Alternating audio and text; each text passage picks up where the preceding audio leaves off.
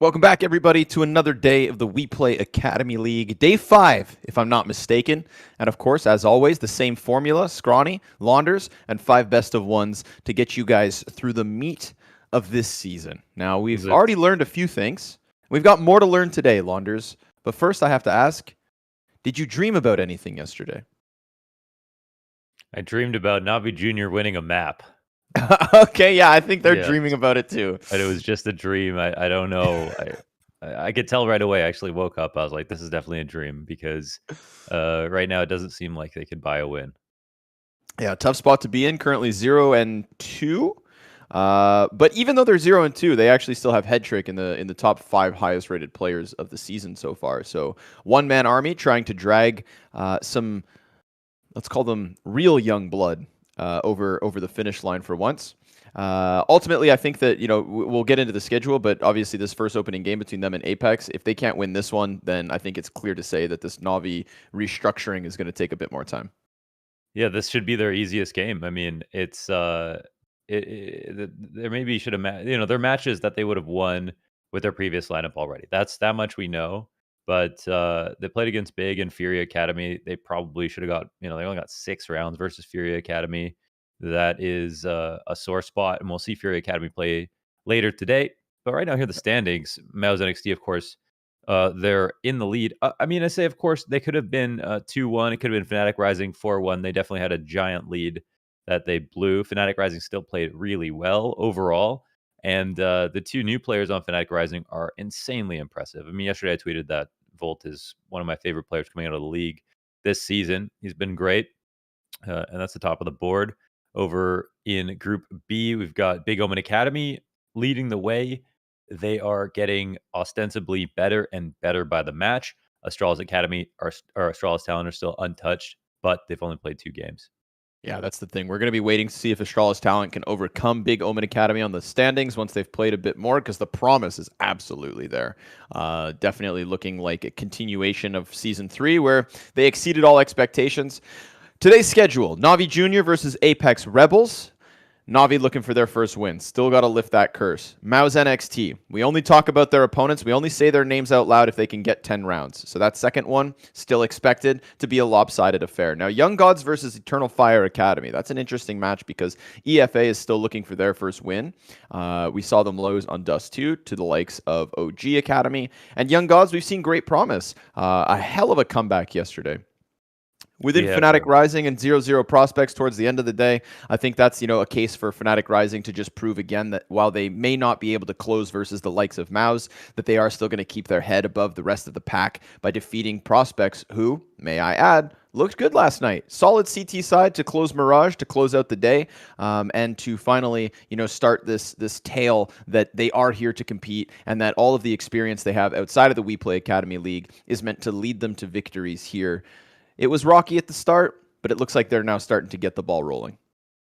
Yeah, I mean, yesterday they did have a really big challenge. It felt like it just feels like the individual level of OG Academy is just so much higher than most of the teams in the league right now that it's no small feat to be able to beat them. And they did show that they could match up. And I mean, 8X as an offer was probably just more consistent throughout the game. And, sound was the best part about OG Academy. It had an amazing match overall, but they, as a team, just slowly edged them out, survived all those eco losses, and survived the amazing deagles and crazy heroic AKs and stuff like that.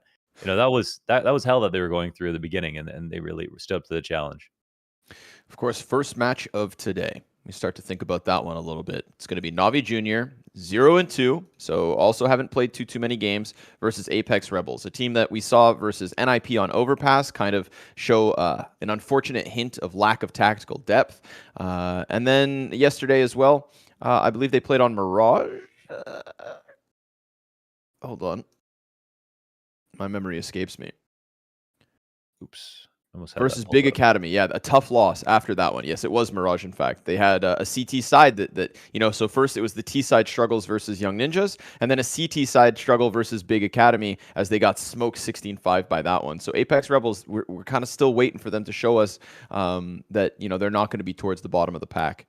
Yeah, they haven't got, clearly they're actually not very good. I think that they beat FURIA Academy, which is something interesting.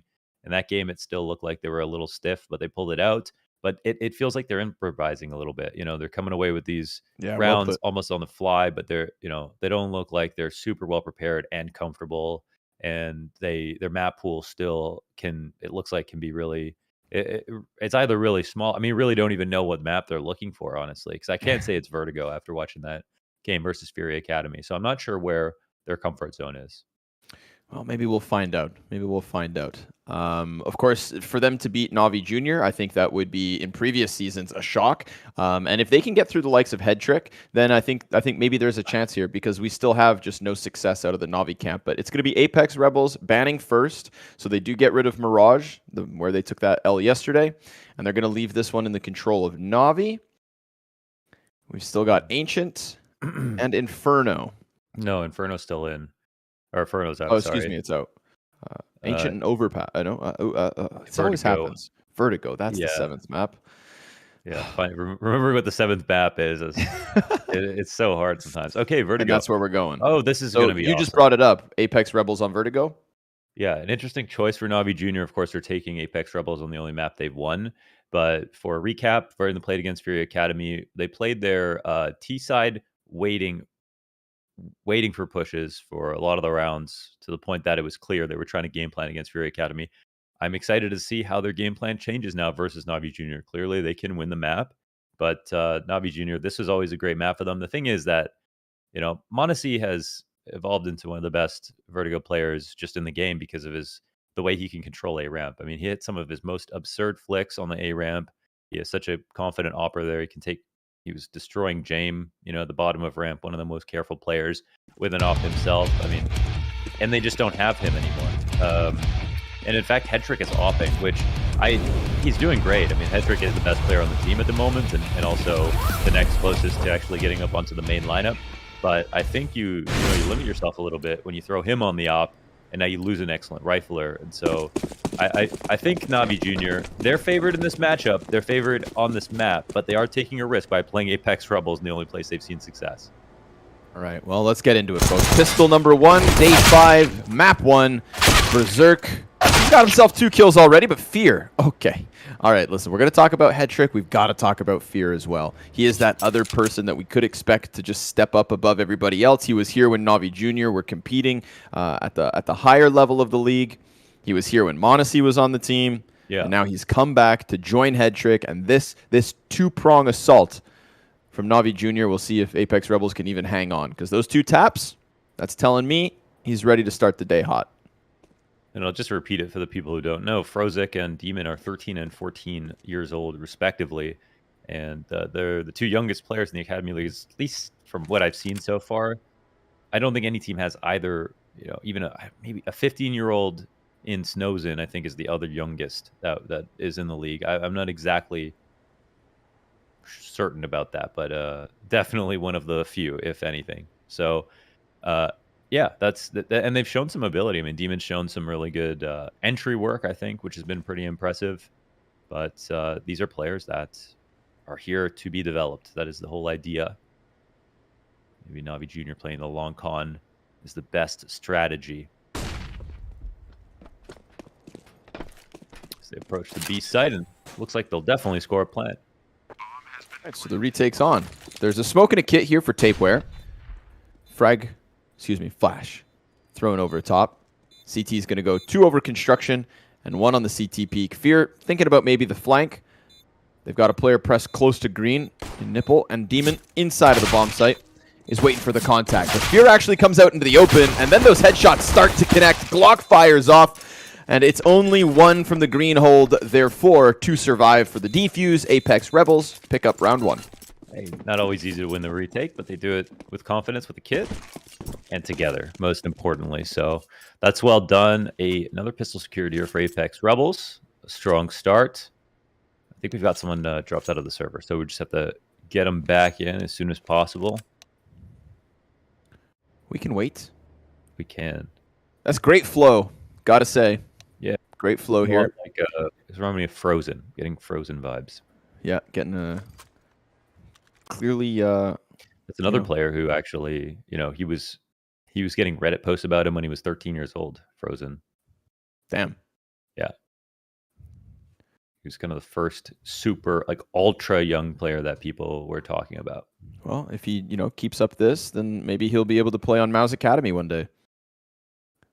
Yeah, I'm sure they would love to. I mean, they've done a good job with selling players. They have done a good job on that front.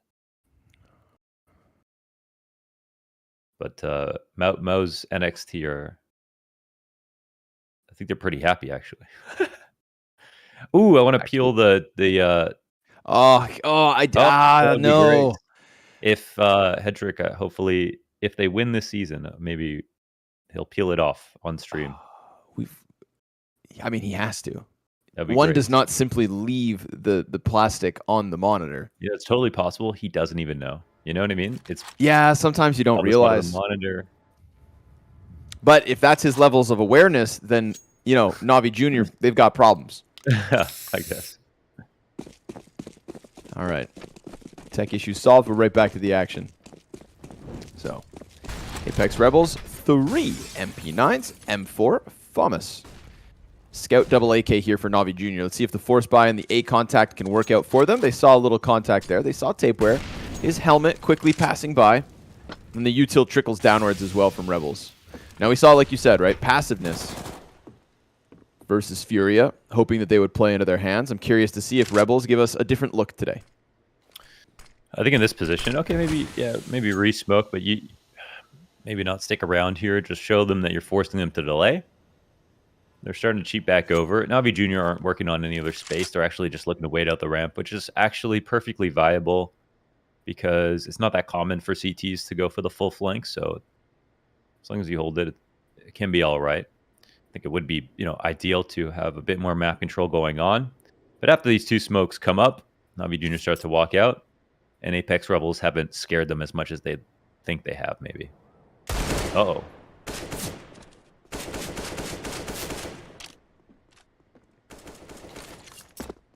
Berserk still hanging on to the frag grenade. Flash comes through from ramp.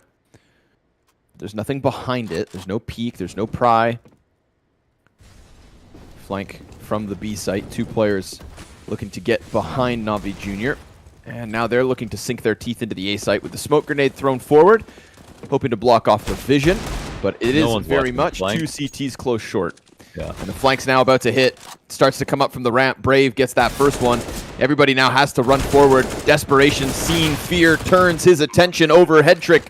He gets one with the scout, but the frag is destined for him. Not enough to finish him off, but Tapeware sure is. Three kills from Tapeware up close. Headshots in abundance as Rebels hang on. That's well done. We saw some nice shots being hit from Navi Jr., and it could have been a lot worse, especially considering they let two players come in on the flank.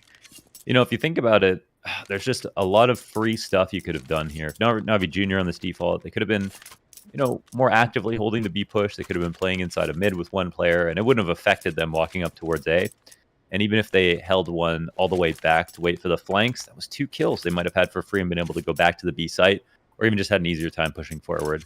And for Apeks Rebels, they throw a lot of empty utility. There's a few bluffs in there. They tried to delay for time.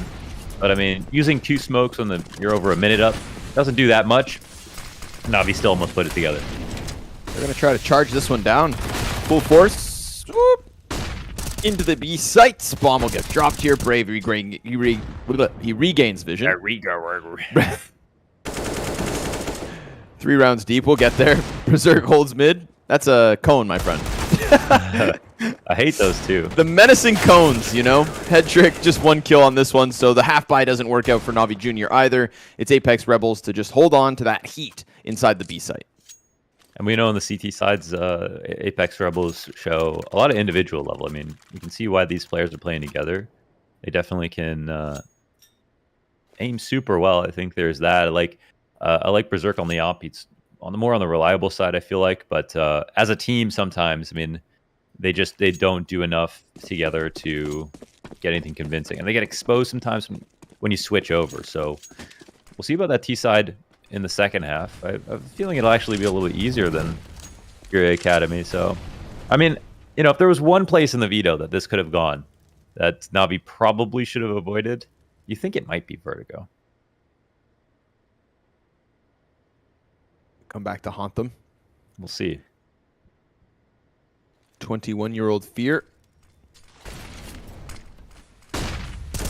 make that mid play happen, but Brave eats a bit of Tapeware's flash and gets instantly shut down by frozik. It's going to call Berserk over, trying to get the op in position, but there's no real follow-up here from Navi Jr. Just take a 5v4 and walk away. Why not? Yeah, that's sound. And I've seen before, they've got an affinity for crawling up A whenever they can. VHW spotting. Doesn't see a shoulder just yet. Okay, now he will. Nade comes in off to the left. Yeah, and he tags a few of them, actually. That's potential Valuable for one-shot kills here with the M4s, yeah. He was about to be flashed by VHW. He was about to be flashed into this, but now he's just sitting here dry. Just obviously smoke is huge. Flash for short instead. Oh, he goes really wide. Doesn't clear out the side of sandbags, where players might walk up. Berserk now at the helm. Nipel is watching this. Ooh, jumps across. That's going to be a missed shot from Berserk, but he's got Tapeware still here to help him, who already put up a nice 3K versus the previous round. Fear answers back, still short will be a problem. Berserk at least alleviates pressure from his right side, and then Sense comes out from Elevator. Bomb plant is there for Navi Jr., but Berserk, he was just locking that in, buying time, drawing them towards him, and as his teammate comes through from Elevator, it's a 4th straight to the Norwegian Apeks Rebels. Yeah, they're letting Tapeware frag, and he's doing really well. And I mean, they can win these exchanges, but here's a position where Navi are not trying to molly the opper, which is just very standard in the default. And if their one player dies trying to take short control to the op, I mean, there is no way to plant safely at all. The entire site is exposed from both, CT heaven and the short area. So there was a lot on, I think, Nipple there to clear out Berserk, and not much else behind that. So kind of disappointing to not see the amount of nades they could have used just be skipped at the attempt to scale faster. No, Navi Jr. are more capable than that, especially if they're going to, again, leave it to Vertigo. The smoke is just excellent and causes a lot of problems to the T side. We haven't seen any really good counters, even at the tier 1 level just yet. Another opener for VHW. Holding on to shelf in back-to-back rounds. Flash is continuous, pressure nearby. And Navi Jr. just wait out that util. Now here comes the Molotov. VHW in a pressured spot, and frozik finds his head. Man advantage still for Apeks Rebels. Health advantage as well over the likes of Fear. And a stagnant Navi Jr. just sitting on the ramp and hoping to see what comes at them. Wait, did it land? He just passed that smoke. Yeah, he passed the smoke through the hole. That's awesome. I thought it got stuck in the Very window. cool. Yeah, imagine just gets stuck on the bottom. Okay, so here's the thing. They threw the molly and they push in front of it. So in this situation, they can't assume the molly just worked. They have to clear it out. If they clear it out, they've got 2 close fights. But instead, they just throw the molly. I think they're expecting the CTs to respect it, and they're in kind of a good spot to defend A. Look at this. All 4 CTs are everywhere. Yep, keeps the terrorists back. Fear, making Fear's sure they watching can't it at extend least. out. But they don't have to, really. They could just turn their attention back to the bomb site. Headtrick's going to find one. Brave, quick trade. Frozik comes through, and Fear even kills that short player. So it is just a quick crescendo of kills for Navi Jr. Going to push Berserk into the clutch 1v2. Planters on site still. Creeping around those boxes, and Berserk, wow, he survives it. Hits the shot onto Frozik, and now it's just about piecing together the last one. He's already up ramp, catches him off, and Fear with the headshot puts Navi Jr. on the board. The positioning was there from Apeks Rebels, but the kills go the way of Navi. Yeah, they didn't realize it, but those smokes were about to come up, and Navi were not moving with the appropriate tempo. They couldn't re-smoke the wall in the back of the site, so if Apeks had sat there and waited with short control and just waited for Fear to push them, then it would have still been really hard to plant. One molly in that situation, HEs, that would have been something that would have absolutely crumbled Navi Jr., but for whatever reason, Apeks Rebels were the ones who played kind of like they were losing the round, if you will. They had 4 on A. It couldn't have been a better situation for them. So a bit more composure in that spot, and they'll put more pressure on Navi Jr. They still could have won, but Fear, he really did all the work there, getting the short kill, and then coming back with 9 HP to win the 1v1.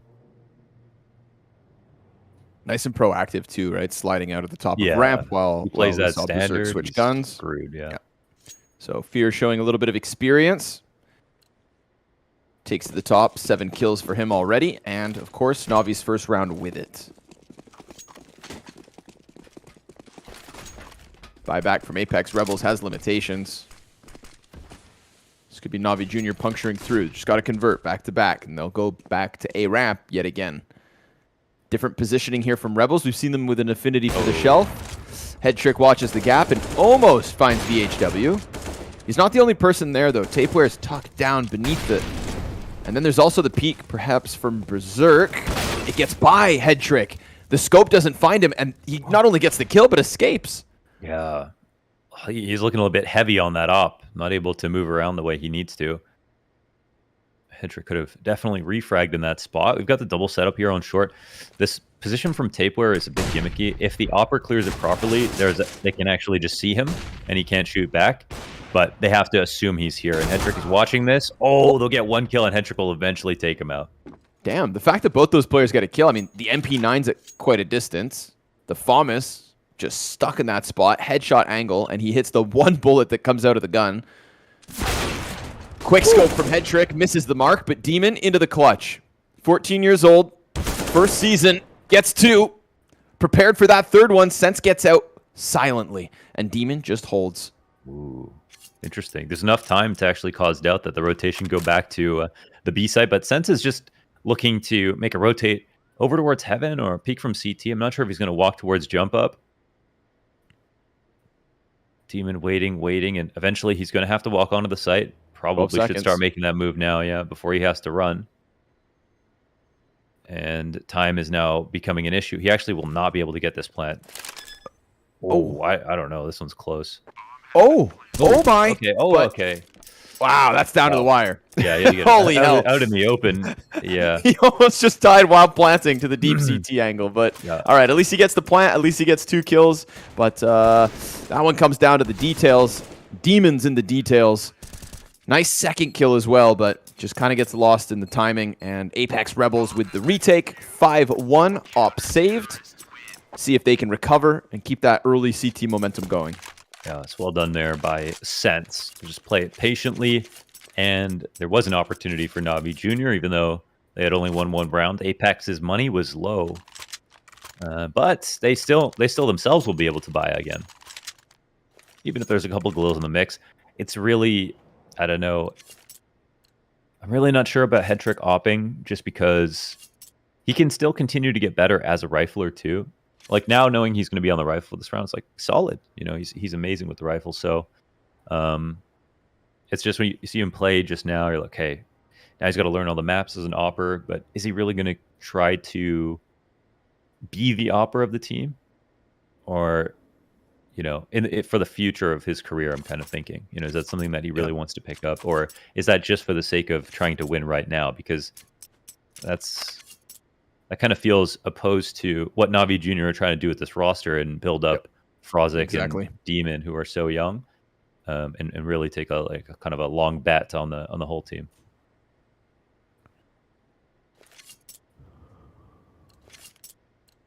See what he can do with the Galil. Maybe it is. Maybe it is his side passion. He wants to make his main career. Yeah, maybe he always wanted to be an opper, but with Monacy on the team, he really couldn't justify it. He's waiting for this chance. He's waiting for this. Yeah. Now he's starting to realize how damn hard it is. Right. Maybe we'll see him fall back. Berserk waits for the 2nd peek. Will not land his shot. So a little bit of mid presence. And Brave with the MP9 is just going to play behind that box. See if Berserk can draw them into him. He's jiggling it. Fire on construction. Berserk tries to throw his frag. MP9 comes out of the corner. 2 kills. Brave, nicely done, but Head Trick right back. And that is why we talk about his rifle. Demon entry off of ramp. Tapeware, though, unknown. And the flick from Nipple just snaps it 90 degrees. It looked like a 2K guaranteed, and instead it's a 2nd round. Unless VHW's retake comes through. Smoke flash kit, no teammates. And a fired up Head Trick and Nipple. Both of them just receding into their cover, giving a little bit of space for VHW to get into this site. He's now beyond green. Smoke onto the bomb. Pete comes through, and that's going to cost him. Head Trick with the 3 kills. Double entry mid. And that trade at top ramp, my God. Yeah, man, both the last kill that Hedrick got inside of mid where he took out Berserk opping, and then Nipple at the exact same time. I mean, the way that Tapeware positions himself is perfect, right? Like, he comes out, they don't know he's there. He's a second man in. They thought they killed the one anchor. It has to be right away. He goes right first. He looked right and then left, and first bullet headshot. Crazy. Oh, my God. I want to see that one in the demo. I want to see that from his POV. Okay. All right. With it, they break through that economy. We already saw it wobbly after the first win from Navi Jr. Now it's in shambles. Double MP9. Damn. Fear calling the bluff here. Get nice and tucked in. They made so much progress. Now, here's where I really don't want to see Navi Jr. skipping their anti-eco grenades just because they've made space. This is a position where the CTs are not in a good spot to hold if the mollies come in the right spots, and they'll have to push. So this is super solid so far. And yeah, they're throwing them now. Great. Tapeware one deagle in. Sense just stuck between two spots, and the short player doesn't peek him so that the sight guys can. Brave on the flank, gets into the base of ramp, but that is a third for Navi Jr. Some good stuff out of Fear in all of these different spots. He's not making mistakes. Yeah, and they'll leverage a third one. This is the cleanest one so far. This is also the kind of easiest round. We had the 1v1. Real crazy last round. Brave continues to put out impact with his MP9. That one gets kind of pricey. Yeah, he wanted to clear it, and then Fear kind of takes a step in front of him. Okay, watch this again. Watch this again. The bullet, I think, his FAMAS bullet also goes into the AK. Oh, man, yeah. Buys him a little extra time. Oh no! God. What is this? He's like looking behind him, too. That's so crazy. Wow. Counter-Strike, man. I love this game. I love it so much. Yeah. Oh, down to the nitty-gritty. And into the measly pistols, as Apeks Rebels. Unfortunate one here for them. They're going to get chewed up by this MAC-10. That is money for Fear, and a double from Demon. One round the difference now. Apeks Rebels buy back in the next and try to hold on to this lead. Well, suddenly they're very much back into the game. Now, 5 alive round. That's a new milestone. So Buyup will come in again. Berserk, I mean, he's got 9 kills, but he has missed a few easier shots so far this map. I did a few comments about the Academy League with Dust2 US yesterday to talk about some players that I felt like were really good coming out of the league. And Berserk was kind of last of 2 that I mentioned in terms of offers, along with Regali and Berserk, and I can't remember who the other one was, but things change by the day. Berserk looks a touch off right now. Hold up with the A4s. Ready for this peak, exactly. Good trade from Fear, at least. Considering the Galil's right there. And Hedrick, patience pays off into the 3v3. They lose that man advantage.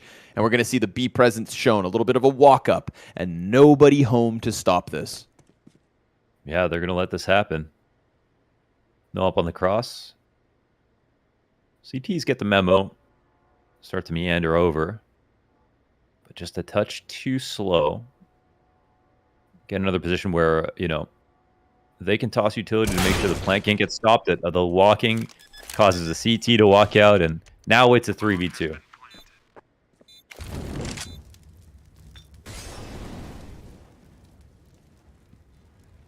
Dirk's not going to get any opening unless Demon makes a mistake and steps into that gap. And without the opening, you'd think the save call's made.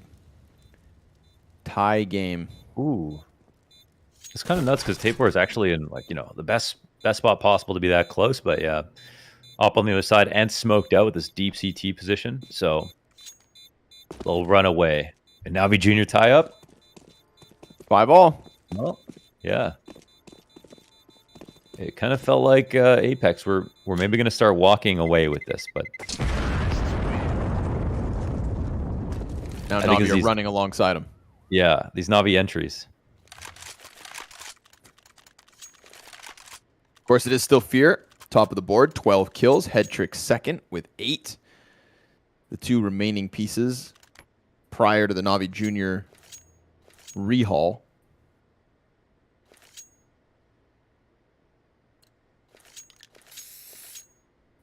.135 ADR for Fear. 10 rounds into the game after a 4-0 start. So Apeks Rebels muster together another buy. It's going to be light on nades for 3. But they actually have done a really good job. VHW as well. Like, I mean, he's -5 in the spread, but at the same time, we've seen this MP9 on short be problematic. Mm-hmm. So he'll be trying to use that one again. Tapeware supports him from short. Navi Junior back to the ramp crawls. Oof. Not a real excellent connection between the MP9 here, so it'll kind of just have to activate when it feels fitting. And that, yeah, there it is, at least for one kill. One. Incendiary deep short. They're anticipating another peek, but it's not going to come through. Tapeware a bit more passive, trying to play alongside Brave in the lane. Nipples at the helm. 3 CTs about to start peeking into it. Looks like Apeks Rebels want to take the fight to Navi. And while the dink comes through for the CTs, that's now 2 players on the T side down to 9, but Headtrick's AWP makes the difference. That's sense taken out, and a second with the op. There's 2 players close to death, but Berserk, he's already been pushed back, smoked off the site into elevator, and with that bomb plant being outnumbered like this, you can't help but feel like the save is inbound, and Navi Junior fight back to now take away the lead.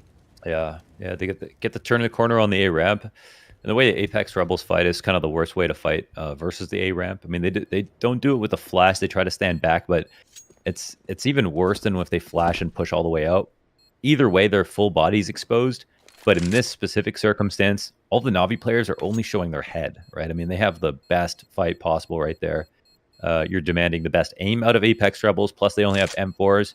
And meanwhile, you've got these floating heads with AKs that can just one bullet you, and they're just sliding in and out. So you can see Apeks Rebels, they don't feel comfortable letting the site get taken over. We've seen when they feel insecure, they start pushing back. But I think they're picking a couple of the wrong situations to push forward. And that's why you see sometimes CT teams take over short control. But in this spot, I think they should probably try to use sandbags more to their advantage, try to be opping on the left side by short, try to be using boosts if they feel very uncomfortable about that push coming up that way. And also, as kind of a last worst case situation, have retake utility available to play the long con on the site, try to delay the plant, get a kill here or there. We saw them win a retake as well. I think you're dead on with the boosts. We've actually seen like they're happy to go side by side on the lane, but never on top of one another. So that could be another layer. Would be welcomed, but won't be welcomed in this round. It's looking like a half buy around the AWP from Rebels. Navi Junior hunting that first win of the season. Headtrick catching up to Fear as well with that double op play last round. And you saw the riflers getting dinked, trading damage. It was Headtrick who then steps to the top of that ramp and just ends the fight. Makes sure Navi get into the A site. 1 M4 actually added here next to the AWP, so a bit more of an investment. Deagles as well with armor. We'll see if those weapons trade hands. We'll see if anything can open up, but for now it's Berserk at the front of it. But not deep. Just hoping for them to jump up, which is already welcoming them forward. And right. You can see where he's searching. It's already just so far back. It's already very kind of worrisome. But at the same time, there's not a lot here behind the op. There's no nades for him, so he does have to just act of his own volition. He'll finally get to the sandbags area.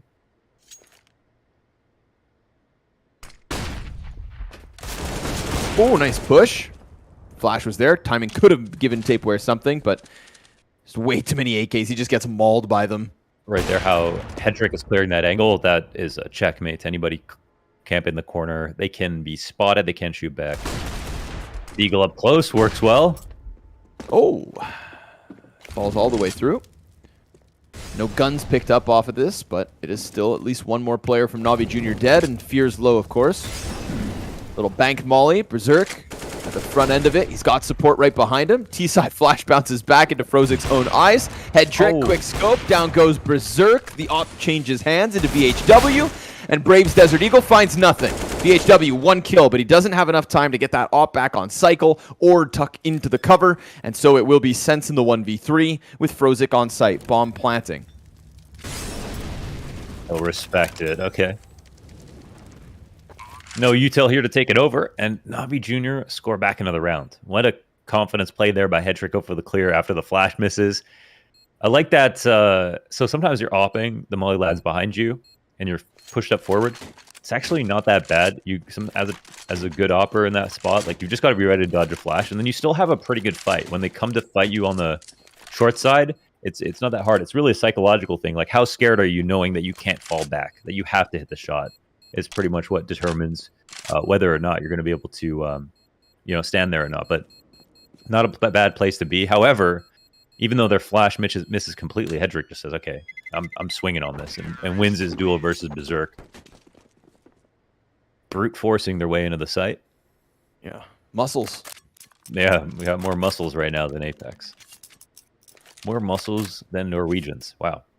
The Mountain Men. The Mountain Men.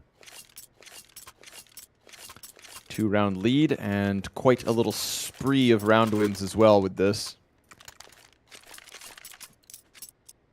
Apeks Rebels still looking for the answer.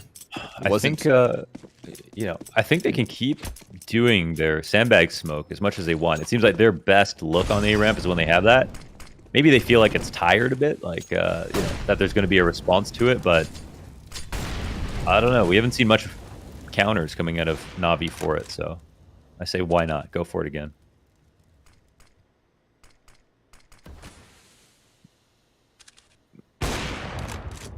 Open for the wall bangs. Not too far off the mark, but also not there for it. Only Berserk was taller.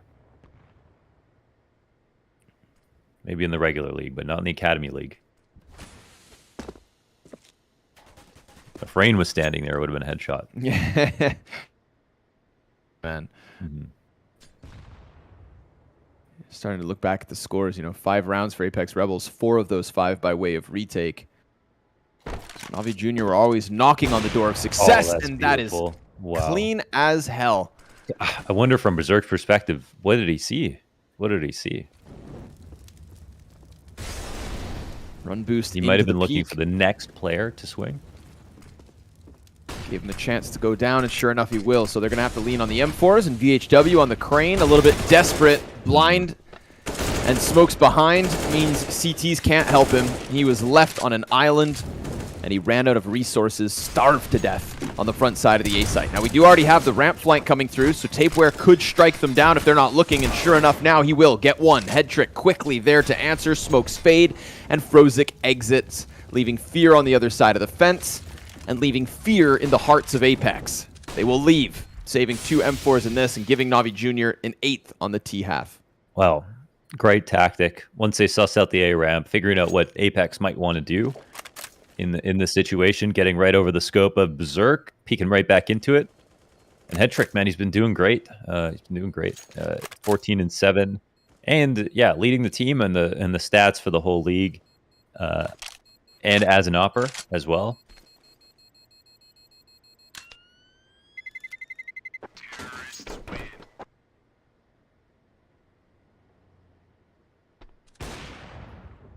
And Fear is also not going to get caught off by the players who are close crane, walking out. He's been really careful. Called for a flash on that, and that crane spot is done with. We saw it even when the MP9 in the corner saving bottom A site got that 2K. He was trying to clear corners. It was Headtrick that ran in front of him. Yeah. So he's never getting caught off. Round start to round finish. They could be delaying a lot more if they wanted to play with sandbags. I'm surprised they're not using it more often. Like, yeah, sandbags get mollied, but if they smoke sandbags, it's still a huge problem for the T side, especially if they're using too much utility early. They don't have HEs left.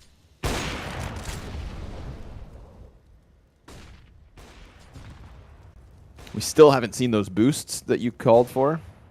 Yeah, I mean, sometimes the thing is about the boost is like when your gun's looking over, if a team is careful enough, they will just eventually kill you. But yeah, just like the sandbags, doesn't mean that you shouldn't throw it in at least once or twice a half. Like that kind of variety, I think, is important. B flanks have also cooled off a little bit. We saw those from Apeks Rebels. They attacked last round with 1, but there was a time where they were going 2 guys down there every round almost. Yeah, considering the amount of times the rounds have ended today, that is an opportunity. Berserk flashed around the corners of top mid, but it's this 5-man cohort from NAVI Jr. to just start flexing up the A ramp. Again and again they go A. No forward presence once more. And remember, it is just 2 M4s. Apeks Rebels putting their bodies onto the lane. Nipple comes around the corner. It's him in fear. He's going to go ahead, shoot one down, sees the player stuck on box, and that's Brave to at least give us something. 2 kills from Brave. He's still fighting and finally falls. Frozik doubles down, though. VHW with that MP9, a liability again. 9-5 as NAVI Jr. have their way with this T-side. They really have. They really have. After a slow start, they figured out Apeks Rebels. They're making them look really uncomfortable, and they're keeping it simple, and they're really being effective. I mean, the ops from Head Trick are just winning out versus almost everyone he peaks. Their crawls up the A ramp are good. Fear in front is super solid because he's being incredibly careful about the way that he approaches it, almost never dying here. And yeah, like you're alluding to, there are a number of answers besides just pushing into the A ramp for ways to reinforce A. But it's basically about Apeks Rebels not willing to explore them. They're just pushing at different times, standing, waiting for that fight to eventually come to them. But all of these are losing positions. And I feel that if you're watching any Tier 1 CS, which they definitely are, these are losing fights. But when you don't have the ideas and you haven't talked about what to do when organized it, you do fall into going back to that, just kind of walking up to the ramp, looking for the engagement. Maybe you've had experiences where, worse players just died of that because you're so good, but not NAVI Jr.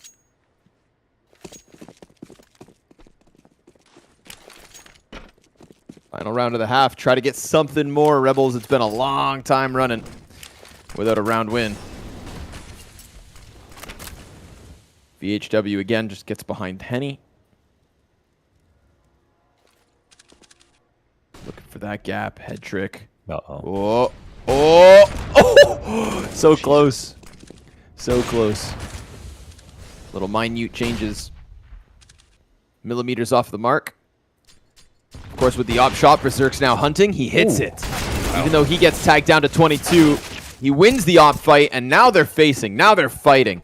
Taking that deep angle into the A ramp and taking the kills with it. Apeks Rebels looking to find that late 6th round win. 5v2 to close. One of the easier situations they've been in so far this half. And Berserk's going to confirm that there are more bodies down there.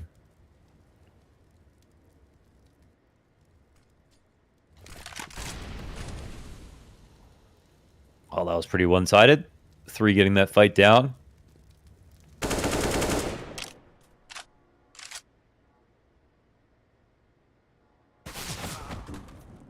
Over the smoke. Poor Demon never sees it coming.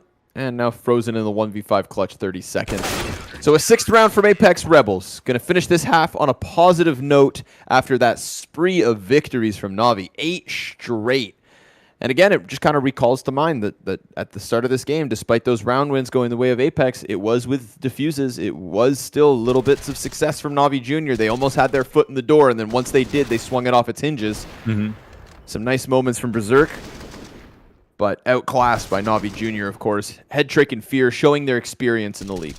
Definitely, and at least we could say for Tapeware, individually speaking, I mean, he had a lot to do with that early round streak, some really good multi-frags out of him. And this was a very, I want to say, unlucky round, the unbelievable shot here from Nipple, whatever you want to call it. But it was those kinds of situations that got Navi back into it, like kind of individual plays, and then they just showed they were the better team later on, which is kind of interesting. I think that was literally the first round win, was when Nipple just flicks him. Yeah, it was the second, I think. It was the Fear 1v1. Crawl out on the A ramp, which was the first. Yeah. Okay. Well, spiritually, that kill from Nipple, if he only has 7, is worth 5. Okay. Because like that it. guy, they ran off the back of that. Saved by the fallen AK. Game of millimeters and milliseconds. 3-round difference. Apeks Rebels to take to the T side.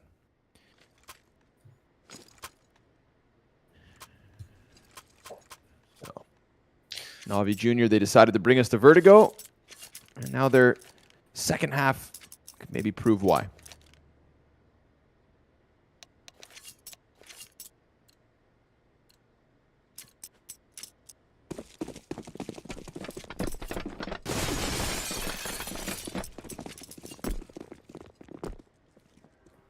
Expect to see Apeks free up a little bit more with how they're playing the T side. Oh, they found an opening, man. Demon, I don't know. They did. Yeah, the time. Oh my god. Waterfall into the site. Oh, nice shot. Demon. Okay. 2, 3. Oh my god. What the hell? Oh, let's go. Demon, he stops the bomb. And while Brave gets to the top of the ramp, Demon on his own. Yo, his teammates are calling. The floodgates are open as all those players streamline over top of construction. You have to think, Jesus, he was not meant for this world. But they weren't meant for his.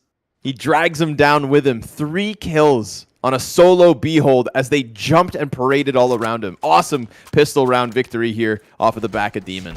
Yeah, what a display of mechanical ability right here. The first shot, I mean, the third shot's just like ridiculous. It's so damn fast. I just thought he was going to ace at that point. So it's all in the name, huh? What a Demon. Navi Jr. back to winning ways. Apeks going to offer us nothing in this other than a decoy. It's not even a flashbang. It's a decoy.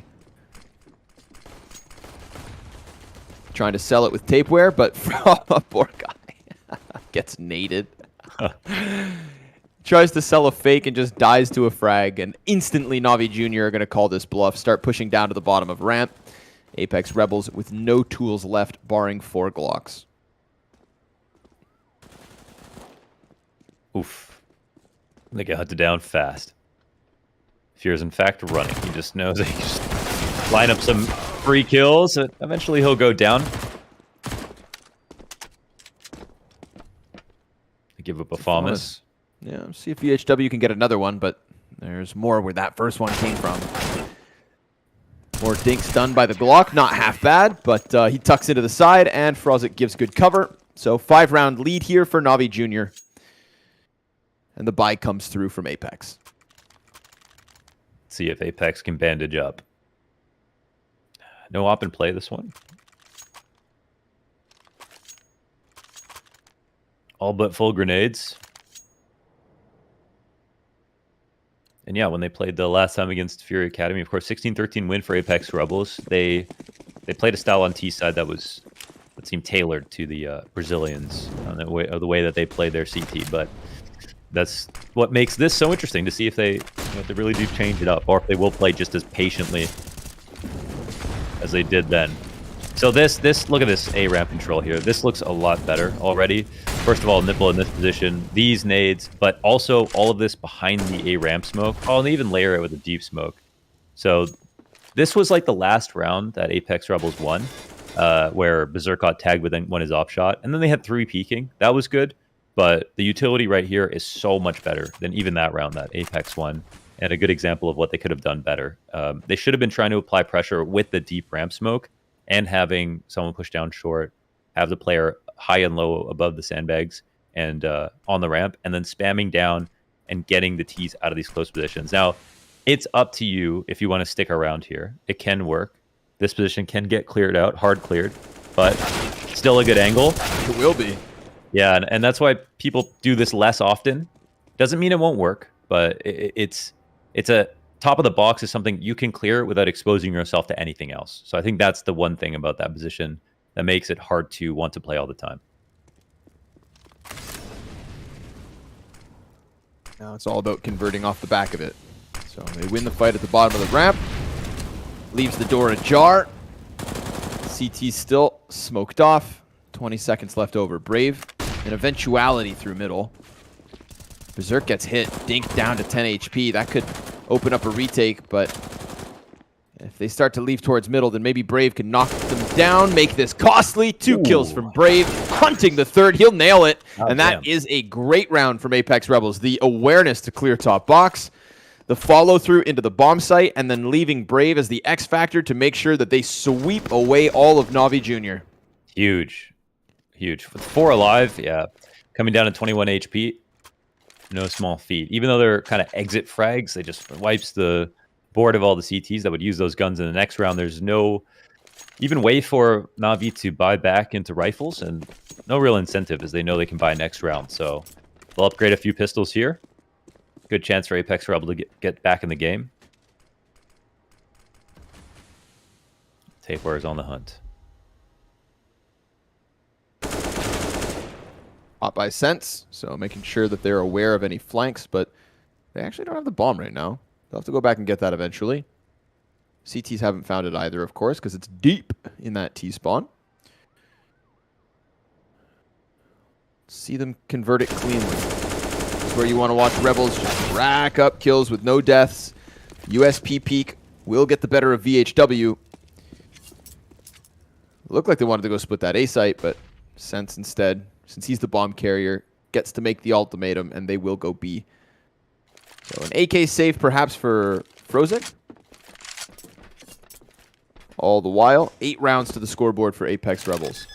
T-side's got some mobility to it. You know, we get some back and forth. The fact they go late into that A ramp clear.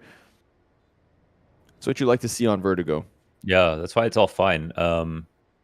It is a weird game you play on Vertigo where you want to put pressure down the ramp, but if T's waited out, there's just not enough utility for the entire clock for the CTs to keep throwing stuff down. Oh, clear in the sandbags. That's one gun save. And you try to get your kill or do damage or just stop the early pressure as soon as possible. And then from there, you can kind of delay as the T's re-aggress. And now with the buy coming in again, of course, I think we'll see something similar here, but Headtrick will be opping this time around.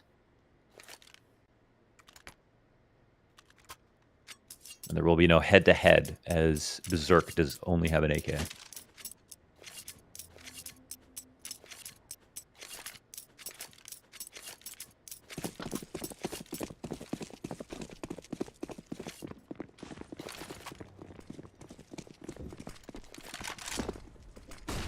They did still have a losing T-side versus FURIA, so they'll have to break some ground here to get back into this. Oh, Headtrick exposes himself. His gun's sticking out.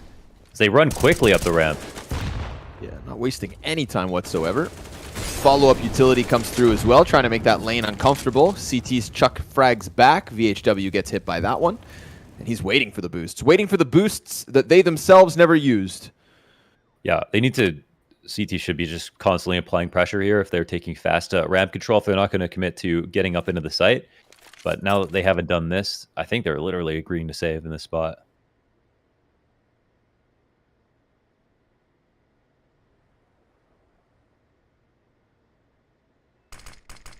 The wait and the wait and the wait. Yeah, the only thing is if they wait too long, with Demon and Frozek both have smokes. So if they got in a position to throw that like crane smoke like they just did, or something towards the site later on, then it will get tricky for Apeks Rebels. So they probably want to move with some tempo. Attempt to draw out a little bit more utility before they execute again, something like this. Now the smoke starts to drop.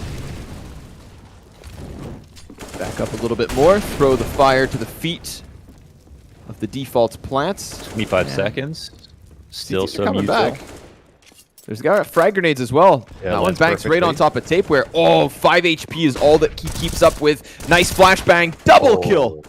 Fear and Nipple in with the answers. VHW able to respond. Shaves one off. 3 versus 3 is where we're left. It's even. T-side, no nades left. They throw that one fire onto the short side. Demon, he's going to find a dink through that smoke, just trying to get kills. But VHW, he instead is the one to connect. And Demon's still waiting for the re-peek. He sees that head. He knows he's there. Instead, he'll take down Brave. But VHW, he's the guy that's been the problem. Kit picked back up by Demon. Sense ready to fire off from short. Coverage, but the defuse still stopped in its tracks. This one comes down to the wire, and it's still Apeks Rebels in the end. That was really good. A really good try on the retake. Overall, the round is so nice from Apeks Rebel. Fast ramp control, not responded to accordingly, but Navi Jr. hold their grenades. they actually sign up for the retake and almost get everything off accordingly. They have an additional smoke later on. The only thing they could have done maybe a bit better there is Demon, after throwing his smoke down on the plant, instead of taking that fight for so long, getting this kill, jumping on the bomb right away would have been priority. And yeah, Navi Jr. making an attempt, but Apeks, they got the opening kill, they pushed him back. And they had enough time. They had 35 seconds. They start to move in. That was really solid.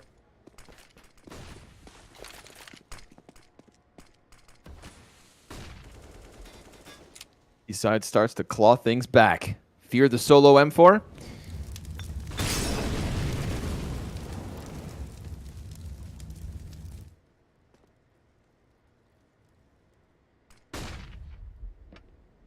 Demon headhunting.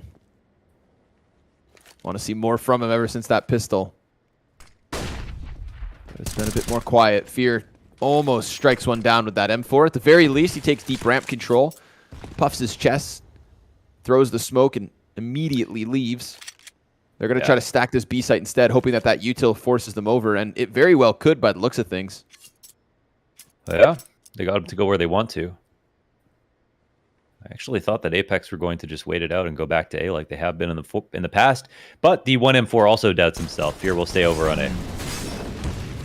Molly on quad. Demon pushes out, survives all that. They're coming at him. He lines up a little bit of damage. USP, of course, not going to be enough versus these armored rifles. And because the M4 is not nearby, you'd think there's very little hope. However, it does rotate back in. Still a little bit of timing, but there's also this mid lurk from Tapeware as he gets closer and closer to construction. The M4 starts to fight the site. Tapeware guns him down, and all the corners get cleared. So Apeks Rebels, meticulous in decisions, and it works.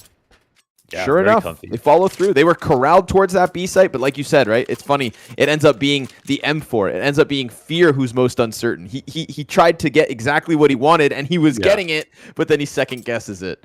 To be honest, I would have second guessed myself as well, because as soon as he threw that smoke, he just ran away, and it's like, yeah, okay, only a fool would fall for this. So he says, okay, I'm going to come back to A in case they do lurk up. But he's the guy who can win the round, and he picks the site that he's going to try to hold. So I think he had to kind of go all in. Maybe walking out at first would have been the best course of action. But that comes with the fact that Apeks Rebels have proven that they're willing to go slowly. That, you know, that's the reason that Fear doubts himself. So, ooh, we're going to try to phase this. I don't know. Dodge the flash. They come through it. Oh, my God. He doesn't realize the flash was specific for that position. And another 5v4 here, one early for Apeks Rebels. Looking to tie this game 11-all. No, this would be a real test of the CT team. We've seen some better nades out of NAVI Jr., but how do they fare when it's 5v4 and they feel uncomfortable with losing ramp? Oh, but more than that, look at the opportunity at hand. Apeks Rebels keeping options open. Susses out this open B site. They're really hoping it was going to be B. Really deep, and as they do, Sense connects to the head, so... Ooh, do we have an upset brewing? This is... I can feel it. Yeah, I can feel it. Doing well. VHW, late little lurk out from the A ramp. And I mean, you mentioned it off of the veto, right? This is where we saw the most amount of promise from Apeks Rebels. Yeah. It's where if there was any kind of a hope, right? Because our biggest question was, what is the map pool, if any? There is some kind of interesting rock, paper, scissors, because both of them have played NAVI Jr., both of them have played FURIA Academy. But NAVI Jr. got 16-5'd by FURIA Academy, and Apeks Rebels beat them 16-13. Ooh, head trick. That's another weapon denied. They were hoping for the two-man save. Now it's in question if even Fear can keep his. He goes out into the open. Trade frags there from Sense. And while they sweep away all of the counter-terrorists, they tie the game at the exact same time. Ooh, got to be more careful in the saves. No money here for NAVI Jr. Apeks Rebels might take a lead. But more than that, they are really showing some power here on T side. 5 straight. Yeah. You know, we said that we liked Berserk's opping. Hasn't really had to be the all-in on Vertigo. It's brave. 20 kills. Tapeware right with him. Those lurks have paid off in frags. And now it's just 2 MP9s for NAVI Jr. because they weren't able to save those guns. Rebels looking for a lead. Looking to keep NAVI Jr. without wins so far this season. Frozik headshot angle gets flashed. Has to just wait a second. And as he regains vision, VHW is already deep inside his bomb site. Tapeware presence in mid, cuts off that rotate, so one of the MP9s goes down already, empty-handed. And even though there's damage here, VHW, Tapeware, both in the teens. It's these MP9s that maybe just get saved. I don't know. This is it. Apeks Rebels leading on the offense. Yeah. And they're starting to loosen up a little bit. And I immediately when they, they went the slow A after all those nades in the first rifle for NAVI Jr. came down, they slowed it down, re-aggressed, that was good. Then immediately the next round just go really fast. And then I totally caught NAVI off guard. No response there. And since then, they've been very varied. I mean, they've come through with the mid lurks, they try to B hit, done actually 2. So there are tons of questions and not many answers here for NAVI Jr. I think there is still a lot that they have to show. But at this point, I would find it hard to guess exactly what Apeks Rebels are going to do next round.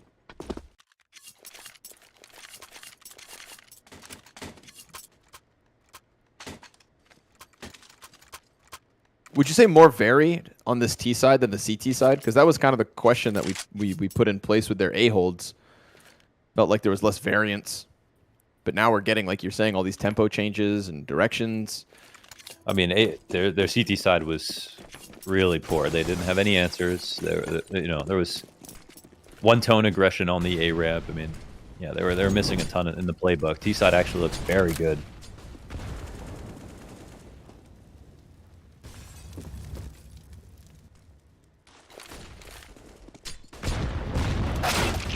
Oh, what? Wow. Okay. Through the smoke, through wall in the head. Man just got head tricked. The triple icon. You can see the bullet hole in the top of the cement. Just caught him on the jump up. Nice spray from Nipple. Nice. That's the lineup. So an easy trade frag back. At the very least, it is the 4v4 that they've been able to find. Frozik waits in mid. Oh, interesting idea. Turning the pack into mid control after Brave makes some noise to try to draw, too much attention. It could feel like Brave is actually trying to leave after he shoots in that spot, but NAVI Jr. are waiting for it. Good angle. He's locked in. 2 kills, 3 frags. Frozik gonna give NAVI Jr. a little bit of life. Jesus. Round 24. And he gets himself the multi-kill they absolutely need. Finally, an answer here from NAVI Jr. It's been an absent half since the start. And all it takes is glad to see them get a smoke position. kill on the. Yeah, glad to see them get that smoke kill on the A ramp. They've been trying so hard to look for. Okay. Ambitious. Yeah. He wanted that 4K for Frozik. There you go. 13 years old. Look at that. Yeah, nicely done from the sandbags. And, as that kill looks kind of random, that is what this map is about. It is about finding these timing spams. There will be Ts that are waiting for smokes to phase on the ramp. You have to go through with those spams. And eventually you will be rewarded. It's a part of winning the map. It really is. So glad they get that one. And then it's really good awareness to be like, all right, actually mid might be under question. So Fear comes back to support Frozik with the flash. Make sure his eyes are peeled. Like grapes. Yep.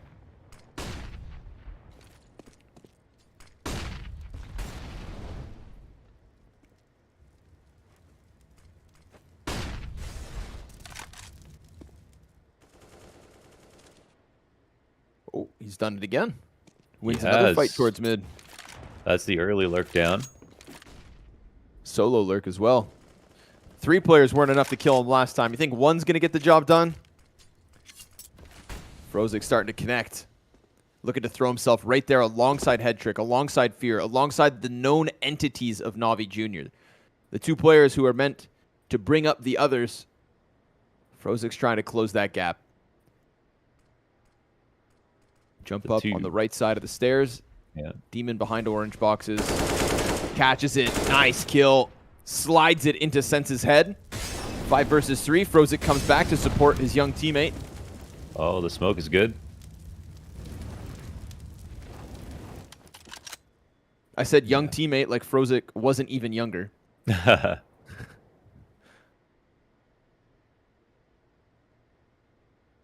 VHW headhunting inside of the A site, hoping maybe the CTs give him some kind of a peek, and the Opera is right there on elevator, but head trick, yeah, his patience. He holds the perfect angle to cancel this out, and that's just going to be another frag the way of NAVI Jr. So they stalled at 11, but now it is back-to-back round wins. Unless... No time now. No. Came off of that first plant. Will get it down, but obviously they're all so close to him that Fear will strike them both out of the post plant, keeping 3 alive for NAVI Jr. and putting them back into the lead by 1 round at least. At least they got something. But here, mid lurk gets shut down. Opening kill is a big stat, I think, moving forward. It does feel like NAVI Jr., I mean, they slow starts to halves and they start to learn and get a little bit better. They look a little bit more comfortable.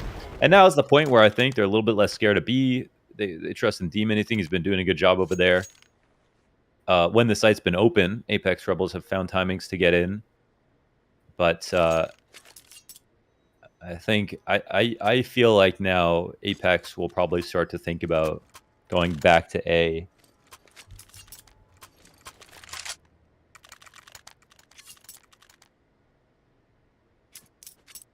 Last tack pause called here in round 26. Yeah, I mean a full A or a full B, but I don't know if their default. I don't know if they're going to be comfortable trying to go for their default again. I feel like they will be risking a lot to some very strong individual players who are now pretty prepared for the styles of attack.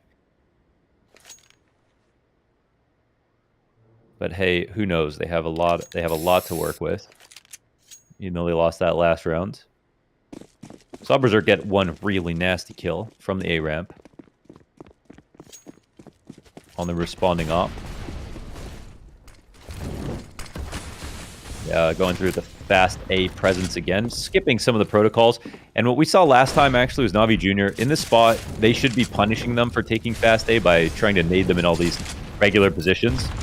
And oops. A mistake there from Stakor, but yeah, but it is also important for Apeks to like continuously spam back, put a lot of pressure. This should be a loud part of the round, basically, from both sides. Feeling like it. Brave. It's in the name. Jumps up at the front of this hit, and Frozik. Oh, we saw what he could do on a hold, but how about a flank? He's being held right now by Sense, connects to the head, and he doesn't have to do anything more than that. He takes one off and instantly leaves. 13-year-old Frozik back into the shadows. Another player goes down as Fear holds short side, not joining with the push up ramp. That was an attack that comes in a bit early. Fear then finds Brave. 2 players left, and one by one, they fall, they fumble, they die, and NAVI Jr. take 14. That's good.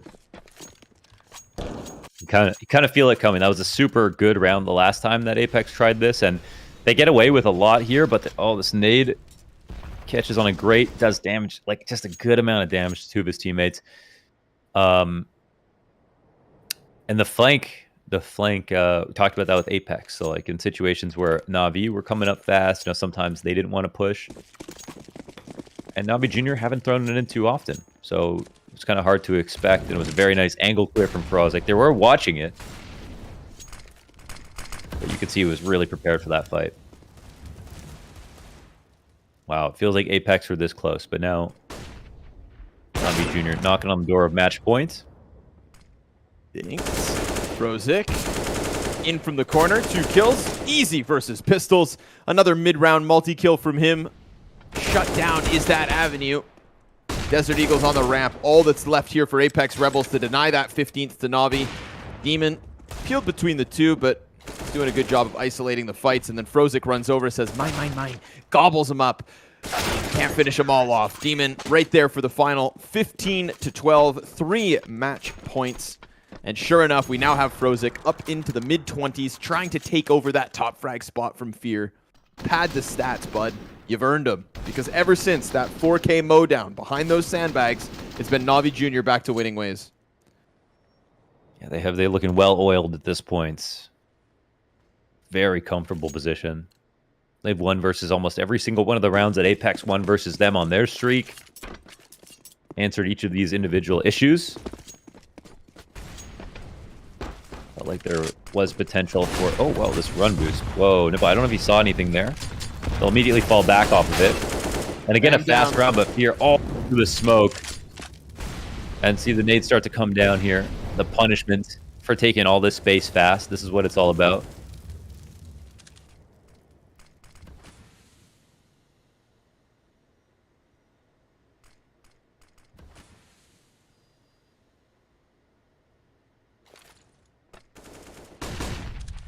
They wait and they wait. There's nothing yet.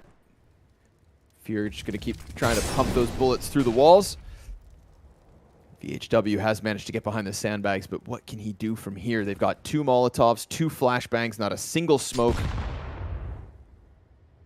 It's going to be gunfights that wait for them, and in this pause, in this temporary hold, Fear decides to take the things into his own hand, taps away 2.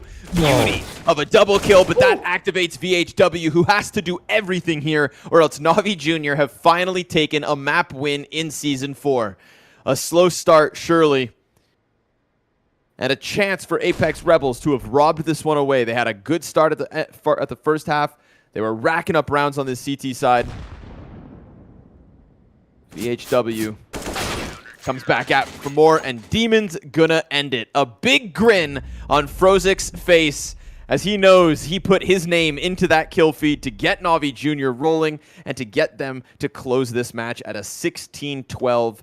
This project starts to find success. Yes, and Apeks, even though they might be, one of the bottom teams, they did show good stuff here on Vertigo. They clearly showed a very strong T side at first. This demanded NAVI Jr. to adapt in both halves after starting slow. So it's, there's a lot of reasons to be convivial. It wasn't an easy fight, and it looked like it could have very easily tipped in favor of Apeks Rebels. But lots of clutch individual plays from Demon on this pistol round to Frozik in mid from the sandbags play. All of the kills that Fear got and all of the op kills that Headtrick got to stage to come back in the first half. It was a real fight from beginning to end. That's what you like to see, I think, is like these glimpses of the potential from the likes of Demon in the pistol, from this spray down here. The multi-kills were there for NAVI Jr. They're starting to get it together. They're starting to maybe find a little comfort. And if they're able to get that ball rolling as the season goes on, then by all means, right? This is the beauty of the regular season when it comes to WePlay. Everybody barring one team is going to get to be in the play-in. Anybody can run it from the quarterfinals of that into the actual playoffs. So these aren't the most important games, but these are the ones where they're going to start to find their footing. Congrats to NAVI Jr. 4 rounds the difference to take the victory over Apeks Rebels. And Frozik, it's nice to see him throw his name up there with Headtrick and Fear, because those are the 2 guys we know will deliver, who have been delivering, and who have not been able to get wins on their own. Frozik, 3rd man there. Suddenly, we've got NAVI Jr. lifting that curse 3 rounds or 3 matches into the season. Yeah, enormous game from Fear. She's the one who showed the most composure, made the fewest mistakes, and really took charge in a situation where they needed it. And yeah, man, this is definitely a game that Apeks Rebels could have won, and they showed a lot of good stuff for sure. So I'd say, even though they beat FURIA Academy on that Vertigo game, this one did show improvements, I think, from their last Vertigo showing. So at least they're getting better too, and they're new to the league as well. So we'll see Apeks Rebels try to continue to improve as the Norwegian representation of the WePlay Academy League Season 4. But that's it for now. For now, we will be back, of course. Quick little break, and we'll bounce back with the triple champions of MOUZ NXT looking to consume their next opponents in Spirit Academy. See you guys there for the second match of the day.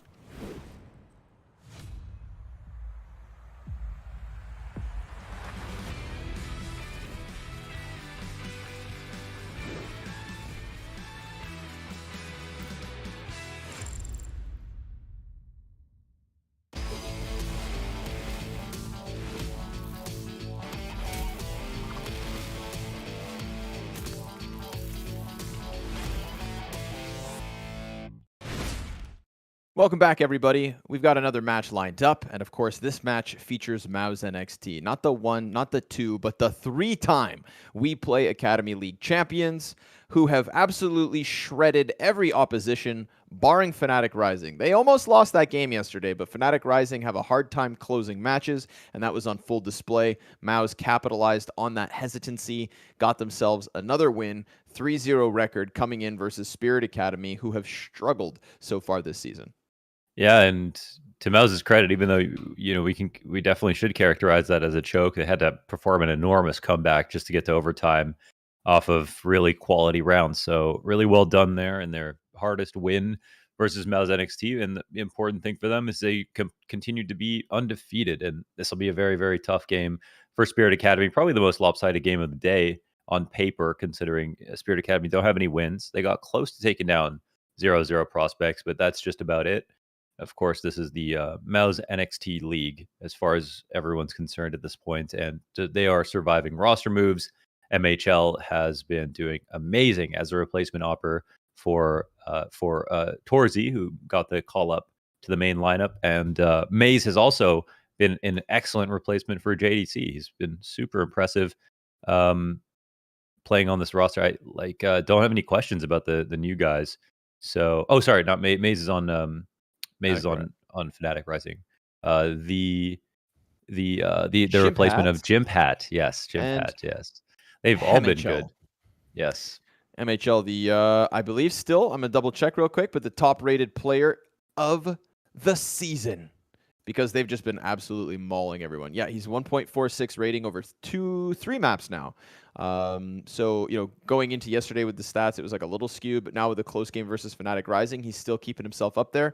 And, he's got Regali nipping at his heels at 1.40. So the veto comes through, and we get to watch Nuke. We watched Spirit Academy play Nuke versus Fnatic Rising. They got owned. They got owned, and I don't even think Fnatic Rising really wanted to play it. They've been banning Nuke ever since.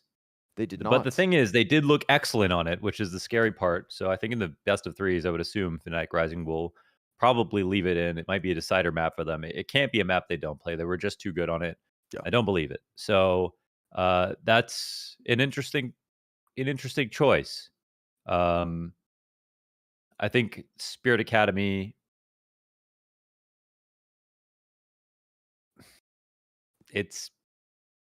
You're telling me why this is going to double digits.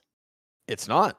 Okay. It's simply not. I'm gonna keep the expectations as real as we possibly can. Again, this is the agreement. If you don't get double digits, we can't really talk about you. And yes. I don't think we're gonna have much to talk about today. MOUZ NXT, they've already shown us that they themselves can play. Your boy Art Frost, he got a scout ace on Nuke. Yeah, listen, Art Frost is pretty sick. Okay, Art Frost is sick. I'll give him that. He'll be playing Garage outside. That's what I'm looking forward to. Maybe he can give us another individual level, but I think Spirit Academy are one of those teams that as a team aren't yet able to compete. And Eternal Fire Academy got wrecked by MOUZ on this very map. We got bombs, baby, about to be dropped on top of Spirit Academy. Now listen, I'll paint the picture as lopsided as I have to. If they can go ahead and exceed expectations, then we will recognize that. But for now, everybody walking in, let's be honest with one another. MOUZ NXT should have another easy victim. He said it, not me. Honesty is the best policy. Zontix thinks headshots are the best policy. And he's not wrong. 5 versus 3 inside of the A site. Another kill comes through. Hassinator going to end the man in heaven. And with that, we could watch Pistol slip. Now I'm going to bring everybody's minds back to the first game of the season for MOUZ NXT. They lost Pistol and the 3 rounds at the start of the first half in their first map of the season. Okay? They lost 3. We watched MOUZ NXT go 0-3. They finished that game 16-5. Pistols don't mean jack. Not versus this squad. Yeah, it doesn't seem like it. Well, one step closer to double digits here, our Spirit Academy. Try to pull off the conversion. I think the most worrying sign for Spirit Academy that we saw was when they played against Young Gods, they had that team locked up. They had Art Frost with the best start you could possibly ask for. You know, he was like 14-2 at one point in that game. And then they just started dying way too much in rounds that they had won. And then when they finally lost a round, their economy was screwed. So they're not tight enough in the mid-round situations. They're pretty good at finding opening kills, which was huge. But staying together, I think, is where MOUZ NXT will definitely supersede their abilities. And maybe they've learned a lesson from that.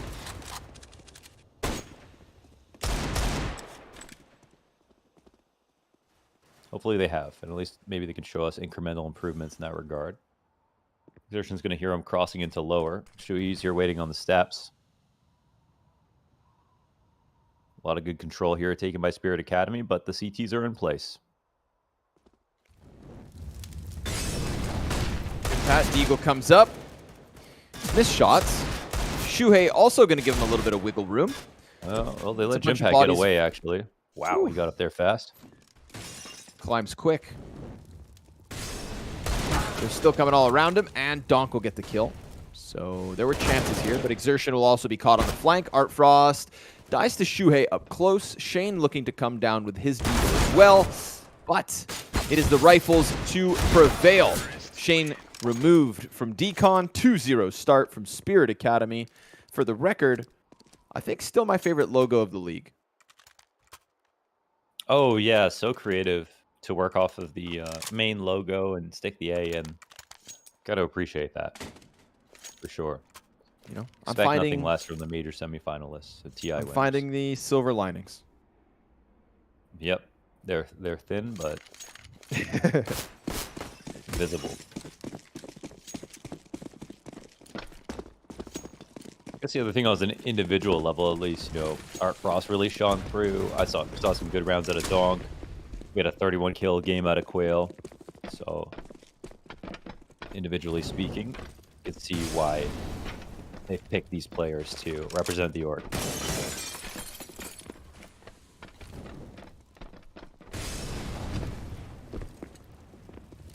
Uh-oh.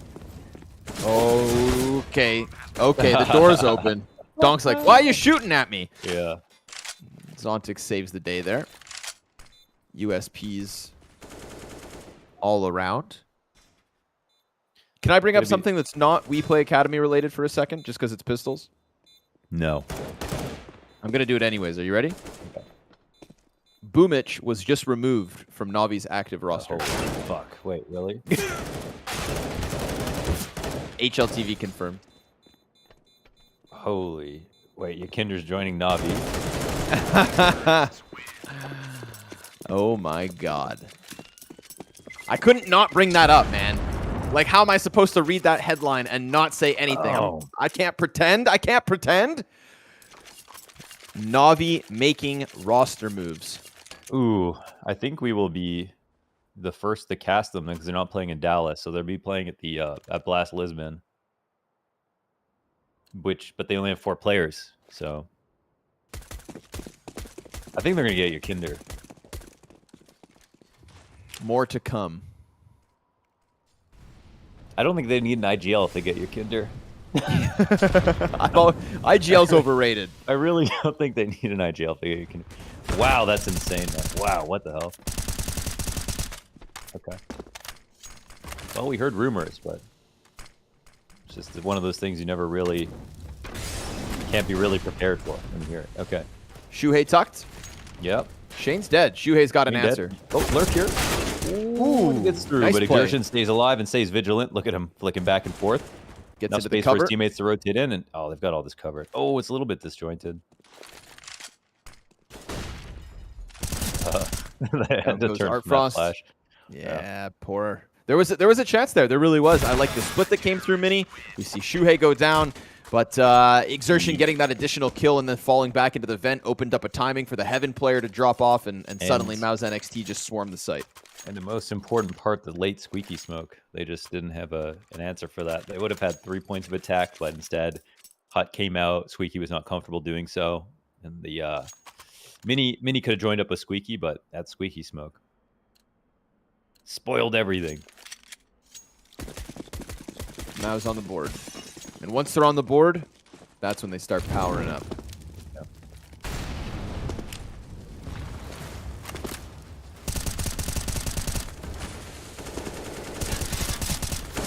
Ooh, damage not too far off the mark, but Hassinator dodges all the shots. Artfrost very quickly already starting to challenge around red. Who's outdoors to stop him? It'll be MHL in heaven. Looking for it. T's flashing outer as well, so showing a bit of presence, but nothing gets seen. The attention is drawn, and then everybody from Spirit just doubles back, barring Zontix. So he's going to be left outside instead.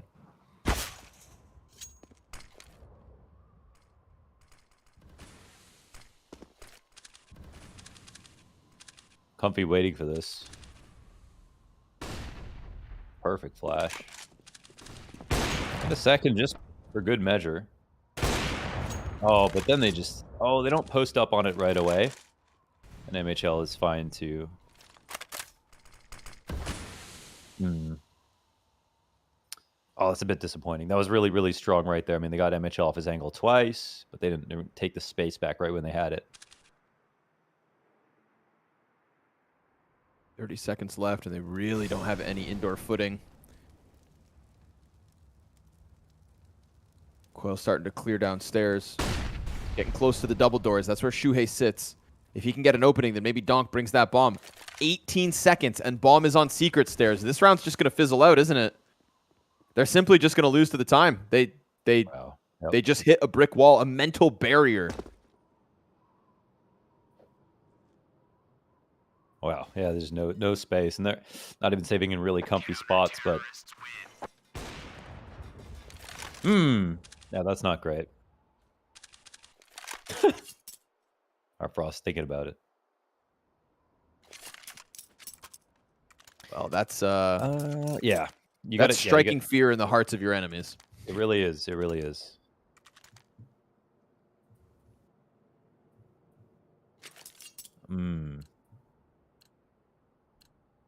Not much to say about that one, is there? You gotta have a plan even if you lose an opening frag. I mean...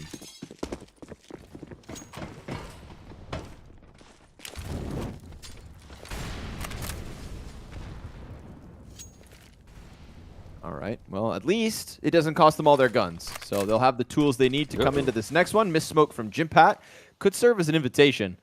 You know, it's one thing you miss that smoke and there's nobody there. It's another thing when the entire team of Spirit Academy is ready to try and push that. Jimpat about to be challenged. Flash comes through. He decides to dodge down. That's going to draw Shuhei into the action. They still don't know about the numbers. One confirmed dead, and Shuhei takes back to the heavens. Zontix trying to pressure with that MAC-10 does cross. MHL will have to hit the flick or hold the deep angle and strike down the Opper. But Donk, oh, he just walks right into the Opper. Yeah, Zontix really isn't watching that. Our Frost will take him out. Shuhei off the greener pastures. Oh, perfect headshot. I mean, damn. No chance to get back. At least they've got ramp.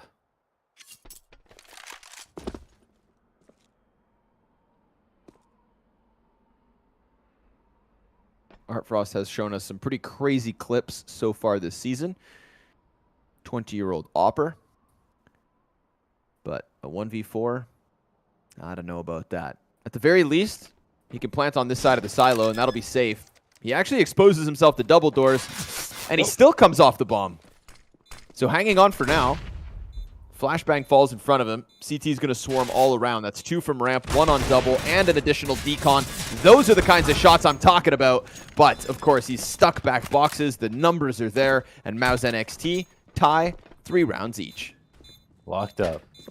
Very nice to get a bomb plant in a situation like that. At least for the money. But even with that, it's not enough to buy again. So, yeah.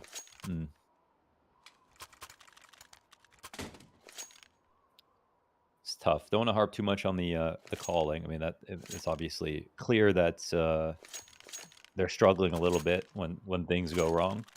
MOUZ are so good that, of course, it's just really hard to get a read on their setup sometimes. They're the team in the Academy League that make it feel like they have 2 times the utility of everyone else. The amount that they spread it out and all the mix-ups that they have. So it's no surprise that a team will run out of time once in a while versus them. Spirit can always remedy that by trying to go faster and do something together if they'd like to. We saw that ramp hit come through, but then it kind of spread out a bit.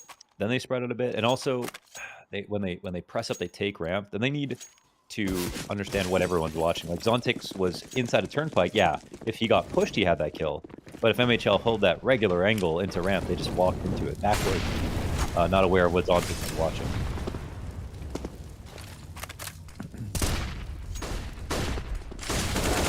See if they can keep it simpler. Shane, nothing more simple than that. 3-player lockdown on the hut. No exit guaranteed. Shuhei in from heaven. And it's that tethering from MOUZ NXT, right? Where there's one, there's two. That's how it always is. Good pack mentality. Now just this P250 in the hands of Zontix. An eventual door peek shut down by the one shot of MHL. MOUZ NXT, 1-round lead. The CT side gets going.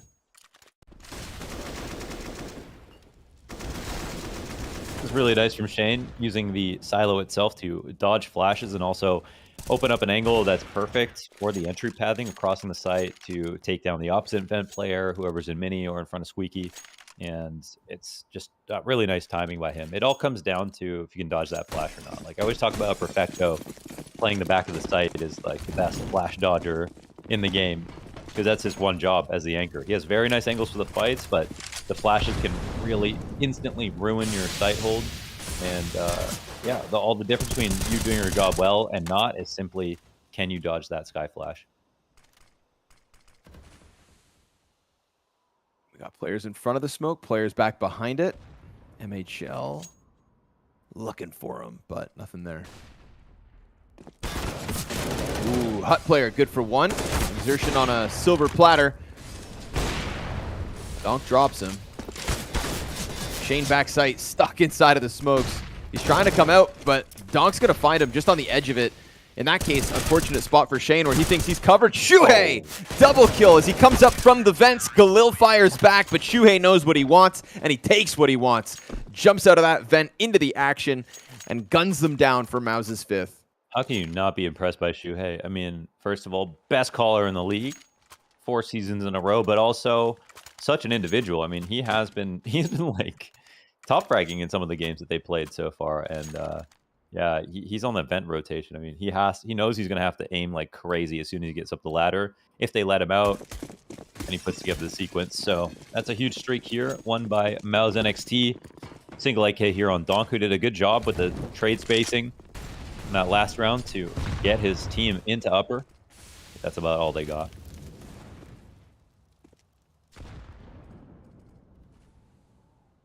All right, Donk, let's see it. Hero AK, maybe his round, his chance.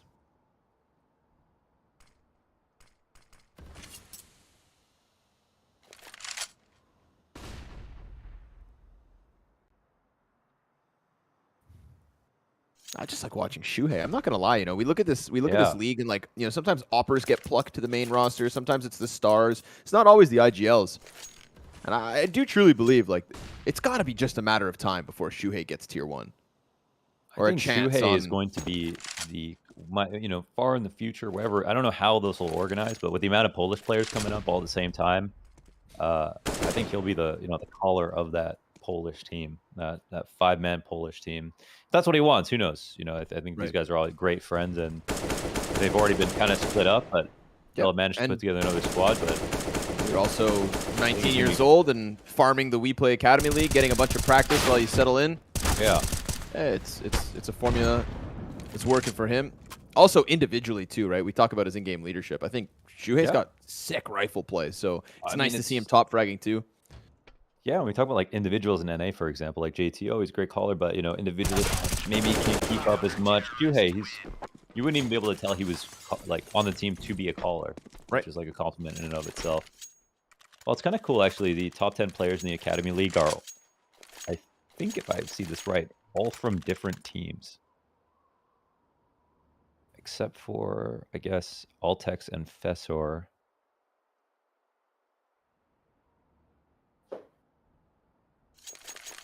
Yeah, they're all on different rosters. See? Maxter, Prosus. Yeah. Yeah, you're right. Except for Altex and Fessor. Yeah. Ah, fun, man. A little mixed bag.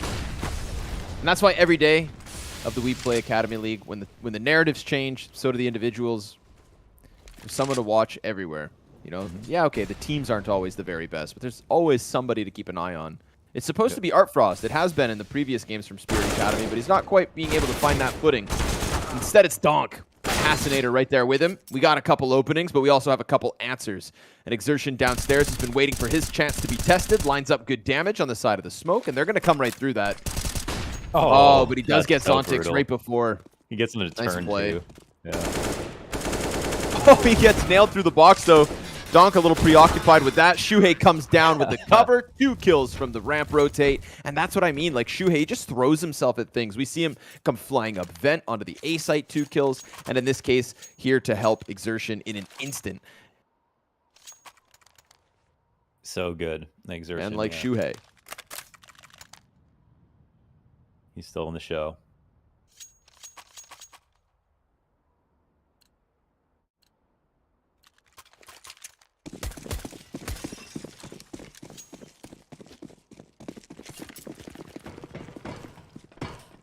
Why'd you doom them, man? Since the pistol, they haven't won. Just, you know, I'm here to spread the truth, and nothing but the truth. And the truth is, MOUZ are sick. Exertion 2 kills as those flashes hit him halfway. Jimpat comes through with the ramp hold. Zontix's Deagle will get something towards door. He doubles back and also hits Jimpat, but it's not in the head. And like a zombie, you gotta break the brain. Yeah, do you think that's going to be true when there is a zombie attack? I think it just makes sense. Yeah, it makes sense. Scientifically. As scientifically as you can get when it comes to reanimated corpses. Right. They are still made of humans. Yeah. You know, and we need our brains. Most of us. Yeah. There was a moment where the Sky Flashes catch Shane, but then they've got Exertion as the second. The second plan of attack. Arfrost's been good shooting off the back of those mollies, but can't see through this one well enough.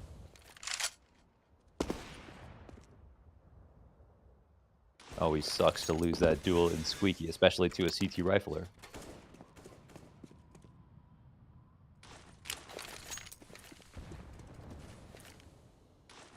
Who's next up? Smoke's come over, maybe giving a bit of room to Zontix, but he's already scoped on. And MHL doesn't miss the sitters. He is one of those operas that I think, you know, sometimes we criticize, like... Everyone except for Regali and MHL. Yeah, it's really those two that deliver the consistencies. It's the hardest and most important part of offense. I mean, they have a very powerful weapon, you know. They have to miss less than everyone else. Shuhei on the hunt. Being held, though. Quail, good kill, but both spotted. Art Frost tagged to 62. Stuck between 2 CTs. Misses his quick scope onto MHL. The Desert Eagle works out. And of course, MOUZ keep going. It's fun to get yourself hyped up on your nuke, but reality sinks in. And it's not so fun anymore. Not a fun map to get stomped on. I think Inferno is very unfun to get stomped on. Nuke's pretty unfun to get stomped on. Some other maps, it feels like there is always still a chance. And Mirage, who knows? Dust 2, who knows? Nuke, you know. Now I'm being the doomer. But we're also both being real. Yes. God, we are so real. We're so real, man. We're no phonies. We gotta say it how it is.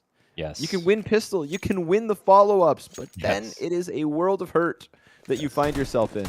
And I'm just trying to really sympathize with Spirit Academy because I hope they feel the same way. All right? They're not a team that's looking to win the season. Yeah. They're not. But they are a team that's looking to compete with the rest of the middle of the pack. Or just get off of the bottom of the barrel. Yeah. improve. You know what I mean? Like, especially if you're not.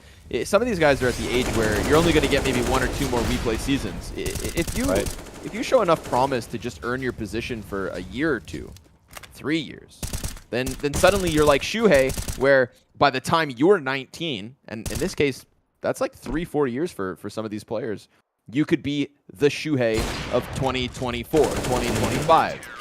WePlay's not going anywhere, but MOUZ will eventually. And, you know, we used to have the calm listenings. We did. Yeah, we did. They were good. I mean, it was useful. Some teams, of course, don't common English, so you know, I've got an NA brain. Like I can only understand English, but the great part was listening to MOUZ calming in English because they're an international roster, and hearing just how good Shuhei was. A very clear voice on the team.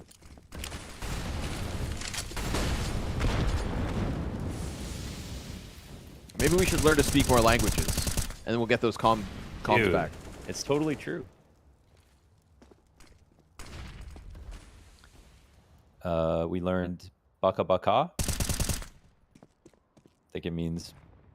Oh, see you later. Bye. Yeah. Yeah. Baka baka. That's true. Oh my god, man! Now you got me missing. Oh man. Yep.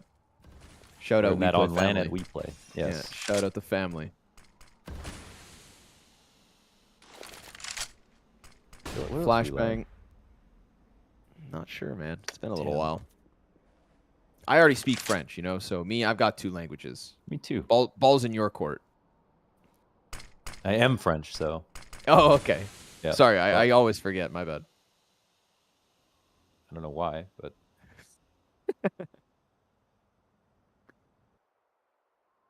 MHL waits on ramp. 2 players about to walk right in, and he misses a shot. That's a door.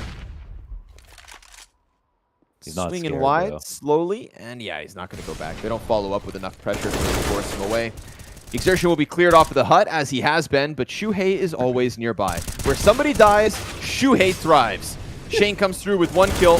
Jimpat up from vent. He's going to get sent packing, sent the way he came. Artfrost finally gets one in from Spirit Academy. We're sat here asleep at the wheel, but he pieces together a 3K, doubles his frags, lines up those 2 players inside sight. That's what happens when Jimpat tries to climb up ladders.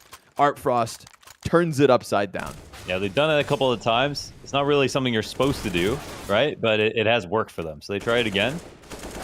And I guess Shuhei's right behind Shane. So close together, these 2. And Artfrost hits the nice spray. 20 HP in the clutch. A 4th round on the board for Spirit Academy. Looking to end on a high note.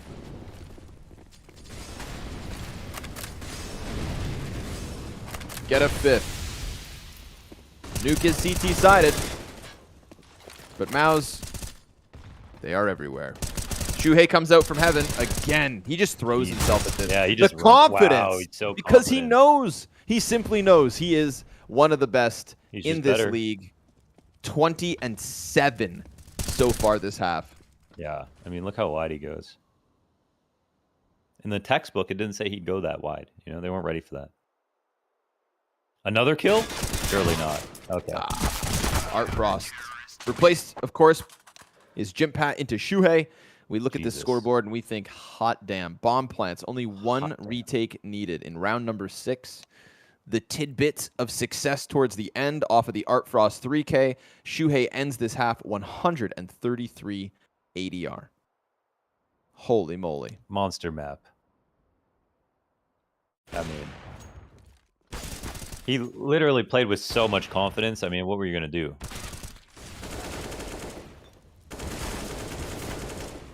Unfortunately, there'd either be too much to analyze or not enough, depending on how you look at it, because there's so many levels in between these 2 teams, like all their defaults. And then on top of that, the confidence comes into play. Like, you know, Shuhei's not swinging that wide versus Fnatic Rising, but he's happy to do it and should do it versus Spirit Academy because that's how you streak. Yep. And yeah, they couldn't even get through. There was a couple of good things. His donks, sometimes his refrags or his entries were solid, but that's about it. He's the only player even close to positive on the team right now.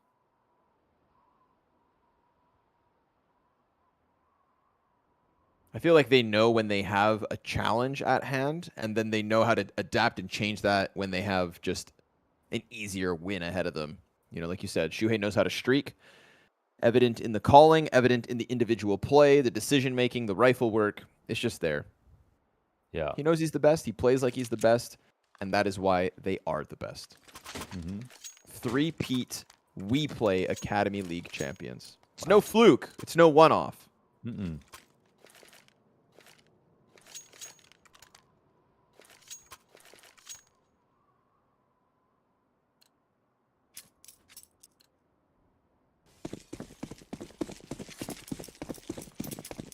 I see Berettas on Hassinator. See if they get those going. A little bit of util here for MOUZ NXT. Blow the door off of the hinges. Fire for Hut.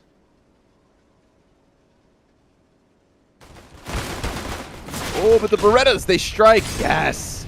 Hassinator, he's not set on fire fast enough. So when the Molotov does come down, sure enough, he gets pushed down into Shane. Long range P250 from Exertion. One HP, health. all he needs. Him and Shane, 2 versus 3. Maybe Spirit can pick up both pistols. Oh. Looking likely now. Now we're gaming. Exertion, 1 health, 1v3. Needed to be God mode. And so he'll fall. And with it, we have a Spirit Academy. Very Offer us a nicely little done. bit more. Which is Nicely good. Get done, them onto Claire. the guns. Get them into the rifles. Give them a damn chance to show us what they got. Yeah. T side was not amazing, but the CT side. Ooh, who doesn't look forward to CT side? Nothing better than a nice CT side to get the mood back. Get the mood right. And they're going full confidence here, knowing that there's no plants. Did they fully invest? Yeah, MOUZ fully invested. So, you know, 3 MP9s, a scout. It's a little risky for Spirit Academy, but they need to make some money to make sure they can survive like a comeback like this. And Art Frost's scout was so good out here on that other anti-eco. But it is a little risky. It is a full investment here for MOUZ. Well, they're starting to push Art Frost back. He hasn't got a tag off just yet. Uh-oh. Oh, Zontix. Luckily, he's got Art Frost here to help. Scout connects to the head of Shane. They might be pushing Art Frost from outside, right? Yeah. Yep. Being wrapped by Heaven. He may not know this. Desert Eagle guns him down. They just followed him. Oh, and Donk is making a lot of sound on the chase. MHL gets the reload in, finds Uh-oh. the kill. Donk thinks that maybe he could just rush right through, and now Exertion my has the God. next back of Hassinator turned, and all of these rambunctious players all across the map just give the kills back to MOUZ NXT. The pistol means nothing by the looks of things. Yeah. I think Art Frost makes the mistake there of thinking his job was done when he took those shots, but they just slowly followed him after he spotted them, and then they went towards ramp to support ramp, which was fine, but then didn't realize how far they could have gotten. And he was, when you're rotating into turnpike, I mean, you're responsible for the hell timing. If anyone gets up the ladder, jumps up on top of the thing, so most of your time needs to be inside of hell, watching the CT lurk, spotting big garage, trusting your ramp guy to be fine. Of course, it looked like the ramp guy did need support, but everything really collapsed there. And that was a big risk by Spirit Academy to not buy into better guns. So they kind of asked for it. I can understand.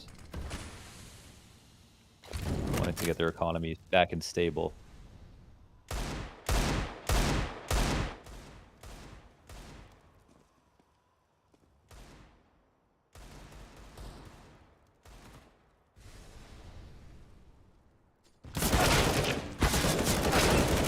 First test passed. Pistol tries to push in.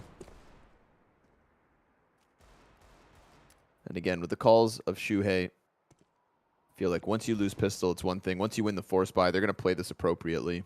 Mm-hmm. We saw the streakiness in their decisions and the confidence of the wide swings, but now it's just a matter of waiting. Forcing Spirit Academy to make their move first. Deagle from Art Frost up close is good for 1. But it is just Zontix, and again, patience from MHL. More pieces start to move forward, but there's always that one player keeping eyes up. It's all very aware. You know, aware when they have the lead, aware when they can take those risks, and aware when they just need to sit back, relax, and collect more round wins. 3 away from victory on Nuke. Yeah, their lobby anti-ecos are actually pretty predictable, but they're just optimal. They don't put too many people in there. They put a little pressure outside, and then suddenly the pistols. If they didn't stack outside, that's the only place they can start to turn towards is inside of the hut. So anti-ecos are just, they're not about pushing too far. They're just about putting enough pressure on and then not giving up space where you need to. And that's where Spirit went wrong in the round previous. Now, no guns here, just USPs. So I have to take a seat here. I like this. This is interesting. Okay. I'm down. Double boost on both sides of rafters. Wow, I didn't even see over that. Look at this. Yeah, right. let's go. Let's go. Let's go, dog. They still don't know where this is coming from. Uh-oh. They're going to take down the bottom man. Zontic's not able to follow up, but there is still a 2-man boost. Exertion comes around from heaven and ends it, but that's what you love to see. That's you know, sweet. you're getting stomped on Nuke. So be it. Throw something out. Never do this, but maybe you should try it on a rifle. That would be insane. I mean, you could cover both Mini and Squeaky. They wouldn't know you were there. Once you get spotted, you're done for. You're going to look really stupid. But I honestly, that might be something you try once. It's a This fun is why we little need building. X-Factor. You build one ramp. No, we don't need building. Yes, we need it. What are you talking about? We're playing 0 build Counter-Strike. You realize that. It's a stripped down version. Not even the best possible version. No. Let's Get that Fortnite brain out of here. I want emotes and vehicles.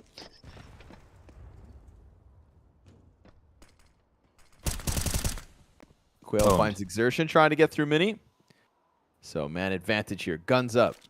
Listen, at the biggest, sadly, I suppose it's sadly, but I'm going to be walking away just impressed with the fact that Spirit Academy pulled out that 4-man boost and got 2 kills for it. That was hype. You could lose 16-5. I don't care. I'm still giving you a little bit of respect for pulling that one out and for it working. And now, obviously, 5v2, they've got a chance to improve the score as well. So it's not easy to lose. Feels like garbage. Shuhei, don't smiling. Oh, don't do it, Shuhei. Can he find him, like follow him to his teammate? Ooh, without the... Oh! Wow, he was actually smart enough not to go into big garage view. Oh, that's too funny. Don't play with your food. It was content still. Yeah. Shane's going to come up. Nice first kill on Zontix, but that is number 6 for Spirit Academy. They got something going here. 4 alive. Ops kept. Come on, boys. Shane's rich, though. He can drop. Oh. Make him put a little respect on the name.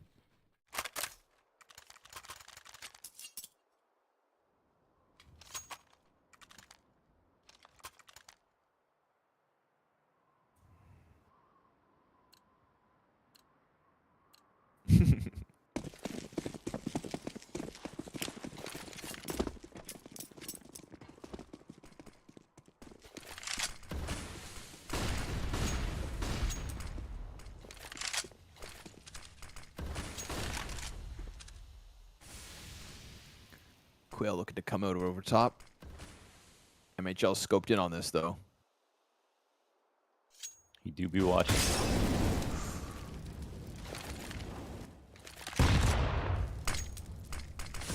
Nade finds him, and Util lands in front. So he'll have to give that up for now. Zontix, he could be the point of contest. He used his smoke a little early. Yeah, if they do decide to cross outside and split ramp, it's going to be pretty scary. Zontix the off angle. Shuhei walking out, and uh-oh. He gets wide, but Zontix still wins. 12 health left. Goes for a second. Jimpak gets the headshot, but at least with the kill on Shuhei, they've dropped bomb. One of the B players actually comes up from ramp. Did Artfrost see him? No, but Artfrost himself was spotted.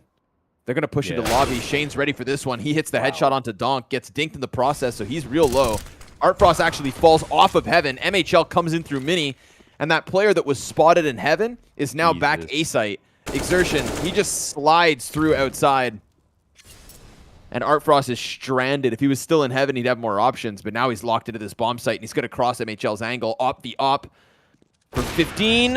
Landed. MOUZ NXT, 9 match points. Nice shot. Artfrost has to be more careful when it comes to his position outside. That's the second time he's just allowed a lurk to come out that has really made the difference in the round. Like, he's been able to help ramp once again, but he has no idea that there could be a potential lurk outside. Even though there was pressure there earlier. And yeah, he just gets followed, basically.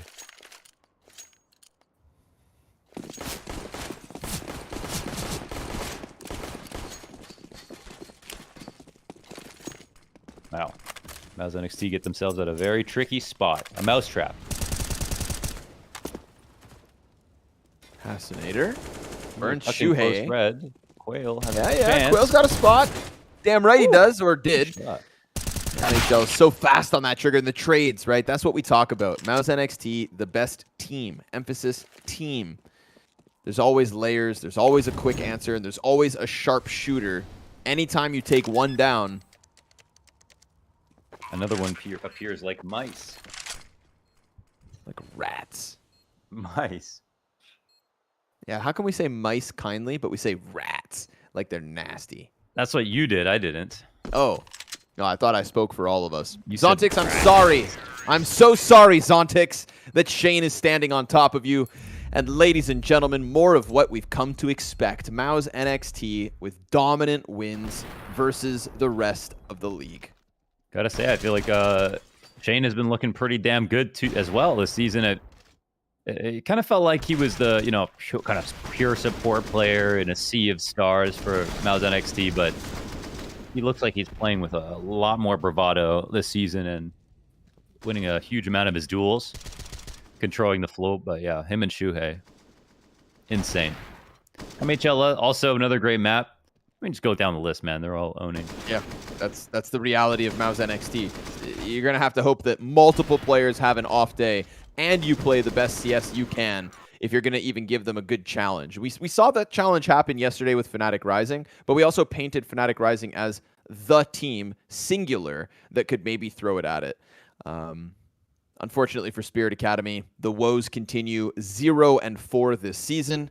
MOUZ NXT, flawless as ever. And Shuhei just continuing to impress. Again, always happy to see an in-game leader that doesn't look like an in-game leader, but rather one that just knows when to make moves, which calls to take, and, get past these easy hurdles. There are few teams in the league that should challenge MOUZ. Spirit were never meant to be one of them, and Shuhei makes sure that he puts himself at the very top of the scoreboard and continues that trend. So 104.8 ADR.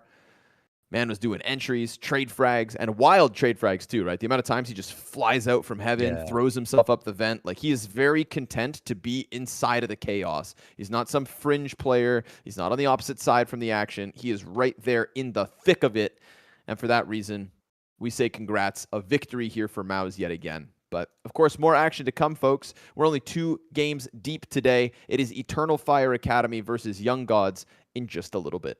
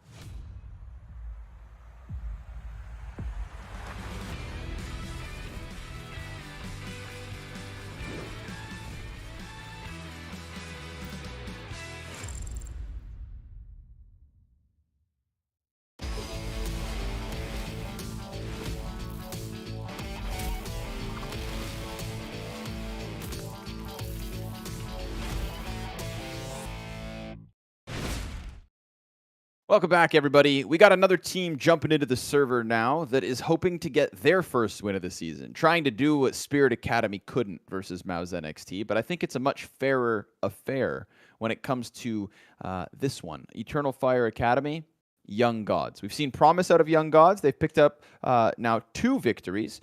Ancient was very impressive to start off of the season. There was some questions because it wasn't necessarily looking like a second win, and then we get this crazy comeback from Venom Zera, one of the best individual comebacks I have ever cast in my life. And now Eternal Fire looks to send Godsent back down to another loss. But we've seen 3 games out of them. Eternal Fire Academy, that is, 3 separate maps, 3 separate losses. Not been good enough, man. They're a team with like a lot of promise, but I can't help but feel like they've got kind of like the lowest individual level in the league, and that's catching up with them. Like I really do like the way that they play CS, and I see some redeeming qualities there. But then you take a team like Godsent, who also expectations should be low, but they show some X factor. They got Snows in on the op that looks really cool. Had Monacy style 1v3, for lack of a better comparison, on Mirage, and the next plays on Mirage as well. And they showed a lot of grit and a lot of resilience, ways to get back into the game. They've really kind of carved out an identity, I feel like, at least in the Academy League, whereas Eternal Fire Academy, they look like they're on the right path, but they don't have an identity that make you believe they're just like a good stylistic matchup for certain teams, that they can just out aim certain teams, like, OG Academy might in a game where they're not playing quite as well. We don't have any of those necessarily for Eternal Fire Academy. So they're going to have to be one of the rosters, like big, like Young Gods, to show us they're getting better day by day and prove to us that they have actually not shown their highest ceiling. So they're kind of led by Kenshin, who's like the kind of oldest player on the team, who does a lot of the lurking, and I feel like is doing some of the calling as well. And his plays in those lurk situations are really cool. But okay, the veto's coming on in. We could get new territory. Ancient is gone. Yeah. Overpass Inferno. We've Overpass. seen Inferno from Eternal Fire Academy. We have not seen either of these maps from Young Gods. That is a good point. I wonder if they'll leave Inferno in. Yeah, they will. Okay. Let's go. Yeah, so they'll take it to Inferno once again. Looking at their... Wait, Eternal Fire did not play Inferno. No, they didn't play Young it this Gods season, did? but they have one. They have one recorded. Okay. I think. Hold on, let me take a gander. Take a little peek. Yeah, versus another Turkish lineup. It was. Oh, sorry. This is when they were a completely different team. So I see it in the HLTV stats, but it's very irrelevant. Never mind. Came in at the 2 months ago. 2 months ago when they weren't even labeled Eternal Fire Academy yet. It's the same core of the team in the BTC Turk ESA event. Yeah. Okay. Y'all have definitely heard of it and watched every second of it. So let's just chalk it up to this. Let's say unknown territory, both teams, EFA, Young Gods, Inferno. Time to learn and time to see if Eternal Fire Academy can use this map as a way to get themselves out of the bottom of their group. Because if they lose, they will be right alongside Spirit Academy, still fighting for a first win. I like that. There's nothing wrong with picking Inferno. None of these teams really have much experience on it. Yeah, with the lineups, I'm looking... Okay, so like 4 out of the 5 have played Inferno once in a Cash Cup on ESEA for Young Gods, where they got 16th by a team called Patin da Ferrari. Well, we're really painting we're painting a really bright picture for you guys as to what to come here. I mean, nobody knows what's going to happen, even the teams playing. So that's why this game will be fun to watch. Snowzen, of course, back in the server. Another one of the youngest players in the league. 25 is Leneko. 15 is Snowzen. If you look at his picture in the bottom right corner, older than Snowzen. He had to stick his whole head up just to get into the photograph.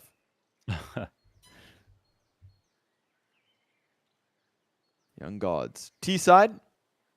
Nice and slow, working both sides. Get into Banana, they get into Apartments, so they're feeling like they've got space on both sides of the map. But now BRN gets into a fight, And they don't want to commit to that one. No need. You think it's like BRN Moolah? I thought about that where I was like, well, we call BRN Cash? Yeah, we call him B Ara Anazan. That's the other Brazilian player. So maybe we call this guy B Ara Ana Money. Colors down in the pit. Good for 1. Knows and kills Weird Aim. Falls downwards, and it's 3 kills the way of Young Gods. A site has been taken. I'm going to give my prediction to Young Gods. I don't know about you, but I think that I really want this story to unfold where we get, like, you know, MOUZ and fnatic at the top of Group A, and then this 3-way fight between Young Gods, Prospects, OG Academy. And if Young Gods can show us that they play Inferno as well, then maybe we get that. Maybe it's a real contest for who's third. But right now, Laneko going to lock in pistol, 4 HP left. See you later. Yeah. I do feel like on the very few maps we've seen from Eternal Fire Academy, you know, kind of a rushed opinion here that... Wait, Toro? Toro, yeah. Ronnie's not here. We got Toro. Oh. Unless the HUD bug. Okay. Let me go do some investigations. He's got different skins, so it looks like a different player. How do you remember that? Because nobody had those mustard yellow gloves. Okay.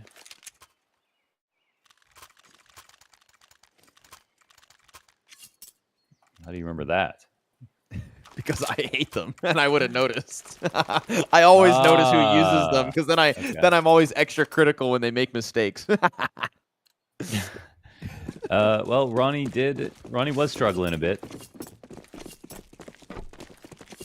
He's kind of averaging like a 0.7 rating in the last 5 maps. Maybe it was time for change. Let's see, is Toro Turkish? Like Toro is Turkish, so now they don't all have to speak Swedish. With no Ronnie, they can now speak Donair.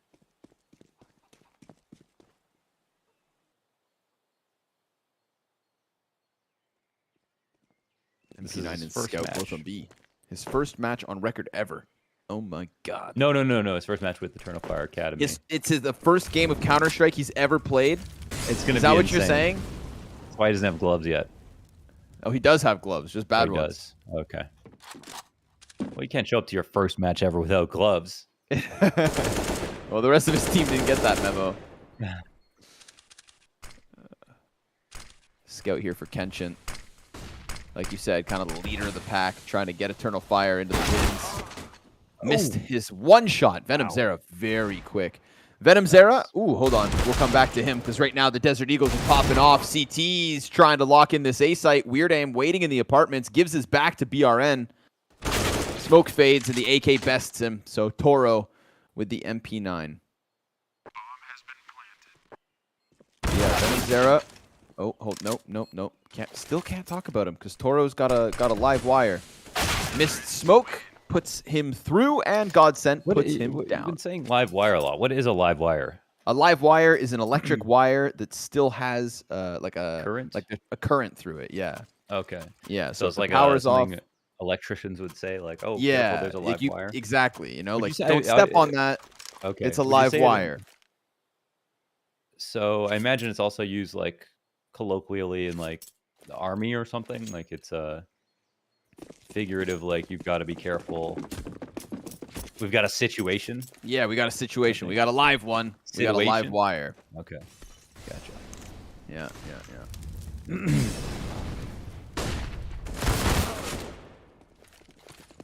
Pistols up. CT side. Gonna have to give up a third round. You can talk about Venom Zera now? Yeah. Oh, I just want everybody to remember, if you guys weren't here yesterday, he was 0-10. 13 rounds into the game on Mirage. He was 0-10. And he finished 25-15. He went 25-5. 25-5 in 10 rounds of Counter-Strike. Insanity. He top-fragged and had like the second least deaths on his team even. After being 0-10, 13 rounds in. It made absolutely no sense. So I for the rest of this season, I don't care. He could go negative for the rest of the season. I'm going to know that this guy actually has resilience. You know, Yeah. some people they go 0 and 10, they finish 0-15. Me. Not Venom Zera. Me and Snowzen config. gonna stomp on him. Wow. Gets away from the Zeus. Oh. He's gyrating. Yep. Young Snowzen. No milk? 15 years old. And owning. I mean, he smiles more than Regali. Yeah, he actually has a lot of fun, which I feel like just across the Young Gods camp, like we you know, they've got that Brazilian pizzazz. They love Counter-Strike. They love playing Counter-Strike. Even when they're losing, you can see them laugh off certain situations, and that's just what you want. Yeah. I mean, you know, we all love Counter-Strike, but you know, some of us Finns don't show it. No, they're like, oh yes, of course I love the Counter-Strike. Brazilians, they go, vamos! They're so into it. Yes. I relate to that. That's my kind of energy. Yeah. I got a little Brazil in my bones. See, you're telling me you wouldn't recognize these yellow gloves? You believe we've been to Brazil twice, and Pasha's gone 0 times? Wow. It doesn't. It's an injustice. Yeah. We have gone to Brazil more than Pasha and knocked out more men than Pasha. What? Oh. Ooh. We're not ready to talk about it. Kenshin finds Laneko. Deep op peak. The moment they got guns, Eternal Fire got something to wiggle with. That's one. Now win a round.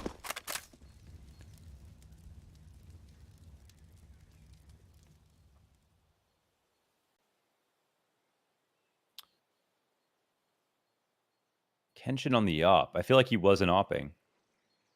So I wonder if it was spawn-based play, but now I can't even remember who was opping. Let me go do some investigations again as they search out mid and see nobody except for the bomb that's about to cross. Oh, will they? They won't. By a hair. Could have been the info. Instead, the B site will have to play blind. We get that rotate, so clearly they've got this feeling for it because Colors is coming down mid. They're not throwing any utilities. I think it's like, look how aware they are of the flank. But a shot. Very clean. Right into the head. Brain pop. Colors. Only one on the flank. Careful. Oh, and they that's gotta an be open careful. door to leave. They're going to sprint. They're going to run. Okay, so run here's what you do. As they can. You got to have one person go arch, Snowzen go mid, and then they can walk it. And they got to hope the cross comes. Smoke is late, of course. They'll be spotted. This would have been a great spot to try to pick up rotators, but they'll play together, which is fine. Uh-oh. Ooh. Second flash almost caught Venom Zera in the open. He gets 2 kills. No. Weird Aim's in the corner. Frag Grenade finds Snowzen, and Venom Zera looking for the 4. He's anticipating that peek from Kenshin. Gets it. Shoulders there. Headshot from Venom Zera. 3 frags in the 2v4.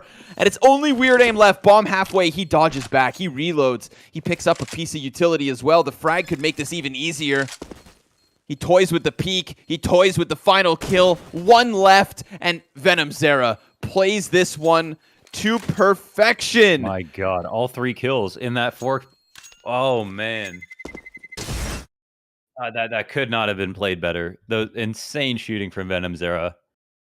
Continuing and he knows forward, it. I mean, yeah, he did knows everything. It. He did absolutely everything. That was absolutely insane. I mean, the flank was shut down. I don't know if that was from Snowzen at first, but that's all they needed to know. You have to be so careful as the guy who was on the big flank in that situation. They were all in on the B site.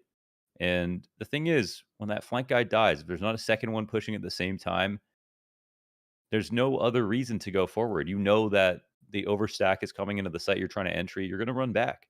So they made a huge mistake there, and it was exploited. I mean, they still should have won, and that's the thing. The shots were incredible there from Venom Zera. Completely pieced up the Eternal Fire Academy one at a time, including the op from Kenshin.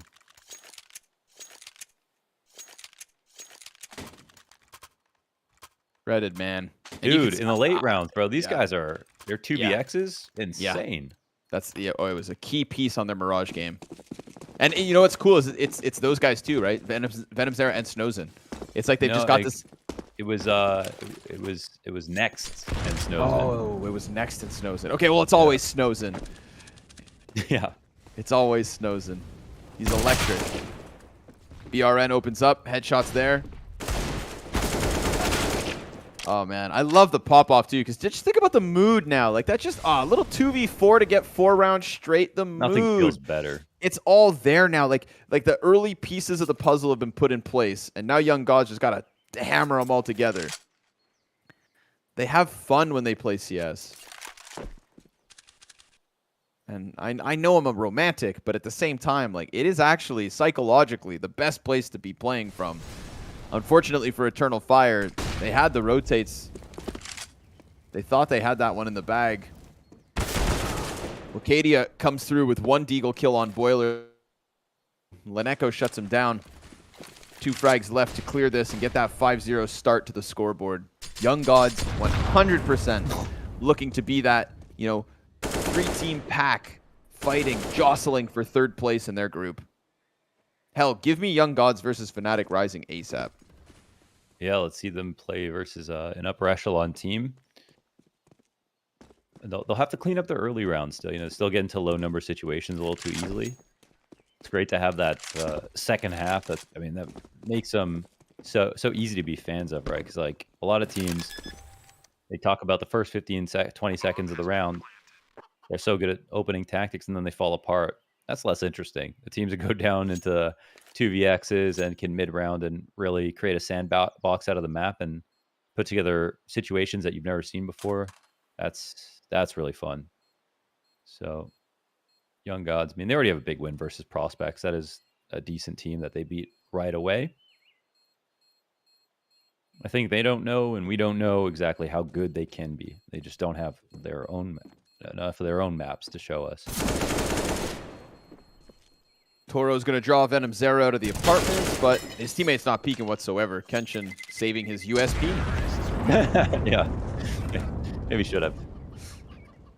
It's like, nah, man, you're on your own, bud. In the USP. Yeah. Sorry about that. See you next round. I told you not to peek. Another layer to this as well. We look at all the teams in the league right now. There's only 2 of them that are outside of Europe.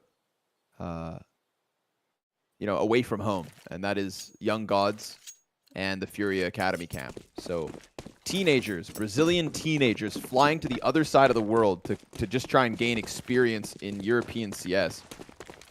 I feel like that's when all of these moods and synergy really matters even more. You're trying to complete your dreams and trying to compete in your first season of WePlay. Young Gods 5-0 start, but then they go to the top of Banana and they lose Leneko. He almost takes Wicadia with him. 2 points of health the difference. But it's a 4v5 conversion that the Brazilian squad will need.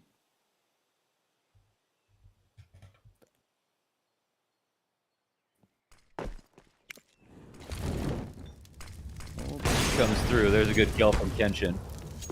He'll get out. And yeah, just regularly opping now. Just don't really remember that for some reason. Oh, yeah, I was going to do an investigation. Let's see.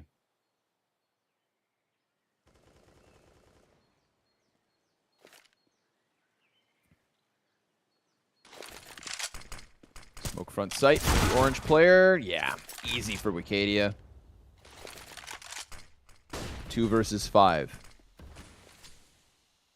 It would not be the first 2vx that Snowzen is a part of. Nor the second, nor the third, nor the fourth. But his barrel gets spotted through the smoke, and that's an easy pickup. So Wicadia is going to try to tip the scales here. 3 kills from him. BRN is surrounded. Poor guy standing on top of the tower is brought down as Eternal Fire will find their first round win. Okay, he does get majority of his kills with the op, so he's the opper. I think in the maps that we watched, he really wasn't opping that much. I'm not sure if it was the positions or the money or if I just didn't notice, but great op impact here so far this map. Doing a good job of roaming around. I think maybe a bit too timid in a couple of spots, but definitely favoring staying alive is really good. And he sets himself up for nice, easy frags. Oh, wow. Nice duel. Mad quick. But Colors catches the Leneko peek coming in from alt mid. So right back to the 4v4. Next wants to fight in Banana. There's nothing here to stop him. Nobody whatsoever. It's inside of the site that Wicadia holds alone. And we'll get that shift from Toro back through spawn, of course. While BRN sniffs out an entry here towards A site. Weird Aim also making moves. So both teams pretty proactive at the moment. I like it. Got Arch. Oh, he's actually just... Okay, he's going to smoke it. I thought he was walking this whole way. So scare the CTs off. All of mid is theirs. Eternal Fire don't know how close they are right now to hitting the A site. And they're slightly locked into B. That smoke actually scares them, right? Into thinking it could be a B split through CT spawn. Weird Aim up to bat. He gets flashed off into the pit and dies instantly. Yeah, BRN insta-kill. Colors, what can you offer? He's already so low from that first fight. Did a good job of getting back the 4v4, but he's gone unchecked for the time. He will be hard cleared from next in BRN. They make sure that they leave no stone unturned. And with it, that is Young Gods back to the winning ways. 6th terrorist round win. Do you feel like you can say that Young Gods, I mean, it's early on, don't get me wrong, but Inferno in the map pool, any strong feelings so far? Yeah, they look good. They do look really good. I think Eternal Fire don't look that good, so that is one thing. But they're right there. That setup, Weird Aim didn't really have much counterplay in the pit, just playing open like that. One single flash takes him off. They also don't. They leave Arch open. They're prepared to push down Banana, which would probably have been the best response. They just played blind, stiffed up, and let Young Gods take a lot of space back. And I think that's why we see them with only one round so far. The round they won was good with the op rotating around, but they definitely seem less prepared.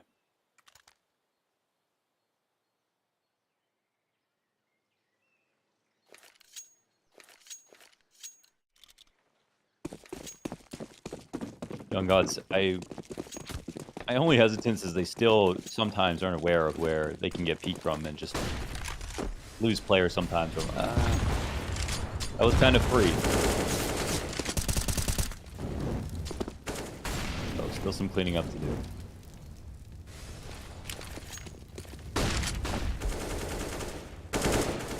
So much smoke. Venom Zera lost in it all. But again, they concede Banana. Eternal Fire have been successful in just holding it from the front of the site, so no need to die early on. It's been a couple of rounds they go down 4v5, so hang on. Colors, different angle. That's where Kenshin, I think, is going to make the biggest difference. Leave Arch open again, which can show a lot of experience, but you have to be ready for it. Molly's here will not be effective versus Colors, so he's going to be happy. Oh! I'll have to jump back, actually. I'm surprised that hit him. Kenshin takes out one player in Boiler. The attack comes in. Oh. Trades are decent. And wow, nice moves again from BRN out of the halls. Just so quick as well, right? Like, attacks on all fronts in an instant. Trade frags go their way. Even the 2 shots that come through from the Opera, Kenshin trying his absolute damnedest to hang on, but BRN, he's the one that makes the difference. Snozen and him, 2v2. CTs come in from mid. They've got one flash between the two of them. So the Opera is able to just lock into the pit, re-peek, and nails it. And Snozen loves a 2v2. Yeah. Yeah, very good in the late round situations. He thrives in these situations. The entries out of halls, man, that has been solid from BRN. This round, they fight hard for the top of Banana, don't lose any players, and Eternal Fire sees up again when they lose that space. They don't know what to do to take it back. They leave Arch open. They have this lane stack, and they trade out pretty efficiently, but a 2v2 post plant with like 10 seconds before you see the next CT is very T-favored, and even a late smoke on Moto, so they don't have to worry about lane. A lot of things are just Young Gods showing that they're way better than Eternal Fire here on the map.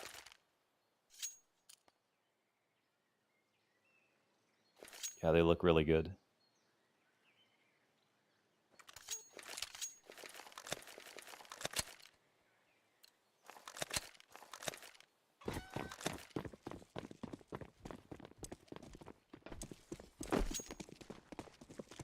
They wanted to fight. But then they lost the fight. Everybody wants to fight until they get punched in the head. Mm-hmm. It's kind of the least fun part. Then you want to go home Yeah. to your mommy.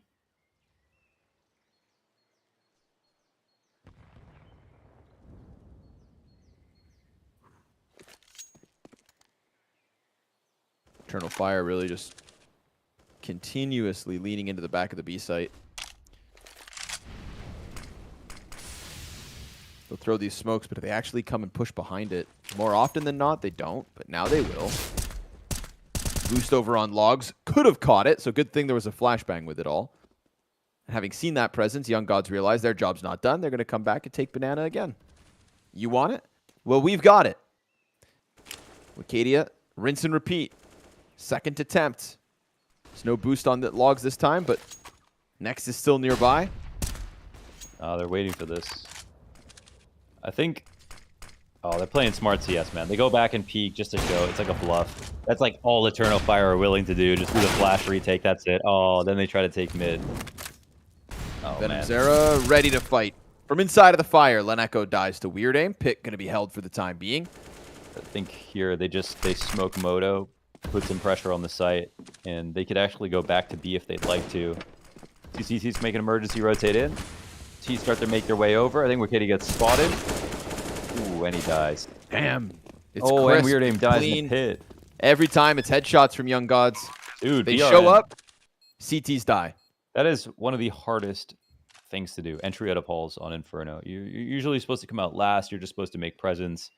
But he has been the finisher, basically, for these setups. Come out of halls. And it's obviously the hardest because you're open to every single angle on the site, including, like, literally this, library when you peek out of the halls. And the pit is happy to take that duel with you, but he cannot be killed right now. BRN quite young as well, 16.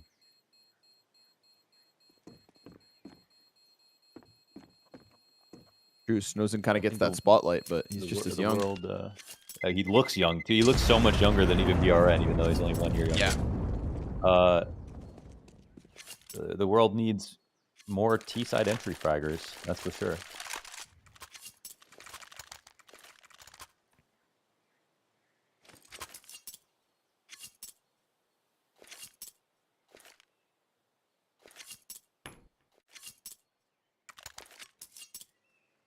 Man, when I was 15 years old, I could barely tie my shoes. This guy's on the other side of the world playing Counter-Strike and owning. I always put it on my pants 2 legs at a time. 2 legs at a time. I can see you rolling around on the floor trying your hardest. Just to say I did it.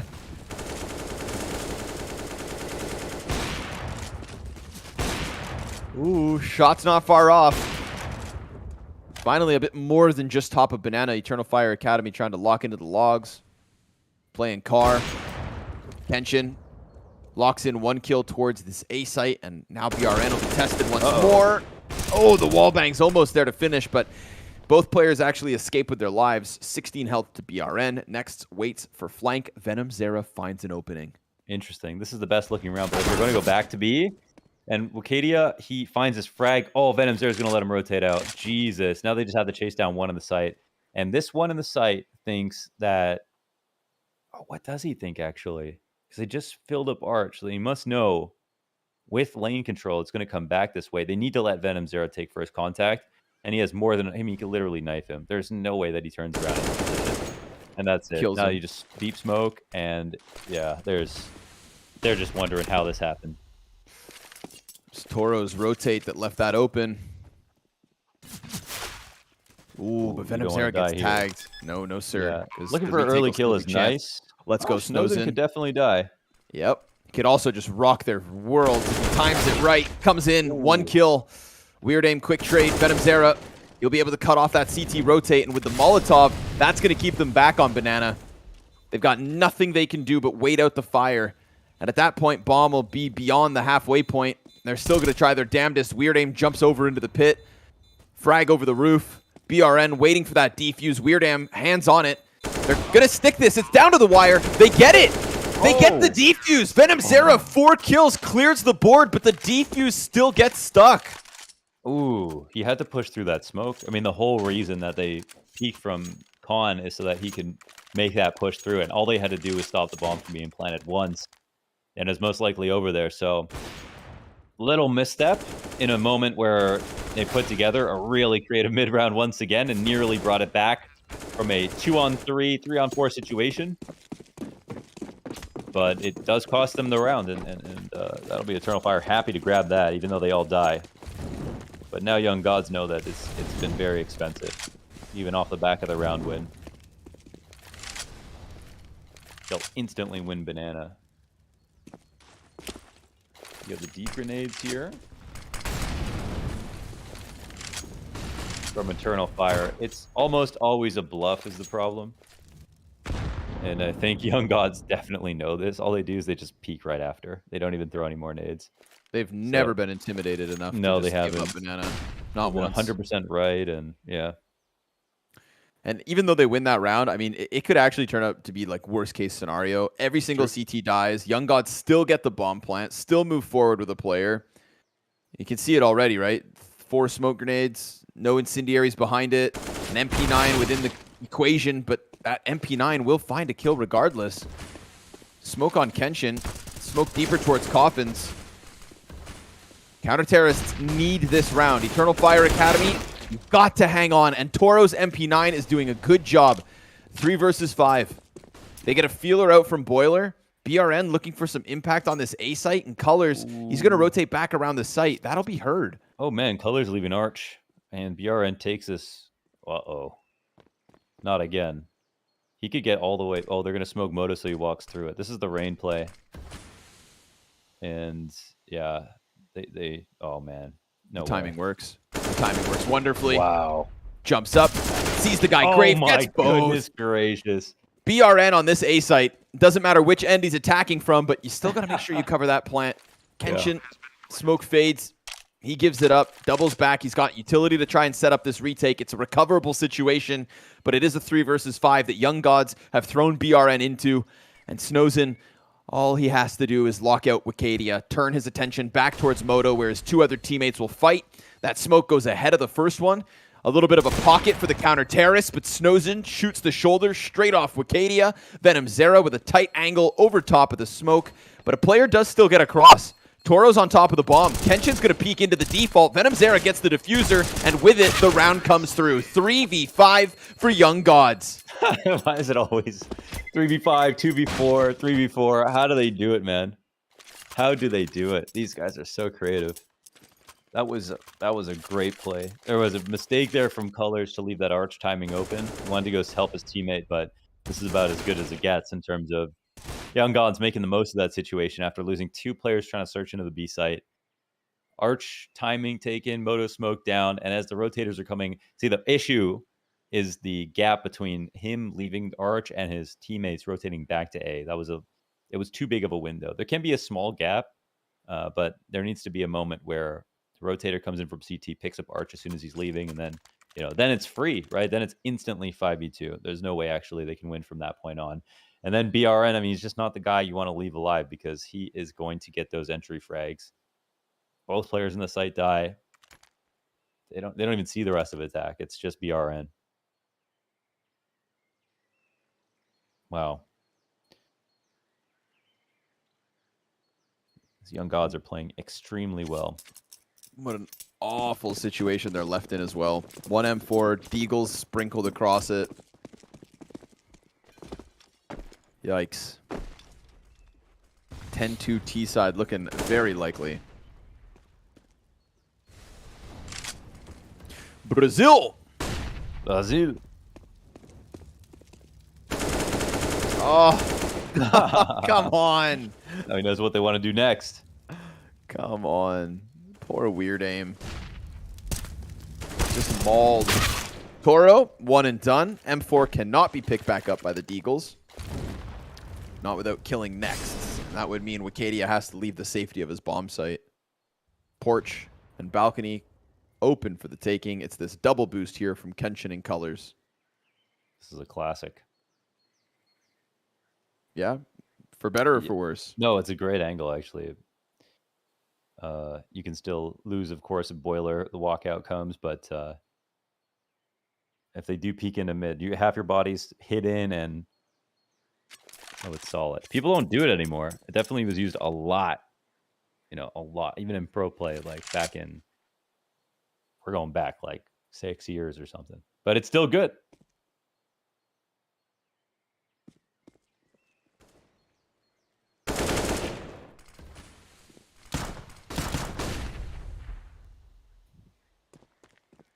Things continue to fall apart. They work it out again. Over, and it's a 10-2. Sure enough, as expected. The young gods, and maybe the best Academy League team name. Young gods, yes, 100%. Right? And what was cool is that the earlier seasons, everybody had a different name. You know, now there's multiple academies. You know, we've got OG Academy, Eternal Fire Academy, but everybody had a different word for academy essentially. Rising. We had prospects, but even NXT. back then, like talent. Yep. But young gods. That's just something fresh. It's like not even the same team name, but you know exactly what team it is. So it's great. And as they are dominating Eternal Fire Academy here on Inferno, very aptly named, shall we say? Eternally on fire? No, godlike. From this T side. Oh yeah. But yeah, I suppose. Yeah, you found you found an angle for both. Yeah, I was trying to go positive. You went negative. But yeah, eternally on fire, burning in the depths of Group A, right alongside Spirit. So at least you know, if you're not going to have a win, it's better to be. Can't wait to hear this. Okay. If you have 0 wins, at least you're not the only team with 0 wins. Right? There's 5 other people out there that are going through the same struggle you are. And that's community building. Next, he's going to catch Toro. Guns up from Eternal Fire Academy. They're just trying to stop this hell that is a CT side punished by Young Gods round after round. Wicadia smoke ahead of them. He will catch next, but Venom Zera's already through his smoke, so he'll call that bomb into the action. And it's a quick sprint from Colors through CT spawn to try and stop things. BRN locked in with the alt mid fight. He'll catch Weird Aim, so the last guy is in fact Colors. Snows and Plants. 11 for Young Gods T side. These scorelines are unreal, man. 14-4, 14-5, 12-4. And from memory, I can tell you, which rounds they got these kills on, where they had so much impact.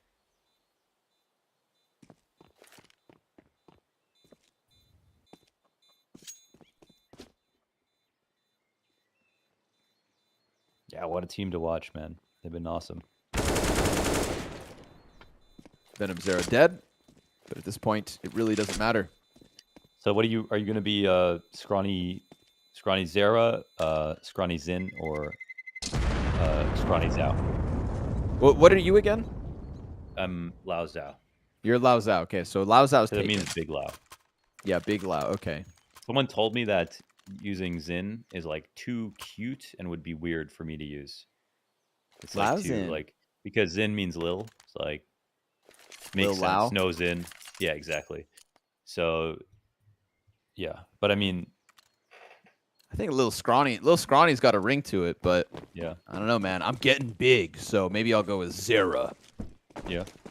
So Scrawny Zera is Zera. like cool, and some word, it means something that they can't define in English, but it has to do with being cool, like a rock star.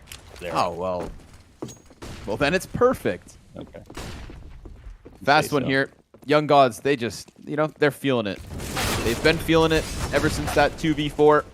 Jesus. You saw the laughs, you saw the smiles, and you saw the pain gloss over in the eyes of Eternal Fire. Kenshin going to try his absolute damnedest to hang on. A little bit more life maybe at the end of the CT side. Shooting for a third. Snozen gets dinked down to 11. Next inside sight. And the next Snozen 2vx's, that's what we saw yesterday on Mirage. Oh. He comes off of the plant for the time being. Real good molly here. Snozen knows he needs to come to the Call of Duty, and that's this position. These two have been known to put together a low numbers play, but Snozen's going back through mid. He's going to leave next on his own. He can't connect with the AK, and the 11 HP here from Snozen, not enough. So Eternal Fire Academy will give us a third round. It's not much, but it's more than 2. It is 33.3 repeating percent. I think Snozen definitely should have stayed up in halls there. Through his utility, didn't want to be in a spot where they'd expect him, of course, but it was still the best spot to be in. And with an off, it's scary for the CTs trying to retake more than it is for him in a known position. So one small thing. Eternal Fire came in right after that molly was up, crushed the site, retook it. Kenshin found an op kill or two in the middle of all that as well. That definitely helped out a ton. 2 out of 3 rounds won by retake. And a second op in play as Kadia joins the fray.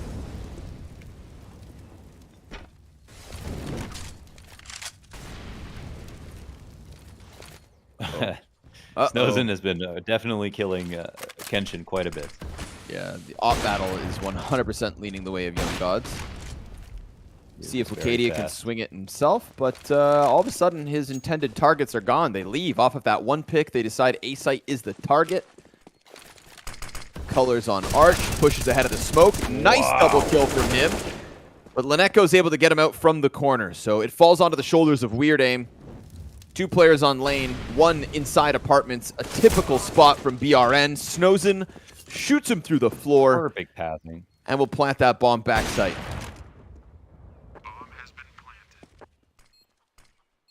Nothing to lose here.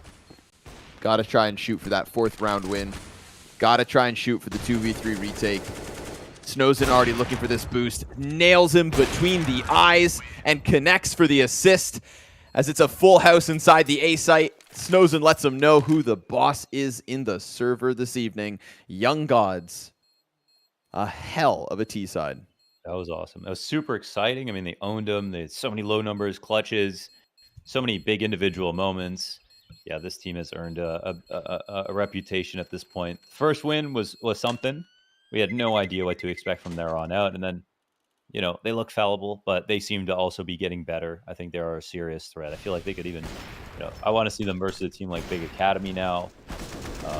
Fnatic Rising play Inferno, that would be cool to watch and see if they could match up. But their Inferno is very, very competent. I mean, not only at first did they get themselves out of very tricky spots to win rounds, low numbers, but then they also started winning decisively, getting the openings, crushing Eternal Fire Academy, better setups, better reads.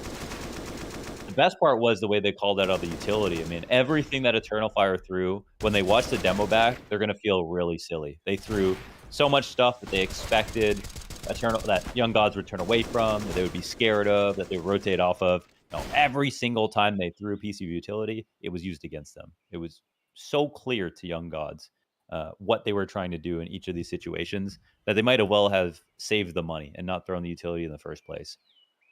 Because almost all the time, there wasn't anything behind it. It was a lot of empty grenades and the Opper taking, you know, an aggressive peek. That's it. Young Gods were just so much better than Eternal Fire here.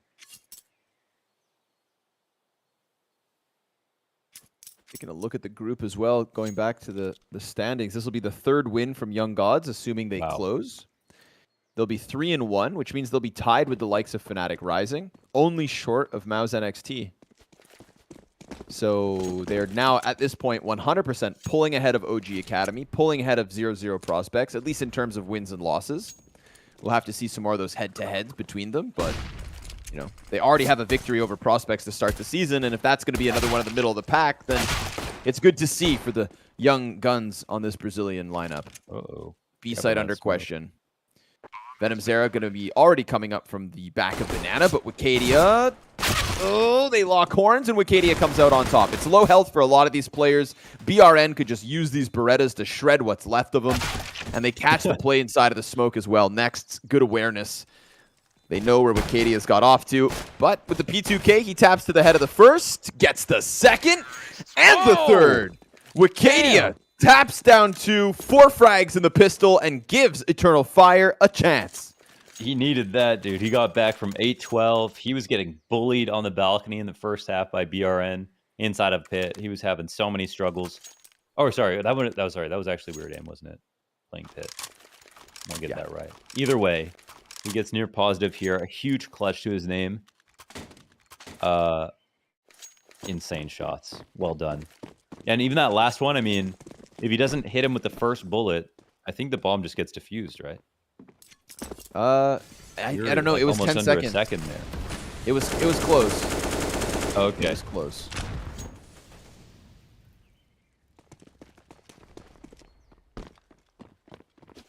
I don't think he could have come off and stuck it again. So hands were tied. Game's not, but the hands were. Still a long road ahead of Eternal Fire Academy, but a pistol always helps.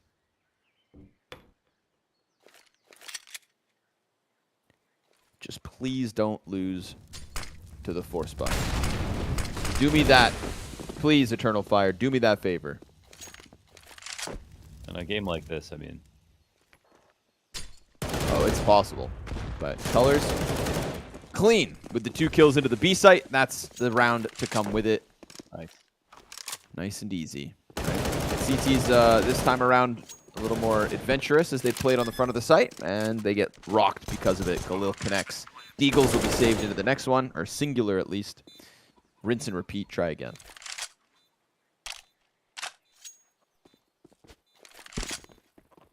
Match becomes slightly more real, but I feel like Young Gods have downloaded them.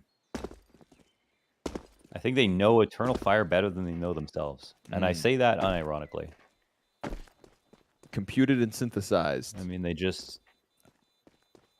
It's like they waited for them to do things just so they could counter them. Like, they knew every single move they were going to make and out-aimed them in the process.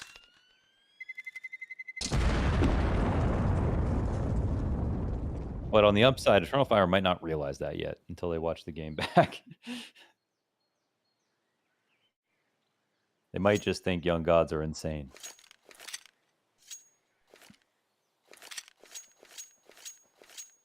Which is also kind of true. That's also true. But it's not over yet. Yeah? It's never over. It's never over till somebody gets 16 rounds. That's the beauty of Counter-Strike. You always call games early. Every round is winnable.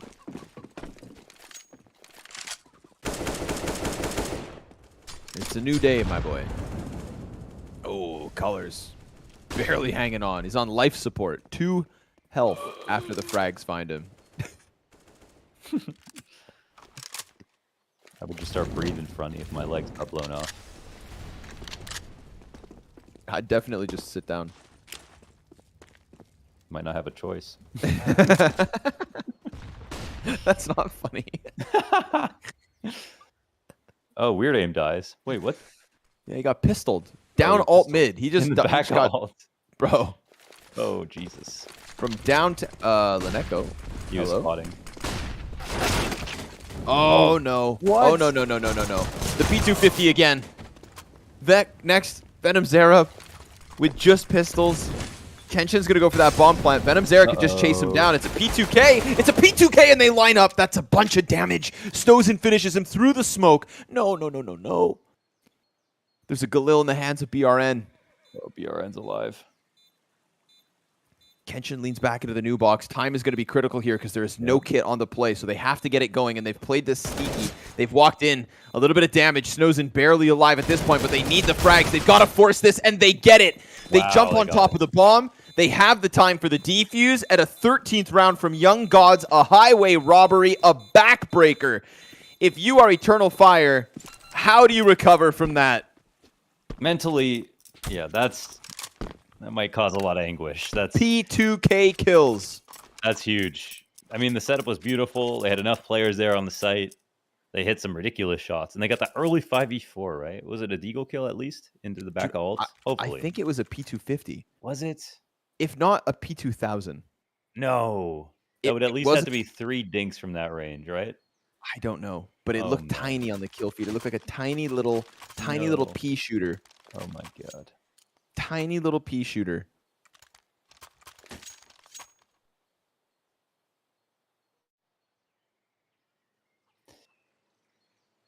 Damn. Well, the setup was very nice from there on out. Wow, the utility damage insanely. Wow, that's a lot of utility damage for T side. Yeah. I mean, we just played an entire CT side for Eternal Fire, and they don't have nearly as much utility damage by any metric or on any player. Young Gods are all over him. Like scabs. Oh! Nice all right, one. there. Finally, one goes back the other way. Kenshin, it's a little less lopsided. A little less.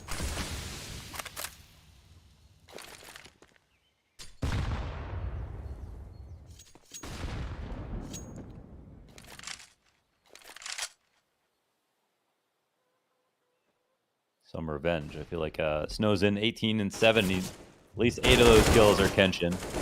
BRN dies in the halls. Risky peek. Pop up from next, gets wrecked. Weird Aim's got an entry. We've got a little more here from Eternal Fire. I said, how do you recover? Well, with guns and an op pick to start. I mean, that'll certainly help, right? Kenshin, get the 5v4 on the mid play. It's about as fast as you can get man advantage. The jump. We'll never know. No, we won't.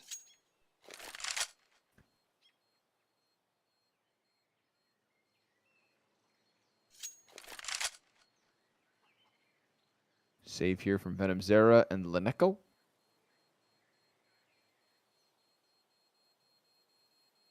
That's 6. Still a long road ahead of them. Ooh. Only one save, I guess. That's a win. Don't go for the AK. It's not even as good. Damn. Sad truth. I honestly think they should buy, even though it's not a good idea. What do you think? Yeah, I like the risk. I mean, Let's if you go. can win with P250s and P2000s, That's the thing. I mean, just go for it. go for Go it. for it. Take all that confidence that was boiling over in the first half. Just stick it to him. It's Inferno. I feel like it's one of the maps where the lesser weapons actually work more often. Definitely. Definitely. But they don't listen to our advice. Because it wasn't the best advice. No, it wasn't.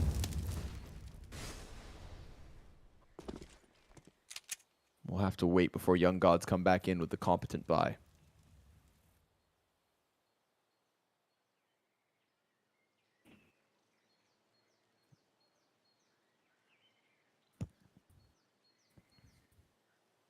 Eternal Fire. I think they did something here, but Young Gods are just happy it's not B. Thing is, I think at a certain point, you know, I mean, they could wait, but Leneko could be the make or break between winning or losing here on the A hold. And now the smoke goes down on B. They might rotate over. Oh, man. There's a nice shot from BRN. Yikes. They're staying alive. Oh, this is sketchy. Oh, they're getting off their post. And the rifle's starting to make its way over. Over top of the hay bales. That's a USP. The Deegs. They don't even need the buy. They've got Wicadia stranded. They've got the bomb down at their feet. They don't even need to buy. Colors tries to come through, and it's just USPs. They don't have armor. They're not supposed to win.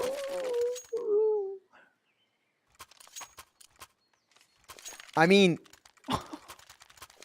how many kills with just the USPs? I feel you, Kenshin. Oh, dude. Okay, I listen. feel that, bro. Oh, that's a... If they're gonna full exec like that, they need to throw more mollies. They need to molly. It's not funny. They need to, they need to throw more molly. They need to wait out the smoke in big pit. They can molly graveyard first and foremost. These are the two things that are stopping you from getting forward. Right, this is why you're all tied up in this position. The site smoke is fine, but then they're just stuck battling. And look, BRN just so happy sitting here. Oh, and they just took so much time. They didn't even need the rifle to come over. They did that 4v5 with just pistols. And Eternal Fire, like, their problem, just like in the first half, is they're doing what the textbook says. Go make presents, then leave. We see the map, and Young Gods don't respond to that. It doesn't do anything. Oh, man. If they were comfortable scouting in that situation, they would have had one gun to go up against inside B. Could at least cause a rotation if they committed one person.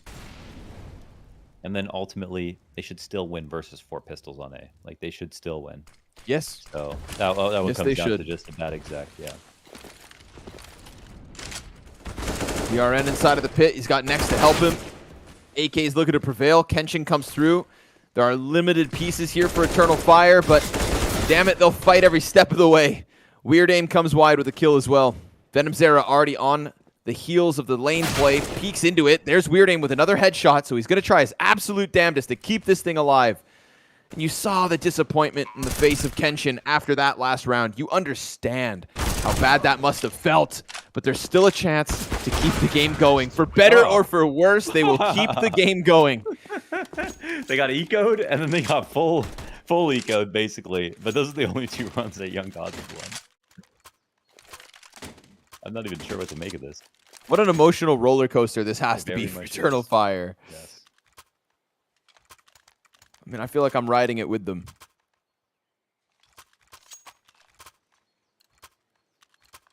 Holy hell. All right. Buyback, of course, from the counter-terrorists. So this is now 6 rounds back and forth. No consecutive wins.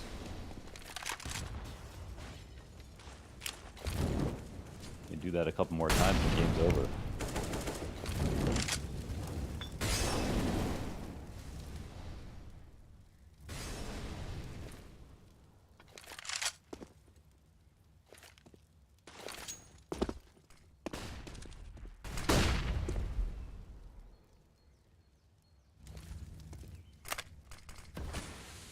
Next wants to go back for it.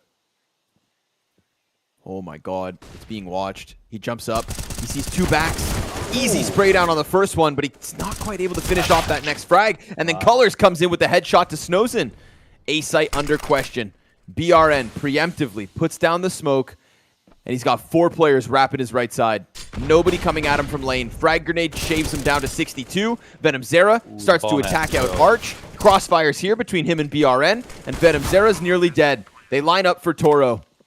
They know he's still in that pit. Oh, nice nade. But what's it really mean? Weird Aim going to continue to keep this loss at bay. Well, it's pretty messy. Snow's intent trying to take that duel from Arch, inside of the wall. Doesn't peek wide enough to hit him, and then dies right there. And we can see Eternal Fire. They took over Arch as soon as it was open.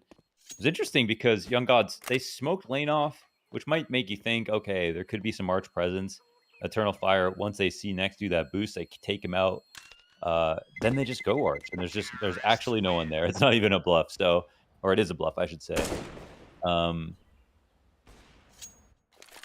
So it made perfect sense. You don't often see mid-control lead into an Arch trap like that without any Arch pressure at all. And kind of an invitation from the CT side to let them go that way. But they're trying to play their own style. I think that's probably why they're so good in these low number mid rounds. But they really do need to tighten up in the beginning of the rounds in these CT sides. But oh no. Retweet to scare Eternal Fire Academy. We've got 4 pistols and 1 rifle on Young Gods. And the exact same setup. It can't happen again. It cannot happen again. I mean, it's literally the same setup. One for If it happens again, I will get a God sent tattoo. Okay. I love that. I mean, it's literally happened, so this is a horrible bet, and I can't wait to see this God sent tattoo. Where are you gonna put it? Behind my ear. Okay. It has to be at least 2 square inches. It's kind of okay. How scared are you right now? I'm not nervous. Okay. Not nervous at all because they're going to go Arch. They're gonna go Arch, okay. And it's all gonna go okay. It's all gonna be all right. BRN, dead it instantly. Venom Zera's already been spotted. Oh, no. Oh my god. Oh my god. 1 versus 2. Kenshin in the open. Please, God, die. Kenshin plants the bomb inside of the site. They're running at him. I mean, he's got the gun. Lynekko. He misses. Oh, He he's gets still hit. alive. Kenshin's in the back of the site. It's just goes 22 off. HP. The fire keeps him back. The fire keeps him back. And the AK's been swapped into. Kenshin, please. Please! Oh. And he's got it. Oh my god, he's got it.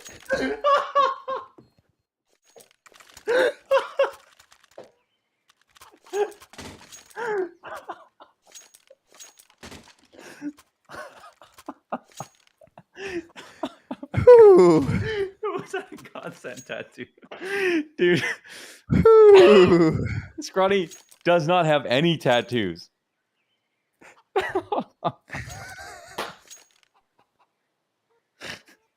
That was thrilling. Oh my god. That would have been amazing. Oh my goodness gracious. Oh, Kenshin, you have saved no your idea ass. how much you have no You idea saved how me. much I appreciate When you you. missed that first op shot. Oh my god. Okay. But still, I mean, Eternal Fire. Holy. Come on, boys. How many times are you going to let that happen? The exact same setup, dude. That's so funny. Wow. I can't believe it comes that close. Arch was a good idea.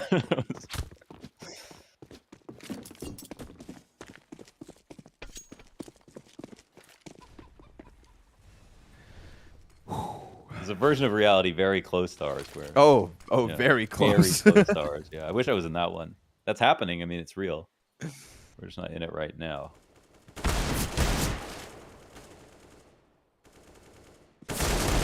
Armored Deagle slides out. BRN with the 1 kill. Snowzen still inside of the apartments.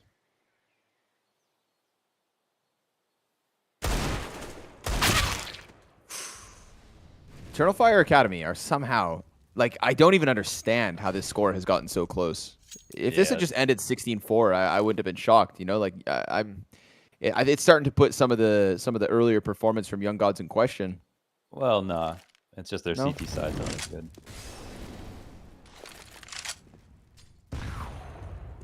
Their CT setups on eco rounds are way better than their CT setups on rifle rounds. I mean, genuinely, they pulled off almost 3 ecos, 2.9.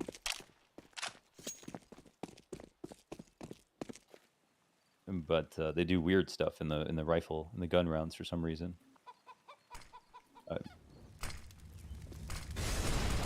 5-7 close. Deagle on the pillar. That's a headshot. But no follow-up. So sure enough, double digits. I'm very surprised Eternal Fire have the double digits. But now, of course, Young Gods will come back with a full-fledged gun round. All the trimmings, all the nades, everything they need to just shut this down 16-10.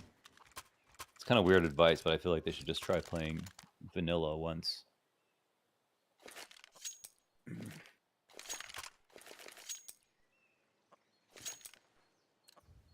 Or just push down mid.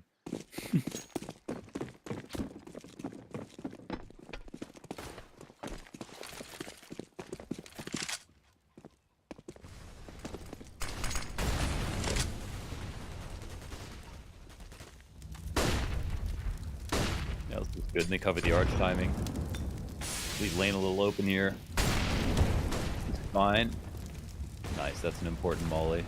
Whoa, they're using so much utility. What the hell? They haven't had enough of it lately. They thought it was going to be fast mid. They started nading arch and lane right there. They have no mollies left. That's a bit of an overreaction here from the Young Gods.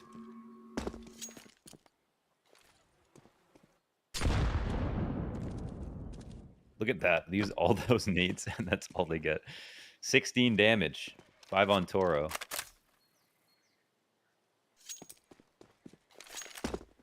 Eternal Fire looking to sink their teeth into the A site yet again. But we just watched Young Gods pull a player off. Snozen, he's leaving through CT. It's going to be a two-man hold. They start to hear more movement outside of the site. Yikes. And Snozen's going to regret leaving.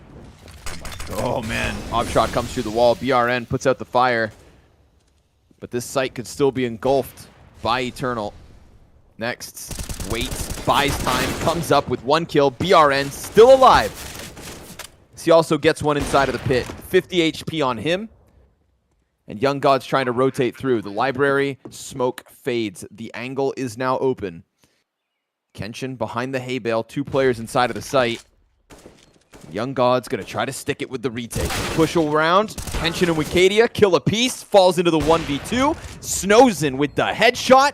Last player's inside sight. Snozen! Oh my god, if he just left clicks. Wicadia gets smothered. Instead, he gets 312 damage on the round, 4 frags to his name, and keeps Eternal Fire in a game that I cannot comprehend. They have not lost yet. Yeah. Wow, Young Gods look completely lost now. First, they have the overreaction at the beginning of the round. Oh, first of all, okay, they almost win the clutch. And I like that Snozen doesn't just instantly flick. He looks to aim. He needs a headshot through the box to get that kill too. But they're the ones playing blind now, like Young Gods. They start 3B, which is totally fine. Some of their early nades look good. As soon as the hit comes back to A site, they start nading it, even though Eternal Fire, they're just defaulting. They're like, what's going on? These guys are going crazy.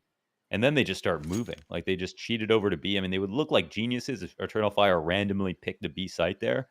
But Young Gods really had no idea that they were going to try to do that. So not exactly sure why they're suddenly so insecure on the CT side when they could just be steadily playing for information and waiting. But they're basically just slamming on the gas pedal as soon as the round starts and hoping that Eternal Fire gamble into them really fast.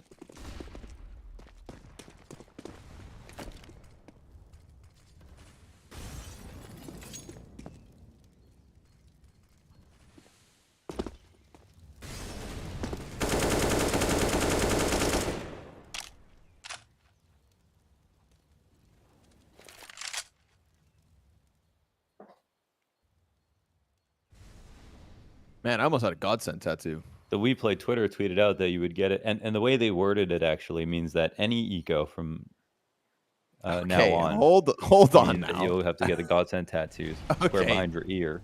I don't know about that. You would write Godsend in Comic Sans, I think you mentioned. No, now you're spreading misinformation. I sleep soundly. No shame. Smoke at the top of Banana here. It's a solo hold from Lineko. Frags. Ooh, bounce beyond him.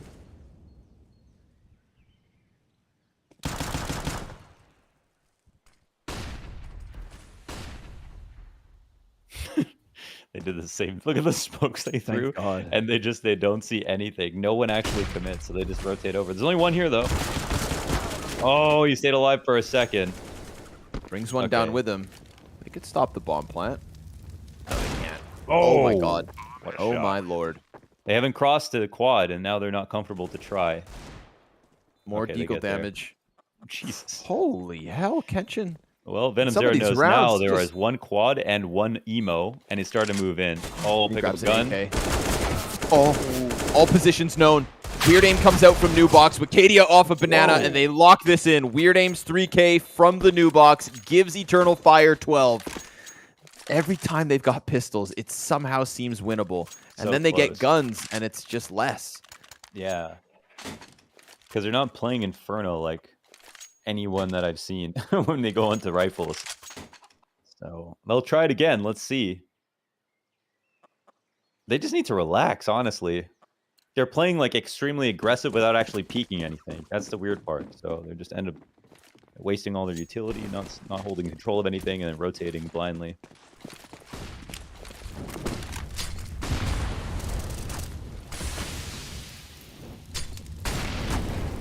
Ollie ahead of it. Kenshin has to give up the angle. They're getting a little bit more utility damage this time around. Remember, Young Gods used all those fires, all those frags, and did nothing in the last time they had the gun round. So This is a pretty nice pace Step from by Eternal step. Fire. I mean, just getting right into it. I like the boost in this position. The thing is, they might have been able to count mollies and know that they can stand in some of the best spots here on the site. Eternal Fire may have used 3, but we've got 1 left over on Weird Aim. Still holding on to Arch Presence, expecting that the site hit can come back.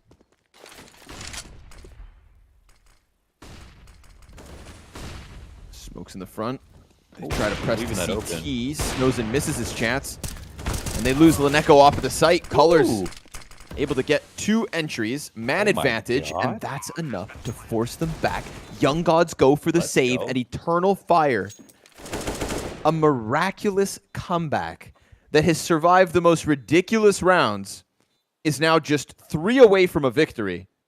And Young Gods, they've shown us no reason to believe that they were even going to get 15. No, I mean they are getting owned now. I mean, these execs are getting better and better. I thought after that eco the first time around on the A site, they just didn't even have the right nades or protocols or any confidence that they could, put it together. But they clearly are well prepared.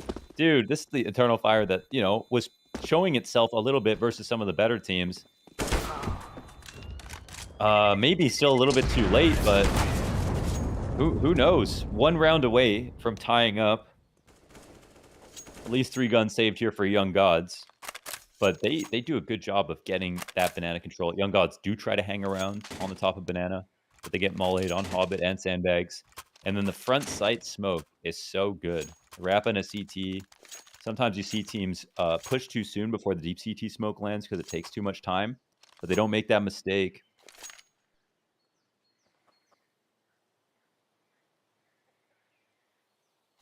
Now it's really unclear who will win.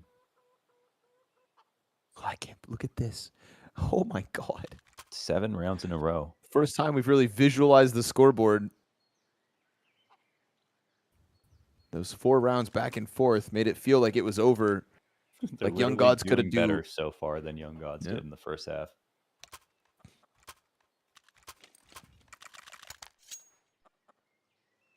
Barring the whole, losing to USP situation. That didn't happen to Young Gods. Dude, the thing is, those are the only rounds they lost.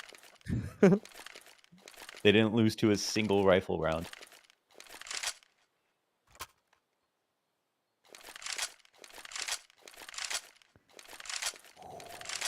Everybody back in the server. Issues sorted. The only issue left is Young God's inability to close. Eternal Fire. The comeback of the season. And I do. You remember if they how just once tried to do bottom banana control in 4A like they had on their pistol rounds? Yep. It'd be just a matter of time. They haven't just tried to do it once. Problem is they're running out of time. Yeah. 3 rounds left in regulation. Anybody's map to take at this point.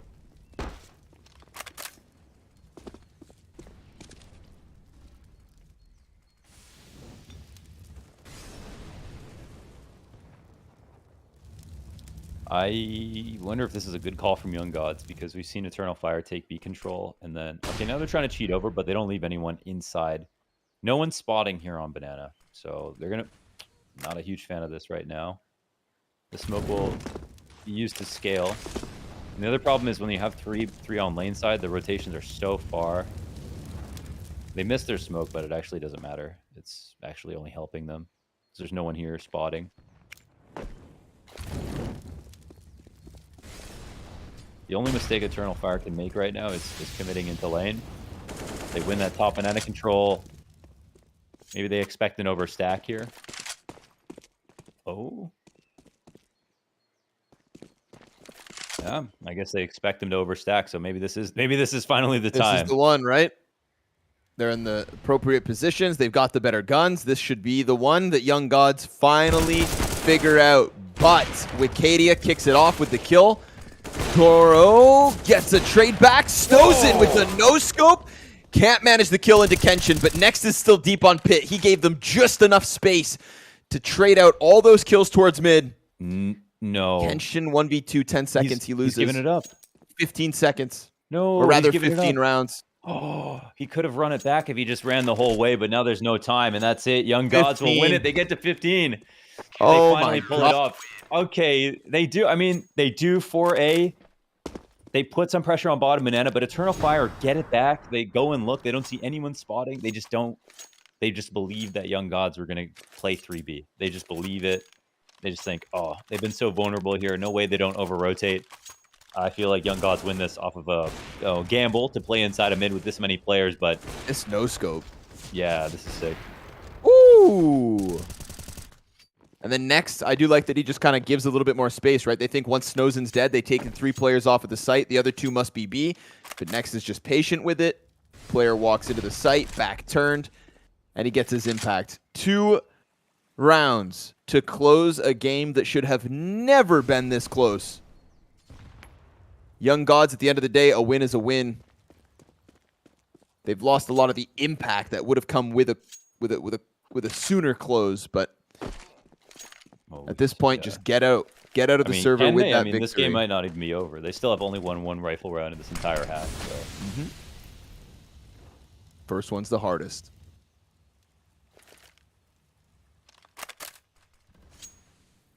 That's 2B in this time. Eternal Fire aren't overthinking it.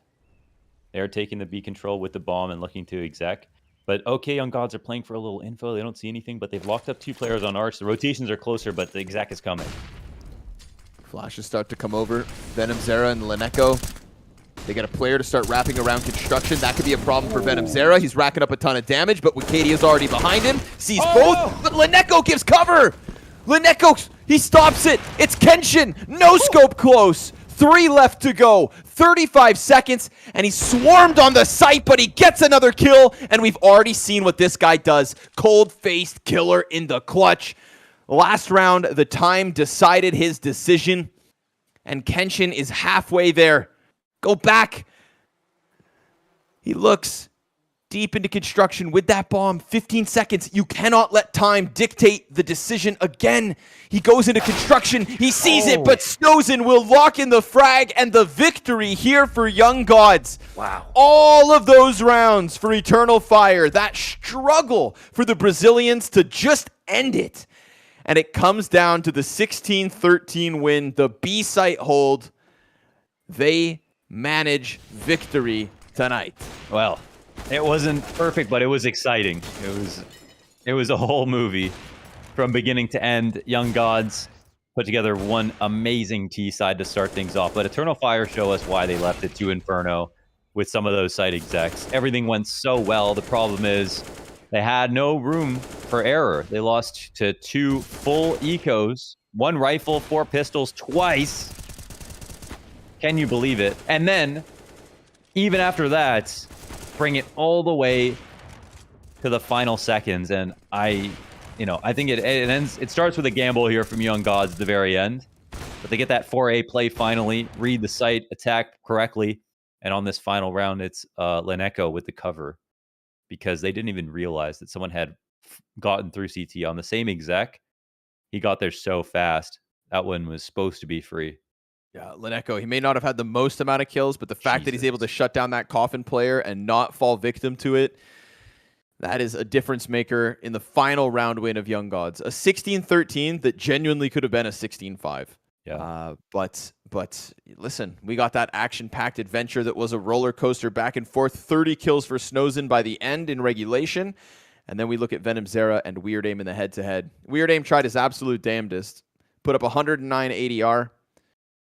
Putting in the damage when he had to, but ultimately it is just godsend. Like you said, right? There was just such a little margin of error. You can't have such a lopsided first half and then do any real wrong. Ultimately, win is a win. Godsend lock this in. And with that, we will say farewell to these 2 teams for the day. Fnatic Rising versus 0-0 Prospects up next. Everybody catch your breath and come back in just a few minutes.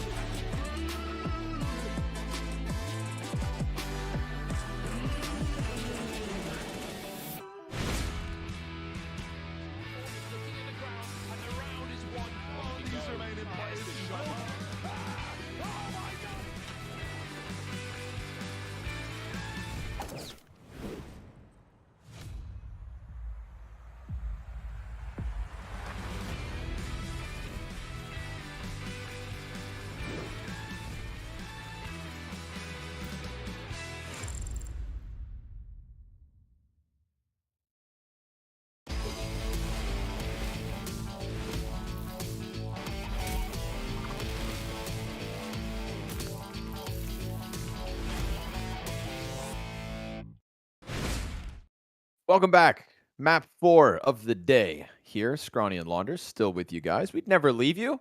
Of course, this time we've got 2 fresh teams jumping into the server. And Launders, there are more Romanians in this server, in this head-to-head, than any other country. They're all represented. They're all here. Romania's finest. 3 of them. 4 of them. 3 of them. Volt is Romanian. Oh, but it says a He UK just flag. lives in the UK. Oh, well, in that case, awesome. 4 Romanians. Dude, duo they're on freaking each everywhere. team. We just spent a month and a half with them, and now they're all pro. They're all over the place. That's cool. That's amazing. No, there's actually so many Romanians popping up and like across a bunch of teams. It's really I didn't even what the hell? What the hell, man? I didn't expect it. Let's go. So let's contextualize this one. Fnatic Rising coming off of a loss versus MOUZ NXT, where they had at least 3 chances to win. 3 match. Oh, sorry, I'm walking around. 3 match points.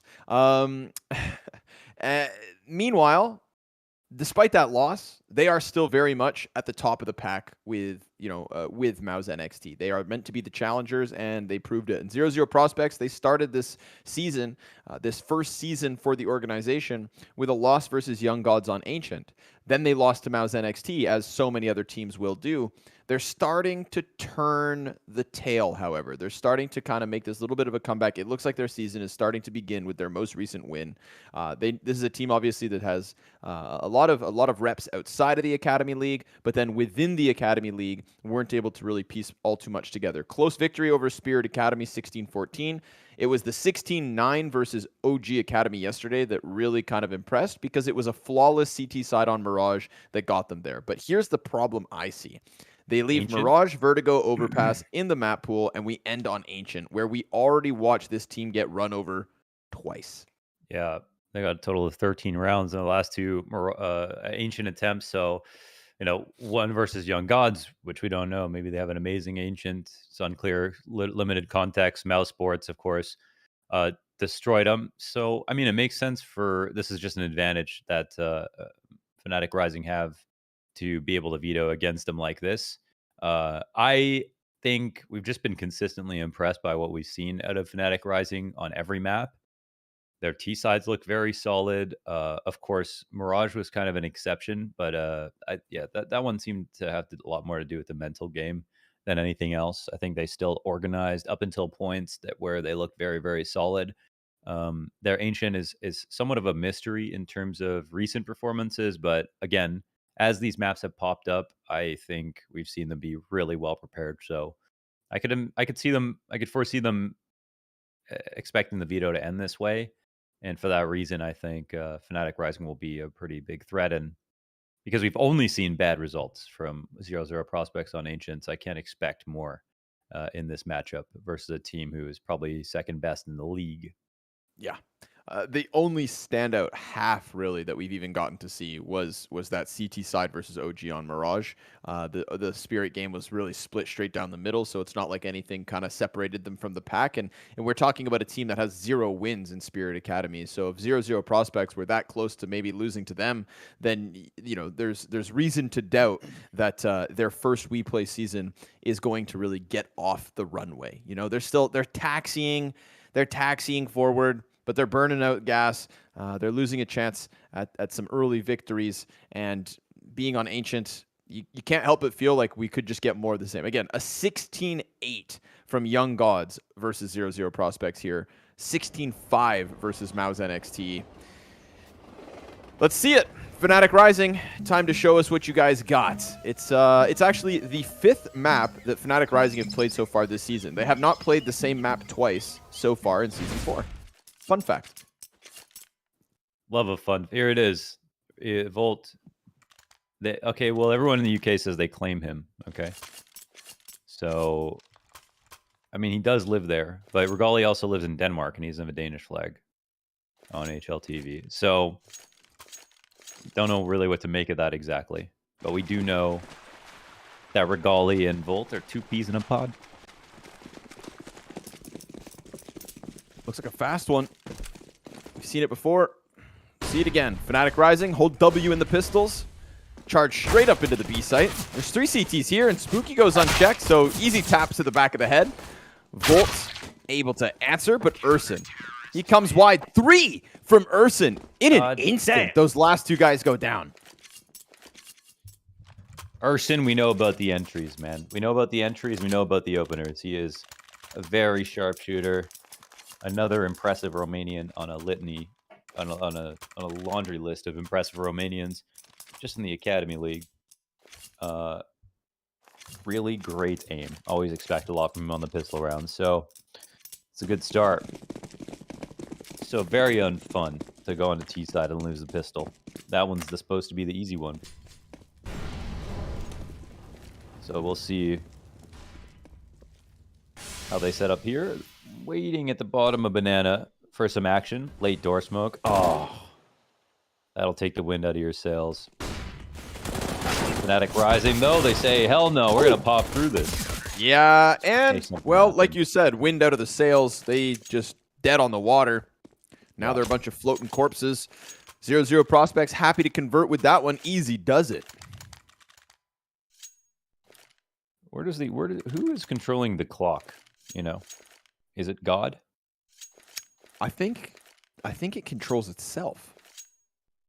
And like, it freezes itself when it hits 0. Yeah, it's kind of crazy.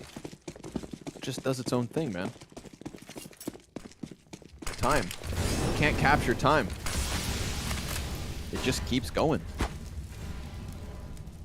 Who on that? Uh-oh. He wants that. Ooh, people getting down. Wow, man, I can't believe it. That's insanity. And they all just get all the kills. 8X will end up killing Volt towards mid in the end, but I mean, how did he survive the wallbang and the frag and take a player down too? It's not just like he survived it, but he got impact from there. Smoke goes top mid, bomb's still back towards spawn, but Fnatic rising man advantage spread across the map. I like prospects leaving B in this situation. Does make sense to get over to the A site, but yeah, the lurks are starting to come out. 8X puts himself into a good spot. Interesting move here, smoking out A. Now nades come forward in his direction. But yeah, with that smoke, I think there's now incentive for MOUZ to search out into B. And Jimbo is flanking the donut. Regali doesn't even realize this, but now... Oh, it could have been both players spotted, but they still don't know about one. So this will slow things down a little bit. And MOUZ, how far will he go, I wonder? Okay. There, this makes a lot of sense. So he'll clear out V for his teammates. Helps out and where MOUZ is actually the caller of Fnatic Rising. That's one thing I also learned yesterday. Nice. And I gotta say, man, commendable job. This is the best Fnatic Rising I've ever seen. From an IGL perspective. Smoke fades and his fight's about to come wide. He's able to get it despite that wide swing. Pepsor catches the player by Cave, and we got Fnatic Rising on the board early. Good call, good rotate back to the B site. It costs them Regali inside of Donut, but if it costs you Regali and you still get to win, that's a price Sacrifice worth him every day. Throw him in the volcano. Figuratively in a video game. What if your grandpa threw you off a volcano? Would you guys honestly, of all the ways to go, I think that's kind of badass. No, not in the volcano. From the Just top like, of volcano down the side. Oh, just like push you down the side. That's like Tekken. That's the story in Tekken. Oh wow, man! Spoilers. Yeah. What if I planned on the story? But still true. But apparently, yeah. If you the moment you touch lava, it's so hot that you just boil from the inside out. So you actually just kind of explode. If you land in volcano, you don't. It's you think like Lord of the Rings when Smeagol lands in Mount Doom, how he kind of like he just get like he drowns in the fire. Nah, man. The moment you touch that, you just kind of pop. Yeah, it's pretty badass. Did you see the Sharkcano? You mean Sharknado? No, there are sharks in real life that have been swimming around in the sulfuric acid mixed water in an underwater volcano in the west coast. No way. Yeah, they found them. What? They've adapted to extreme conditions and have been able to survive in volcanic Life finds a way, water. man. Unbelievable, dude. What's scarier than lava sharks? Well, you see, I think actually normal sharks, because I'm not about to be swimming around in underwater volcanoes, so I don't really have to worry about those sharks. What if they But there just is a die in chance cold that I'm water? out there in the ocean one day. You know, that could be The thing problematic. is, what the hell? Why do they like? What's good to eat in there? You know what I mean? Everything's cooked, but I mean everything else is just like extremophiles and things that can survive unbelievable temperatures. But none of those things probably taste good. They're probably like ugly as hell and tiny. And Yeah, I don't. yeah, true. Probably not worth eating. Yeah. So, I mean, we could have been born as those things, you know. It's true. Yeah. But I feel like there's still worse things to be. We got pretty lucky. Especially Yeah, we me. did. No, we're incredibly privileged. Yep. We're talking about video games, Launders. Does that ever dawn on you? Does it ever dawn on you that we just talk Every about day. video games every day? Every day we wake up, we go to the gym, we come home, we talk about video games, and then our day is done. That's just it. That's what we do. No, That is our purpose. No, that's my grind. Oh, Don't sorry. stop. I'm sorry. This guy keeps going. You're right. You're Don't right. let me in. I don't sleep. Except for the That's day I not slept true. You 14 slept 14 hours 2 days ago. That was because I spent a month and a half in hotel rooms and didn't realize how tired I was. Ah, well, welcome home, brother. Thanks. Well earned. Speaking about, oh, never mind. We're going back in. Oh, okay. It's a pause. Oh, are we? Oh, still player gone. Go for it. So I was reading about. Have you heard of this? Have you heard of? No, I may murder the pronunciation here, right? But Enceladus, the ocean Enchilada? moon. No, not enchiladas. Enceladus, the ocean moon of Saturn. Have you heard about this? Oh no, I Have haven't. you seen this? Okay, Ocean moon so of Saturn. Okay. right, you know how there's like other planets are just so hard to even like visualize, right? Like it can just rain diamonds on other planets, Right. or like the gas is so thick that you couldn't even get through it. Like that's Yeah. just such a foreign concept because that doesn't happen here. So I was reading about I'm gonna pronounce You ever it see me drink a Enceladus. glass of milk? I have not. You'll never see gas clouds that thick. Okay, two things. There's this planet, man. All right, it's got a layer of ice, basically 10 times as deep as the ocean on planet Earth. Okay, and this layer of ice is the outside of the planet, right? But underneath that thick, think about how thick that is. 10 times the thickness of our ocean is this ice wall. But underneath that layer of ice is obviously liquid water. Because on the surface of the ice are these geysers that shoot water particles so far out into space that we put a satellite through that cloud of water vapor. And this satellite, the Cassini satellite, it collected data and it collected the information. There is, all of the fundamental pieces of life, carbon, oxygen, hydrogen, all these molecules. It exists underneath. So imagine a wall of ice 10 times as deep as our ocean. And underneath of that is this planet's ocean, which has the building blocks of life within it. For all we know, they got sharks. There's something in there. You want to talk about volcano sharks? Well, let's talk about Enceladus sharks, Launders. Wow. Okay. Well, okay, how about this? There's a planet that they found that is really cool. There's a planet that they found covered in water as well, but just water. So none of it's frozen, but it's so thick, the amount of water, it goes so many meters deep, that the density of the water at the bottom of the ocean is denser than metal.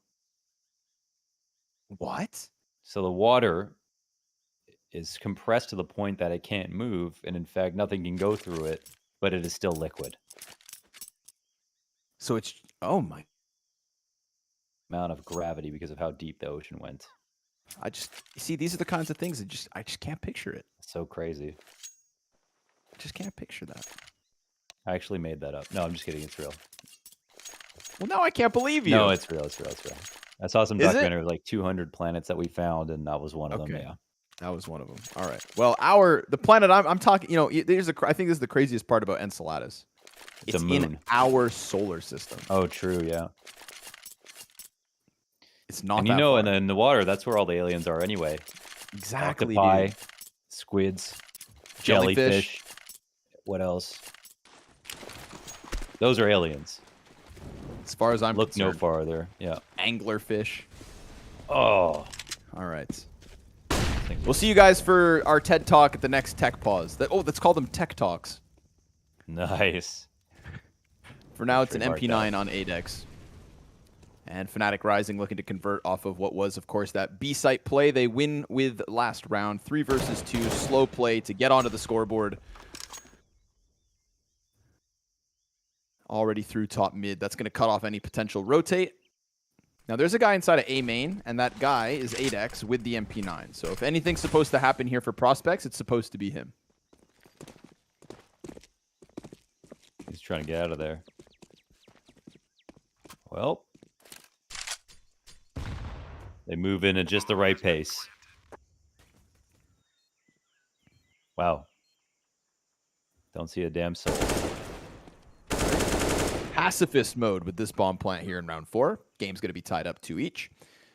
How about more losses, though? Because we've already got Regali down. Eagles are deadly, but not as lethal as the Galils and AKs, it seems. So they survive the threats all around the map. Fnatic Rising's T-side didn't kick off with the pistol, didn't work the first force, but gun rounds have been their success. Fnatic Rising not afraid to go to the A site. This is one of the most impressive parts about this team so far, and that's yeah, that's going to be an important thing to be able to hold over your opponent on Ancients. If you're not afraid of A, anything is possible. Buy in here. Adex will pick up the op. No op in response because you don't need it on T side. Adex had a great map in their last series to be able to pull the win for their team over the OG Academy on Mirage. Missed that just yesterday. And Volt trying to get into his lurk position, as he does on these T sides on every map. It's crazy because he feels like an entry fragger, but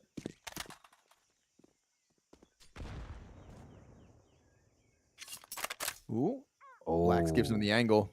Oh, he gets by. Oh, he gets by. Oh my god. So much time to make this happen. Completely unspotted and also not heard. He can't even believe it. He's not going to go farther. Okay, so here in this position, you want to try to get the rotation so Volt can hear something. Or, wow. Oh, that's perfect flash timing. Oh my god, they decimate them. Oh, this round's over, man. Yep. And even worse, Adex caught off by this Volt play because they never thought it possible.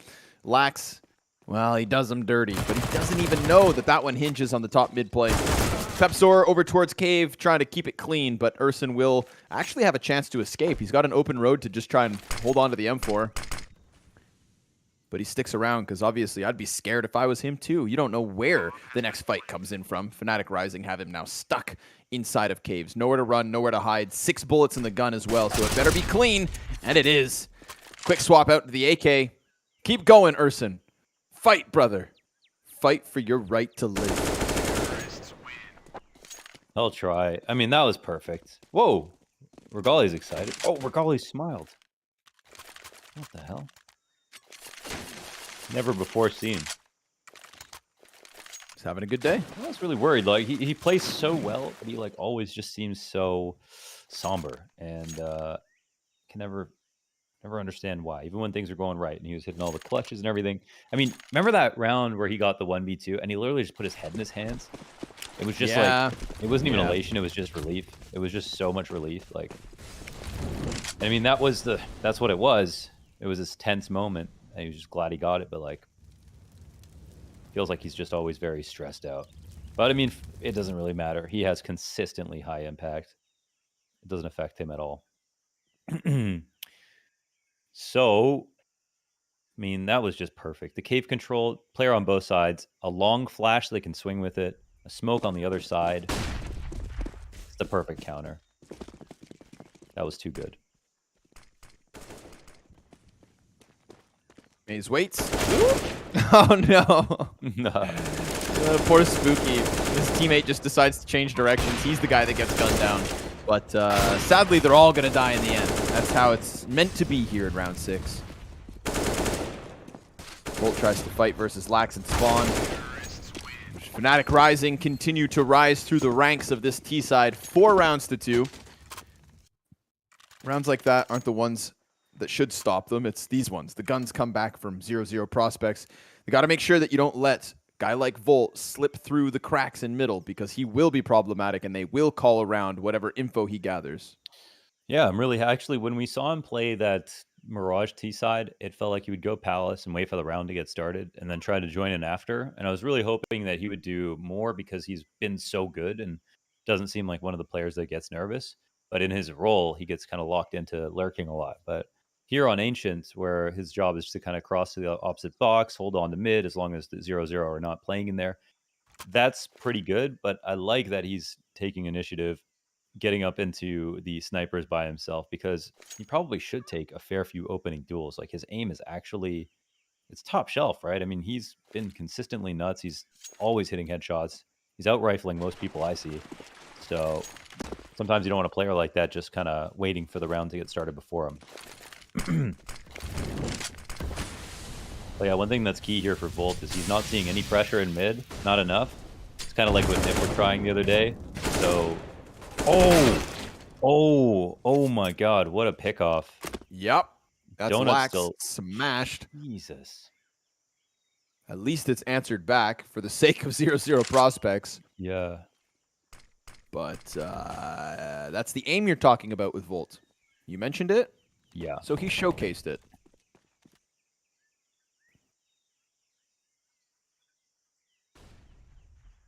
It definitely doesn't matter which player he kills there. One is as good as the other, because Donut has the cross timing into mid anyways.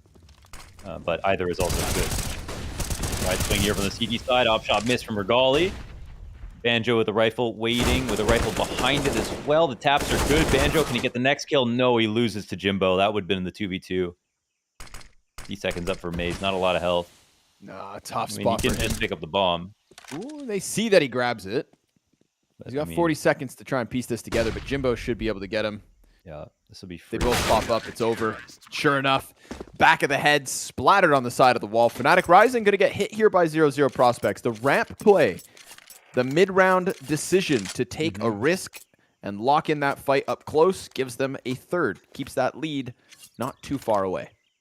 Sometimes it can be hard to figure out what to do when you lose a player that early. But they get the trade really fast, and it's always valid to try to push down Banana in a mid-round timing. So I'm glad they look for that pressure.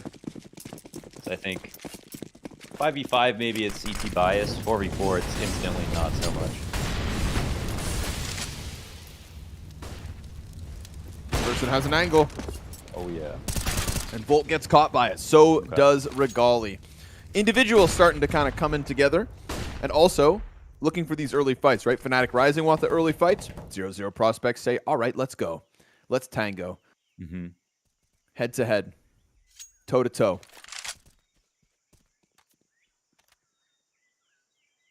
Double op setup as well in the mix here, right? With Urson finding that one.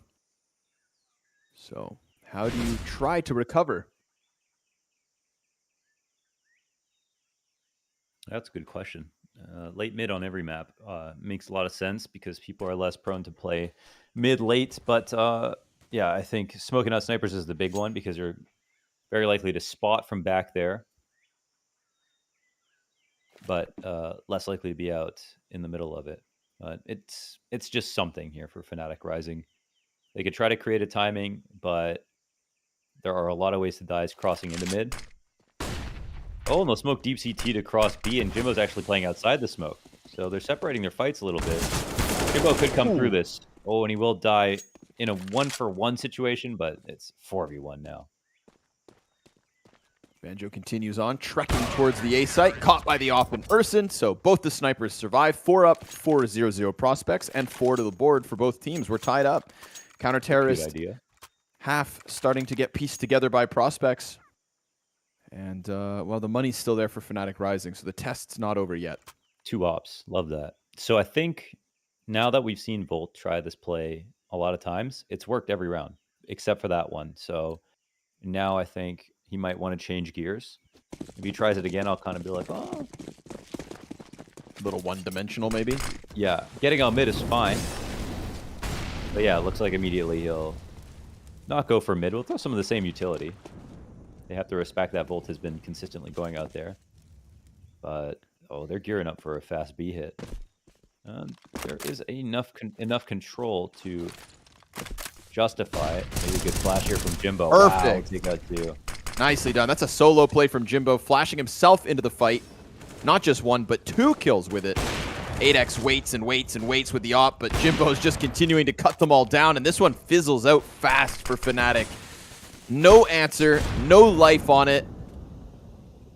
Just a flat attempt into the bomb site. Jimbo, take a bow. 4 kills for himself, and I love the fact that he just flashes for himself to take a peek. You know, he's not trying to set it up, not trying to complicate it. He knows he can just do this on his own, makes a play for his squad, and comes out with 2 kills. You see everybody's blind as well, so great timing. Felt the squeeze was coming, and now 0-0 Prospects 1-round lead.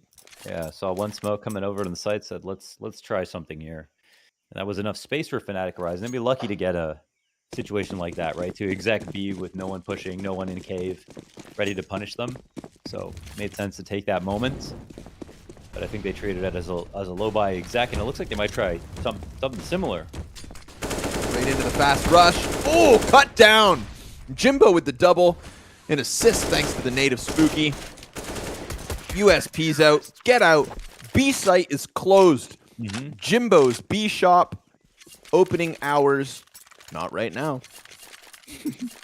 Be back soon.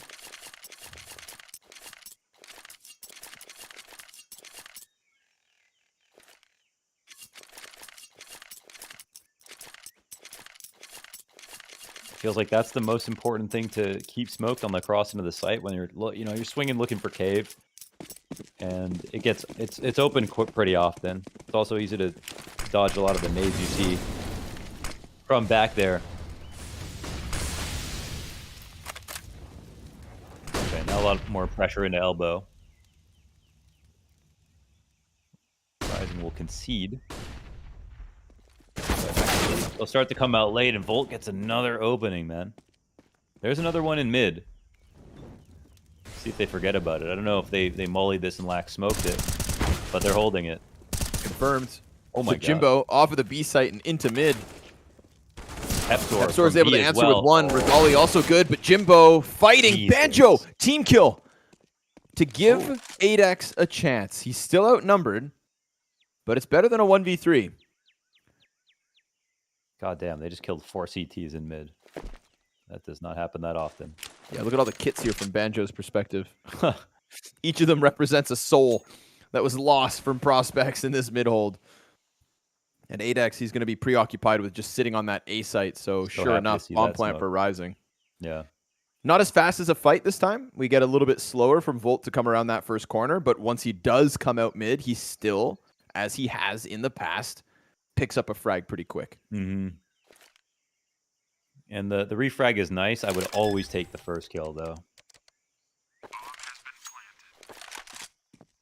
Unless the refrag is instant, that's just a few more milliseconds of space that gets taken over. And is there a chance for Apeks to win this? I mean, he has a lot. He's worth a lot of money right now. Oh my god, they did give him a second to peek, yeah. He's not going to find anybody else because the cave player is locking it in. Fire back sight, smoke towards cave. Now he wants to leave. And he'll be given that chance. So he tucks out. That's Apeks to survive with the AWP. Just burns a bit of his grenades.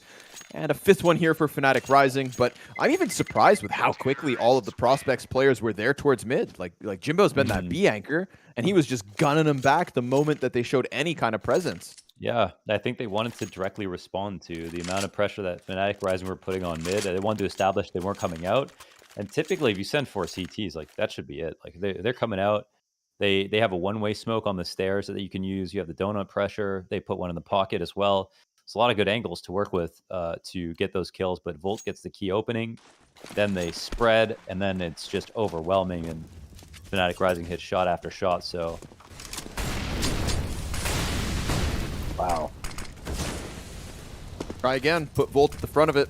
Yeah. See what connects in mid. But CTs are a little scared because they left window open. Spooky will get spotted pushing down. So they give it up a little bit. They peel Banjo off of the B doors. Urson tucked inside a donut. They are 2 players on the other side of this cube. It's sometimes easy to multi-frag in this spot. It's very hard to put together. Let's see if they can pull it off. Oh, Urson takes Urson them both down. Solid clean stuff. 2K. And with that, critical position to hold on to. Urson sees the jump up into the temple, so he calls to Jimbo that the presence is there, but now we get the double kills right back. Fnatic rising, man advantage. Lax has been seen towards middle, so they still have a good grasp as to what's going on. Molotov ahead of Spooky.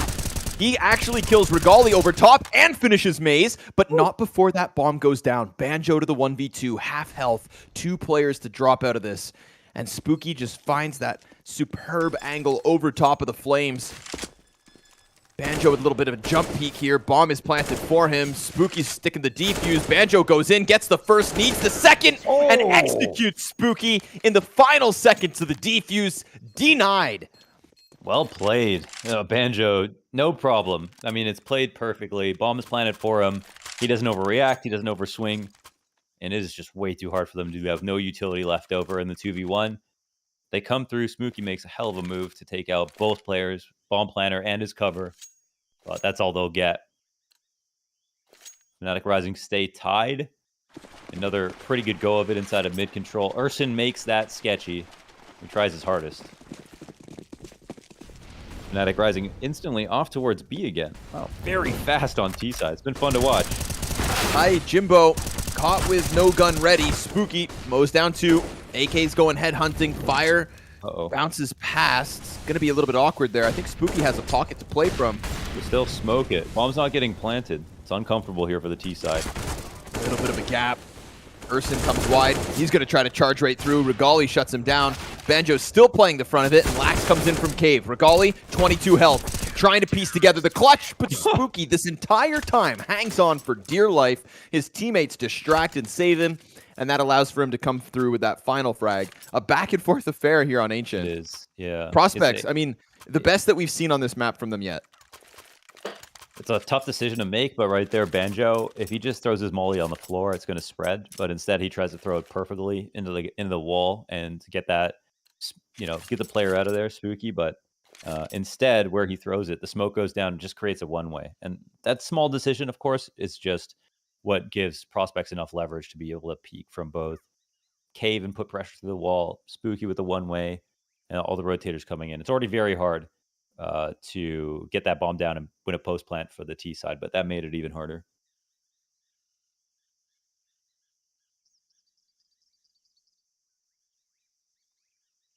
Attack pause from the prospects. Going to try to finish off this CT side with more momentum. They got a lead. They do. I think we've seen some good T-side ancients in the Academy League. Yeah.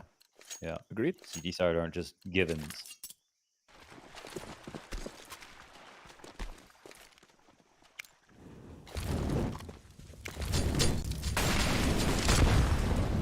Volt back to his shenanigans in mid. The 1 AK. Whoa. He gets past. Oh, the way they're boosting, they have no idea he's gotten in the window. He's done it again.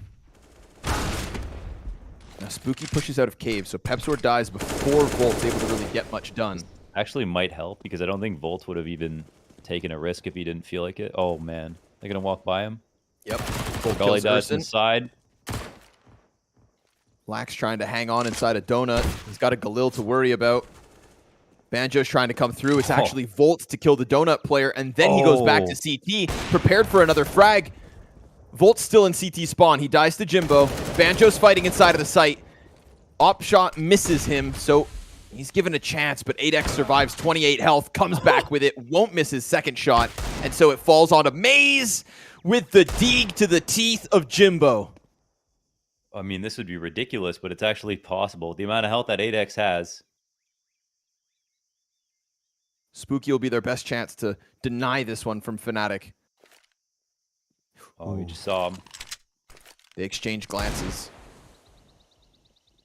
Smoke down. Spooky's going to use that to cross back. Fire keeps MOUZ at bay. 25 seconds. Now time's becoming a problem. going to have to push out with the MP9. Remember, 8X will be mowed down in an instant. Smoke fades. Spooky's just playing tucked on ticket. Oh, there's the first. That's what he's looking for. 8 seconds left. He needs to get Spooky.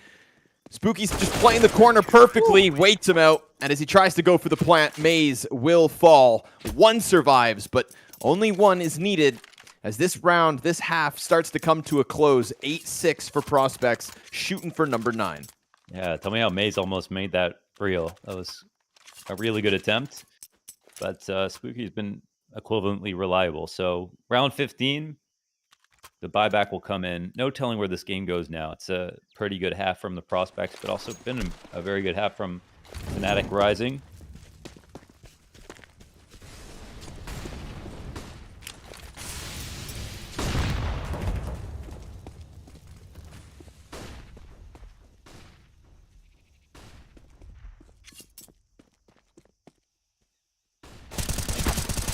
Insane openers from Volt. He's catching timings left, right, and center.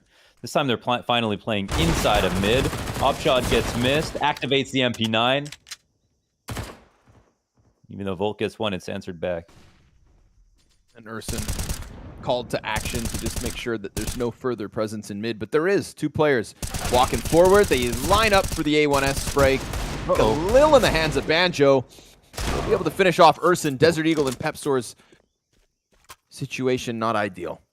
1v3 to close, and the Prospects putting up a decent enough CT side showing. Yeah, not bad. You know, it was tough with Volt going as hard as he did inside of mid at the start of it. Hold on. And Banjo, I like that he doesn't rush A right off the back, instead trying to catch another player mid-rotate. Of course, they won't move unless the plant comes through, aware that he's trying to pull the wool over their eyes. Instead, he's the one that gets body bagged. Banjo down last. And take a look at this. 4 in the middle for the Prospects, 2 back from Fnatic Rising, and then 3 in the end. So, you know, 7 of the last 9 rounds, all the way of 0-0 Prospects. That's a good little recovery considering a 5-2 lead for Fnatic early. Take what you really can get. Is, yeah. I mean, there's just I think it was just a really good half from both sides. We saw a lot of Fnatic Rising attempting their B hits where it just didn't work. A lot of their mid control did. A lot of their defaults worked out. Their A hits were actually more successful. They really just struggled on that right side. So there is some emphasis on the pistol here. Prospects are not out of the water. Again, this is already more rounds than they've gotten versus any of their opponents so far on Ancient. I can't remember. I think they might have started CT side in their games as well, but I'm actually not sure about that. Let me see. I feel like I definitely remember them playing versus 0-0 Gods T side, so at least the opener.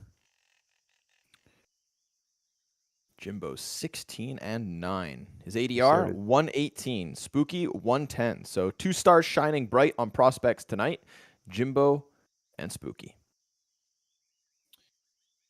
They got 0 T rounds versus MOUZ, and they got 7 T rounds versus Young Gods. Okay. Was that out of 15 for Young Gods? 7 out of 15 versus Young Gods, yes. Okay. And then so they just lost. And then as their CT side got cleaned, they lost to 8 T rounds of Young Gods in a row. Wow. Game. So hopefully marked improvement on the defense. Now time to show us what they got on the offense. Fnatic Rising, hoping to hang on to that second place spot in Group A. A loss here puts it in question. Finish up what you've started. It should be smoother sailing going forward. MOUZ, dual Berettas in position, sees a little bit of T side and decides he doesn't want any of that just yet. He'll make them come closer to him. Fight on his turf. Denmark. Yeah. Aarhus, Copenhagen, Lisbon. I don't think that's Denmark. No, that's what Martin says. Oh, Martin. Schmel. We are going to Lisbon. MOUZ warns him. You want a piece of these Berettas? You want a piece of me, kid? Come get some. This kind of reminded me of Guile. Okay, the Street Fighter Yeah. character with the big blonde hair. Yeah, I thought that guy was so Shadow. cool. Pepsor, only able to get one. 1 kill, 2 guns. 8x, patience towards mid, works out. Volt runs right into it, but the Berettas line up for MOUZ. A ton of damage done to the T side here as they try to press into the B side. It's going to cost them bodies. Regali back towards bottom middle. Clean duel versus 8x. Taps into the forehead and leaves Urson 15 health 1v3. As much HP as time on the clock. He gets stopped by MOUZ. fnatic Rising will win CT Pistol. Man, MOUZ is so impressive too. There's so many things about fnatic Rising that are impressive. That's like, I want to talk about Volt as well, but like honestly, if MOUZ is calling, his individual decision making is also has also been top shelf. I don't know if he'll be over a longer period of time, but the way he takes duels looks great. Yeah, he was a top fragger in that MOUZ NXT match as well. Super solid.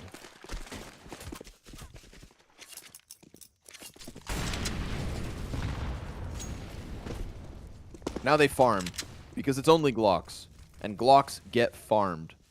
Like salmon. Or you will get a... Oh! But what if the chickens revolt?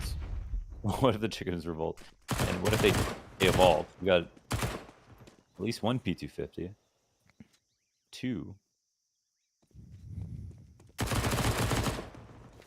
Banjo catches the easy cross kill. And just to be safe, he's going to give himself a little wiggle room. That'll give Temple over to prospects. There's this late lurk towards mid from Jimbo that could maybe put the Glock to the back of the head of the donut guys, but... Oh! It's now an MP9. There's one in spawn here. Yeah, Jimbo gets caught. He grabs the MP9, and that costs him his life. He's a dead man walking. And Spooky is an alive man hiding. That was heard. Pepsor knows he's on high alert. Yeah. Now it's just a matter of finding Spooky, and as he shows his face top mid, it gets blasted by Volt. 2 kills to him, a little bit of money made, and a little bit of a lead still left. 1 round the difference. Yes. So, I mean, when they played against MOUZ NXT, they lost the first 6 rounds in a row. So, you know, it's a pistol, there's a couple anti-ecos, and there's only a couple of rifle rounds, and the game was done because MOUZ NXT had such a good T side. So hopefully get to see more attempts from 0-0 prospects. Despite losing the pistol themselves here in this match, they prove themselves. See what they can do.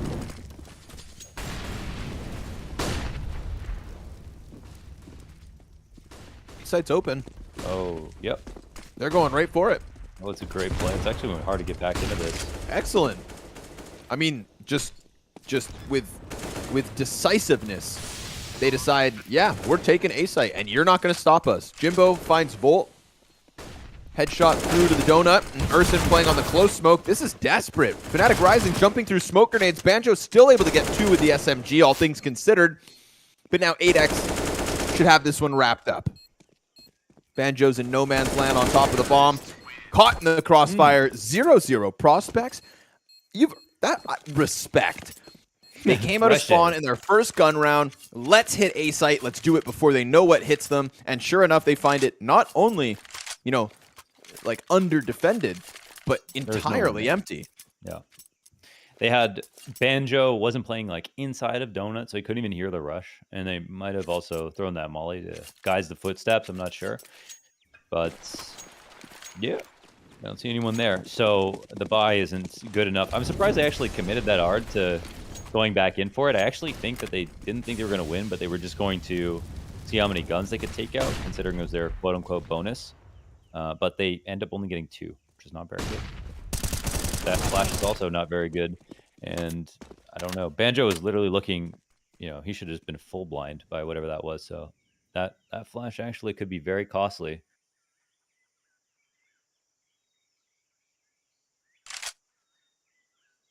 Poor 8x kind of got screwed over there. This is the donut smoke coming in the face of Banjo, so we'll see how he responds. Oh, he's dead. Nothing. That's a T-side incendiary that lands backside. Probably meant for Temple, but it's okay. They won't be punished. There was nobody actually there. And Lax now takes up the position. So with the smoke grenades down, there's still wiggle room. We will get that flank from Spooky. if he decides it's needed. Could come in late if it gets down to the wire. But for now, fnatic Rising, they can't even get the retake rolling. Urson, Jimbo, headshots off the AKs. Lax tucked in temple. Pepsor finally gets something going, but that's when Spooky strikes from behind. Ooh. Crossfires with Jimbo and gives Prospects not only an 11th, but room to keep going because the money is gone for Rising.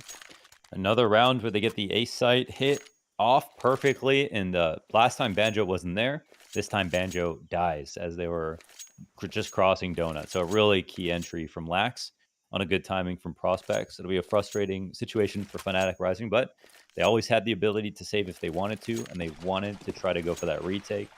2 times now they lose all 5 players, and it leaves them in the dumps.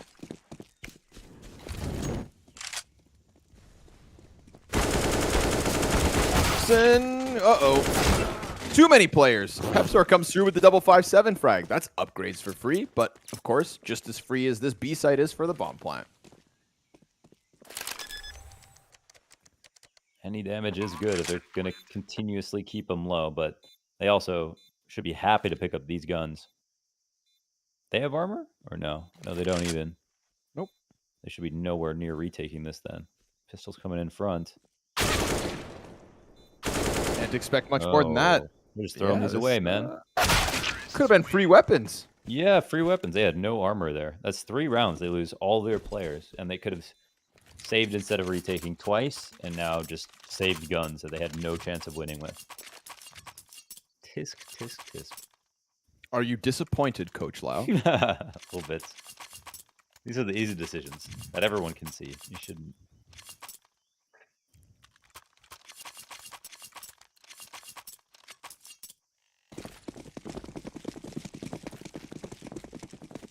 So, they lose pistol. They lose the conversion, and then Prospects have now taken 3 in a row, but Fnatic Rising will buy back. Of course, we look at the lackluster nades, right? You just mentioned this. If they have AKs, then we've got full grenades. Instead, you've got a FAMAS. And 3 empty belts of utility, essentially. There's a friggin' op coming into mid. Oh, wow, he finds the timing. Oh, lucky Volt. Uh-oh.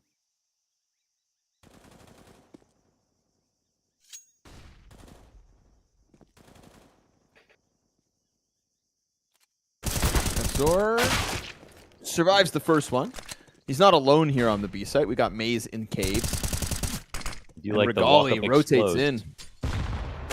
Lax looking for the kill towards cave will get it, as also Urson connects one inside of the middle of the map. But he is the last man standing. Gets tagged down to 24 as well. Awkward spot. Fighting versus Banjo. Won't come out on top of that duel as Fnatic Rising take a 9th. A 3-round game here.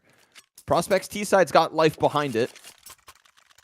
It's also got money behind it here in round 22.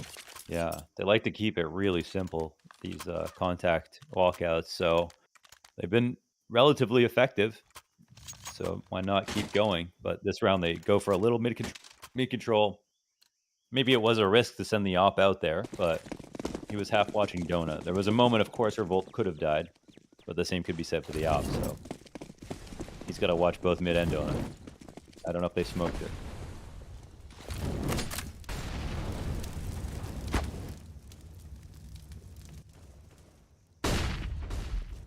Flash from Pepsor catches Spooky a little higher up, and the other T doesn't trade right away. Apeks just tucks in instead. Yeah, it's scary because it's usually a 2-rifle setup, so you don't want to just swing the corner. You want to try to kill him while he's down there, but he's around the other side of the box. Urson's T-side entries on Ancient. Yeah. This is where he made a first impression on us. Yes. This exact routing, but Banjo... he gets it. Doesn't get the better of him. 2 health left on Urson.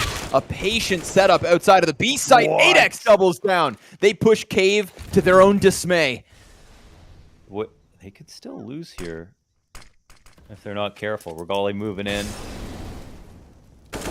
Scott went on the cross. 3 up, 2 are low. Oh, that plant is not safe. Nope. But he gets away with it. Yeah. Volt trying to attack it from the other side, but Lax comes off with a bomb plant. Insta headshot to Regali. Volt tries to escape back. Remember, 22 for 8x, 2 health on Urson. If he can kill Lax, then the other ones come with it. But the flashbang.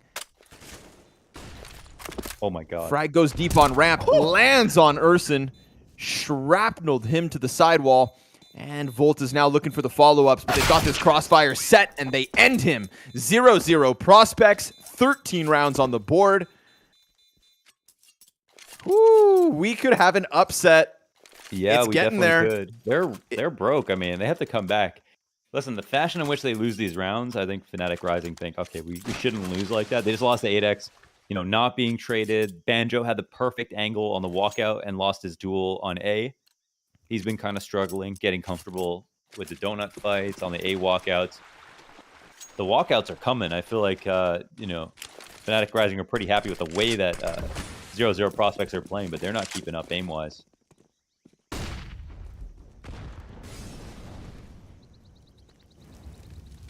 And they just don't. And they created a bad economic situation for themselves by throwing away 3 rounds, all their players. They could have been buying more.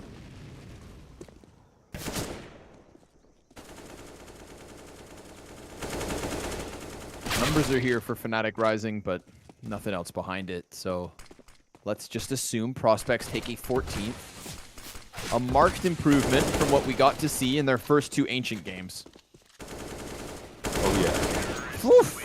They keep it clean as can be. 5 standing tall. Round 24, theirs for the taking. Now it's the buy-in. Fnatic Rising, you got to stop it. You got to stop it now. You're running out of chances, and this could, you know, there's ramifications here. This is Fnatic Rising going to potentially lose that 2nd spot in the group. I mean, we haven't seen 0-0 Prospects even try anything crazy yet. So if things start not working out, they can go on to other things like their full execs or heavier mid control and stuff. Like right now, they've been just playing bare bones, walking out, taking duels, and just that's been working. Oh, Urson flash through, denied by Volt. He is still the king of mid. Yeah, he is really. Can't take away his crown. But they're trying. He's got Regalia here to help him. Cave player also nearby. It's nothing towards this B site from Prospects, but they could just try to lean on Jimbo and 8X and walk into the A site. They won't have their specialist in Urson, but they could still get this job done, especially with the boost. Catch Banjo off guard while his teammates aren't still nearby. If he dies, well, it falls to Regali inside of Donut. From the Mac 10? Lax, how dare you? He dies to Regali as he goes up into Donut, but hell, the fact that he gets impact with just the SMG is something. Jimbo bomb plant falls back, and we've got a 2v4 post plant that surely Fnatic Rising should be able to get going. Jimbo insta-kill to Regali, looks for the peek on Temple and nails it. Volt's now down and we're even keel. Jimbo can tuck behind box and now just let Spooky take next contact. Sure enough, Pepsor popped down beneath him, but he does lose Jimbo in the process. MOUZ locked in, fights him, but it's the 2v4 from Prospects. God damn, how do they look so comfortable, man? Jimbo with those 2 fights can't be traded. They're just better right now. I can't believe we just saw Banjo die to Mac 10 from like 300 meters away. The triple gush through the box. I don't get that one. That was crazy. He has been abused on A. They are definitely right around a minute 20. They're just taking the round over towards the A site after pretending to fight everywhere else, and then they walk out. They just kill him. So they've had a lot of success with that. And now Fnatic Rising broke as hell. Wouldn't have bought in this situation if it wasn't match point. Prospects can do no wrong here on T side. They are farming right now. Finally, Volt dies without a kill too. That's not a final sign.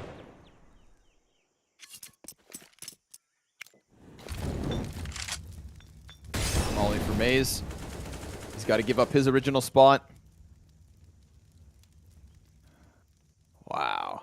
From losses to MOUZ and Young Gods to a victory over Fnatic Rising. That's the trajectory here for 0-0 Prospects. And we said it yesterday with Coming their off win. a win versus OG right? Academy. That's huge. You're taking down 2 of the top contenders of this group. And then all of a sudden, the Young Gods loss is just kind of like, you know, rough start to the season. Prospects, they have arrived. That much is for sure. But Regali, Yeah, he punches their ticket into Donut. That's 4 insta-kills back from fnatic Rising, and Lax on 4 health should not be able to finish off this clutch, so a little bit more still. I don't know.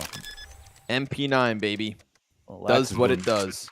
Lax is built different, I think. We've seen some... He was the guy with the Mac 10 last round, so... 4 health 1v2, Oh, that's what the you're telling me, ultimate Launders? first? You're telling me they're going to line up? He gets No, the first, again, but MOUZ right there. Easy trade. That would have been ridiculous. Yeah, that would have been too much. So 6 match points, and it's going to take more than 1. Okay. Nice play from Regali. These little bait set up there at the MP9. He gets 3 frags. Can't plan for that. You know, honestly, I really don't feel like this game is over, but just the amount, I mean, the individual level for prospects is just so high. I'm actually shocked to see that.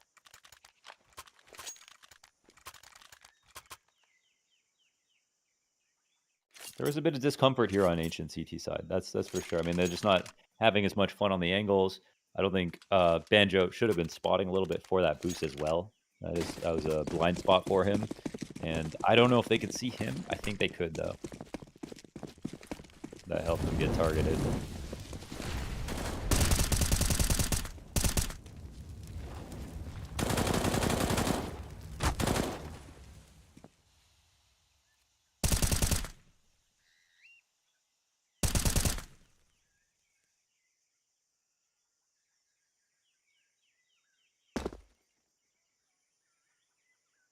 Slower one here from the prospects.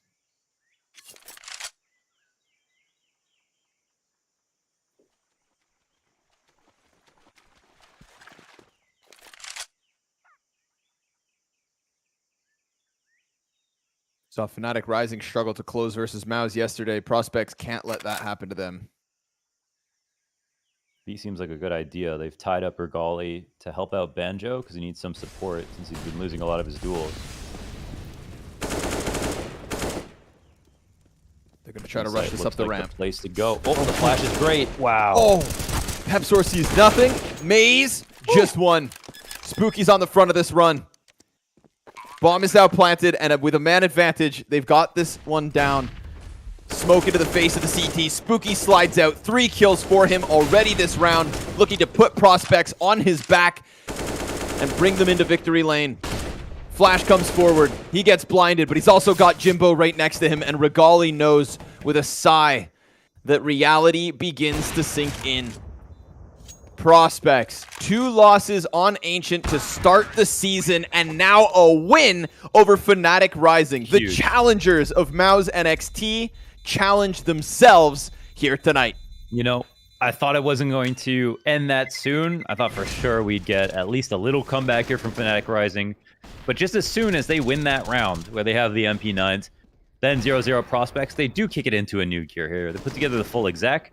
The flashes are very good. This was something that we saw fnatic Rising fail to do when they were attacking the B site, was keep the guy in B blind for as long as possible.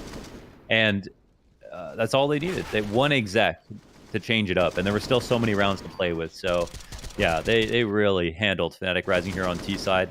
And did so much better on T side than they have in their previous 2 matches. Actually got a chance to play this time around, unlike when they got to play against MOUZ NXT. So, yeah, some real quality competition here in the league. And 0-0 prospects now kind of living up to the hype and a bit of the reputation they built for themselves before this started. Slow start doesn't define them. Yes, exactly that, right? Improvement as time goes on. And again, that's the beauty of this format. The fact that a loss here at the start of the season, it doesn't mean much. You can shake that off, get the rust off, and then just get things going. And they have here tonight, 25 kills to Spooky, 24 on Jimbo, Urson also in the 20s, and Apeks, who gave us some op shots to talk about previously, is also trying to throw his name into the ring. 100 ADR only on 1 player in the server, and that's Spooky. So he really does kind of take over tonight. A couple of moments. Really was Spooky, huh? Yeah, it's starting to get consistent. And if they can continue consistently, then we do have another challenger here in Group A. And Group A is already so stacked, right? This is the group with MOUZ, with Oh yeah. fnatic, with OG Academy, who have shocked us out of the gate, and now with 0-0 Prospects, who were the known entity coming in this season.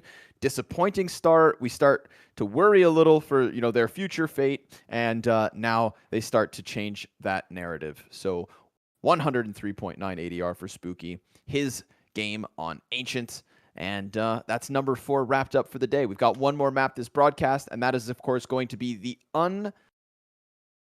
undefeated. That's the word. Undefeated Astralis talent, 2-0 so far, and FURIA Academy, who have shown us an improvement because they picked up a win already at the start of the season. They only had one win in the entirety of Season 3, and yet here they are already starting to show new looks. And will they be able to best Astralis talent for the first time?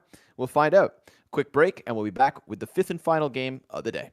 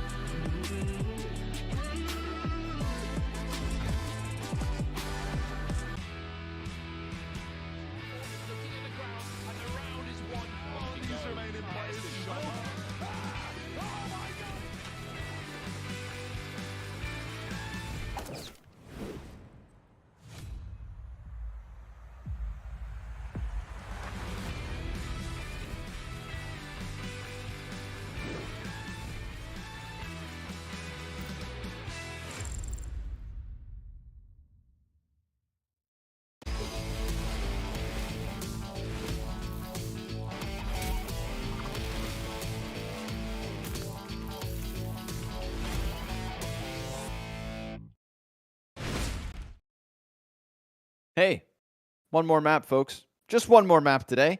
And it's going to be, of course, Astralis Talent versus FURIA Academy. Who was it from Astralis yesterday that told you he was going to be your new favorite player? Oh, yeah, I said I mentioned a Volt. I mentioned Volt in a tweet and said he's one of my favorite players coming out of the Academy League. Still proves true today. What an attempt from Volt on that map. But Bruiser, BRZER on Astralis Talent, replied to the tweet and said, "Watch tomorrow and see who your new favorite will be." So he also then said, I said, "Okay, let's see it, big man. Let's see what you got."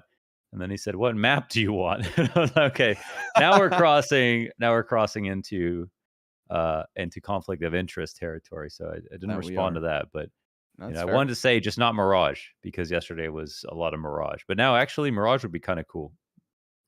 Today, I said, I tweeted out, I said, when I'm casting the Academy League, sometimes I feel like the soccer mom who just wants all the kids to have fun. That's my role. That's how I feel. And Okay, yeah. Sound responded to me. You know what he said? What? He said, "Thanks, mommy." And I regret everything. I regret Well, I everything. mean, you did make your bed. I All think. right, so we got some smart Alex, some whippersnappers out here in the Academy League. These next gen players, man, they get the social media game. Pre-match stats, as we will be playing Overpass between Astralis Talent and FURIA Academy. Lots of footage here for Astralis Talent. This is a map that they have 13 recorded games on. Of course, with it, 40% T round win. That ain't half bad, and about the same for the CT No, that's side. bad. Is it bad? Oh, Yeah, I mean, you want at least 50. You want at oh. least half. You see, that's what I mean. I'm just here to I'm like, Okay, all right, let me 40%. break this down for you. Good job, 41% kid. is pretty bad, but you know what's worse? 32% for FURIA Academy. Okay, so that's worse. Could be Uh, dire. yes. So, strong CT sides for both teams. And that will make a big difference. We're talking way more reasonable sample size here for Astralis Talent for FURIA Academy. That can mean almost nothing over the 2 maps that they have recorded in the last 3 months. So, yeah, very sensible pick here from Astralis Talent. They actually haven't won the majority of their recent games, but I do think that this is still a punish to FURIA Academy. Don't play it much, kind of exposing the deeper end of their map pool. And I think, it's a Danish team on Overpass. They're supposed to be good. I think Astralis Talent are going to be the breakout team of Group B. And unfortunately, because they're in that group without MOUZ, without Fnatic Rising, without 0-0 Prospects, without OG Academy, I'm almost just kind of waiting for Astralis Talent to get into the play-in/playoffs so that we can see what they do versus the other teams. It's like they're kind of in their little own incubation room. They're here just consuming all the noobs before they get to give it a good chance, a real run versus the top dogs. Overpass. That's a jam. Okay, we need more Overpass picks after that. Yeah, right? It's like when the nuke bomb explodes. Mm-hmm. Little heavy metal. Really sets the tone for some, Counter-Strike action. Let's go. Dane's on the T side, Astralis Talent. Let's see what you got here on Overpass. Got some pictures here for FURIA Academy. Good to see Kawez. He's been pretty awesome, I'd say. Him and Koala, I feel like, have been nuts. We had a really good opening match from Descenti. And I think they've been the most standout players overall. So FURIA Academy, they're looking to make history with this map. They win this map. Oh, Bruiser, you died, buddy. What's going on? Thought you were... Anyways. They're looking to make history with this map. They win this map. It'll be their best season to date. To date. Koala is actually starting this map as the 4th highest rated player so far this season. Okay. So we'll keep eyes on him, but of course they have only played 2 games. So an asterisk next to it. Retakes underway. Bruninho to the top of the boxes. Only Mr. Leftover, and he's dead. So with it, FURIA Academy defuse the bomb and take the CT side pistol win. Yeah, not too shabby. So both these teams are looking for like a resurgent. Of course, Astralis Talent had a much better season last season in season 3. Came in last place out of season 2, and FURIA Academy were also last place in season 2. But since then, I think it's fair to say Astralis Talent have kind of peeled away. And looking at season 1, FURIA Academy came in last place in season 1 as well. And they got 3 wins. Okay, so they got 3 wins. So they somehow went down from 3 wins to 1 win in season 2, 1 win in season 3, and in this season already have 1 win. So unstoppable. Basically. Think about how good they must feel.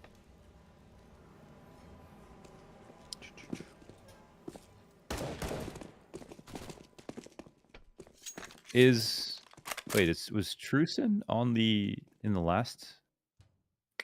Trusen. Oh no, they're playing without Fesser. Uh-oh. Huh. Fesser's been a king. Well, I think he's their best player by stats, at least. Yeah. No. Good eye. Okay. Trusen. Is that an R or an A? Housing. It's very tiny on our screens, Laundry. Oh, is it an A? Okay. Yeah, I know you're not wearing your glasses. Dude, I can't see. Yeah, I know. Is what it is. All right. So no Fessor. Ooh, this makes things interesting because, like you said, kind of pegged as the best. And FURIA Academy are on an upwards trajectory. So we'll see what Towson can do. He's got big shoes to fill for the Astralis camp, but this round is looking winnable. Ooh. Oh, Bruninho. Wow. 2 players line up. Little famous. And Bruninho. Oh, no, he celebrates and doesn't get the M4. Oh, man. Oh, well. Oh, what a Brazilian moment right there. These guys, they love a good celebration. But you got to get the guns and nades first. Oh, what the hell. It was such a big moment. You let it go. You just let it go. So just want to double check. Okay, so Altex is actually the #1 rated player for Astralis Talent, and he's also the second highest rated player in the league, but he also only has 2 maps played, so the Astralis Talent stats are a bit touch inflated. Yeah. And Fesser was #7 overall. But yeah, big shoes. CMB has just a USP, even though there are some good guns on the other side of the map. Towson, here he is. Good base of smoke, and he gets the kill. Ooh. That's a win. I'm going to do a little shallow dive on Towson. Yeah, get digging. It is his middle name. Let's establish that first. Sebastian Towson start. Lindelof. Don't have too much fun with that. Yeah, I realize that. Like, oh, no. He has photos at LAN. He has a photo on HLTV. He was playing on Atlantic before this. Okay, hold on. Real rounds coming at you. Yeah, 3v3. Bruninho tucked into the short side. But they crossed with the bomb in their hands, and that will be their error. Bruiser, what you got, kid? Talk a big game. Missed the scout shot. CMB. Just 6 health left to knock him over the edge. So made easy as FURIA Academy survive another test, another real round, lose 3 players in the process, but keep a FAMAS, keep an M4, and keep themselves away from Astralis Talent with the 3-round lead. So it looks like he's been a pretty strong performer. They played against Sprout. He had 22 kills in in each of the 2 maps they won. I mean, he's literally averaging over 20 kills across his last like 15 or so maps. Really good ratings, honestly. One of these series was actually versus Astralis Talent. He had 28, 26 kills in the 2 maps they won, or they actually lost both. Wow. So can't beat him, join him, I guess goes for Towson. That's the way to do it. Yeah. So okay, big shoes, but maybe big feet. That is the solution to the problem. Yeah. Damn, no Fessor. I really want to know why, but we have more questions than answers.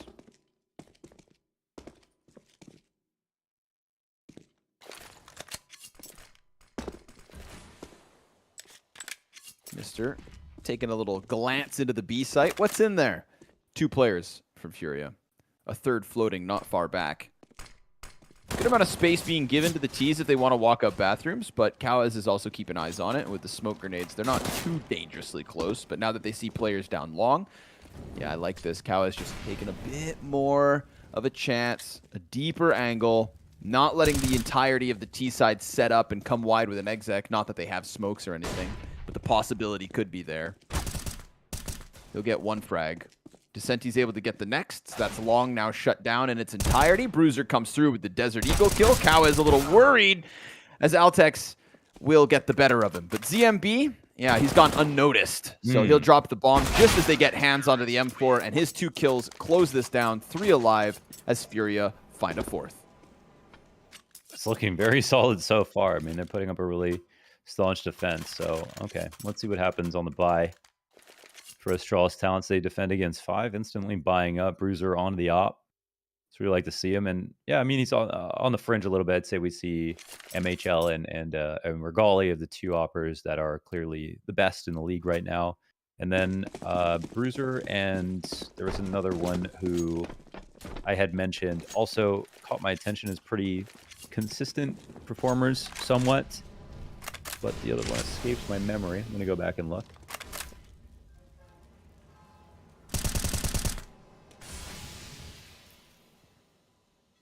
It's a lot of new names.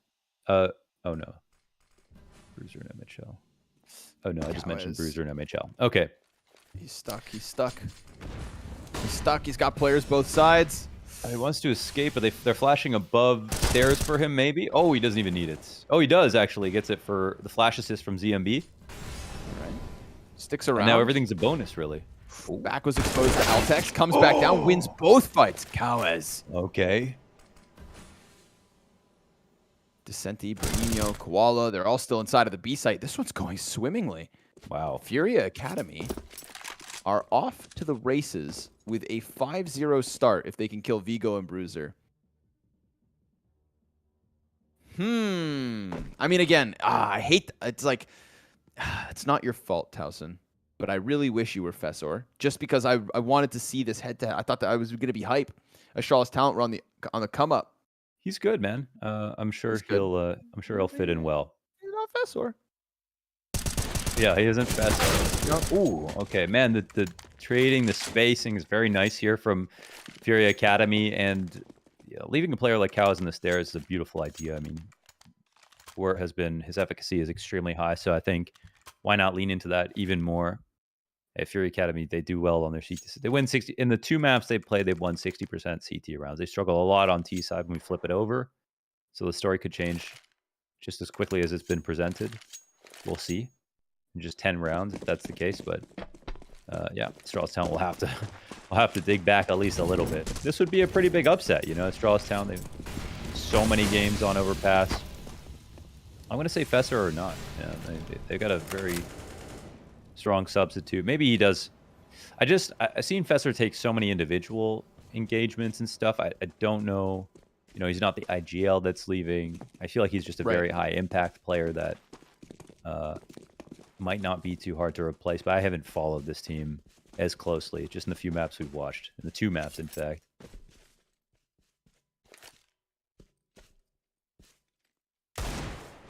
It's true. It's not a leader. It's not an opper.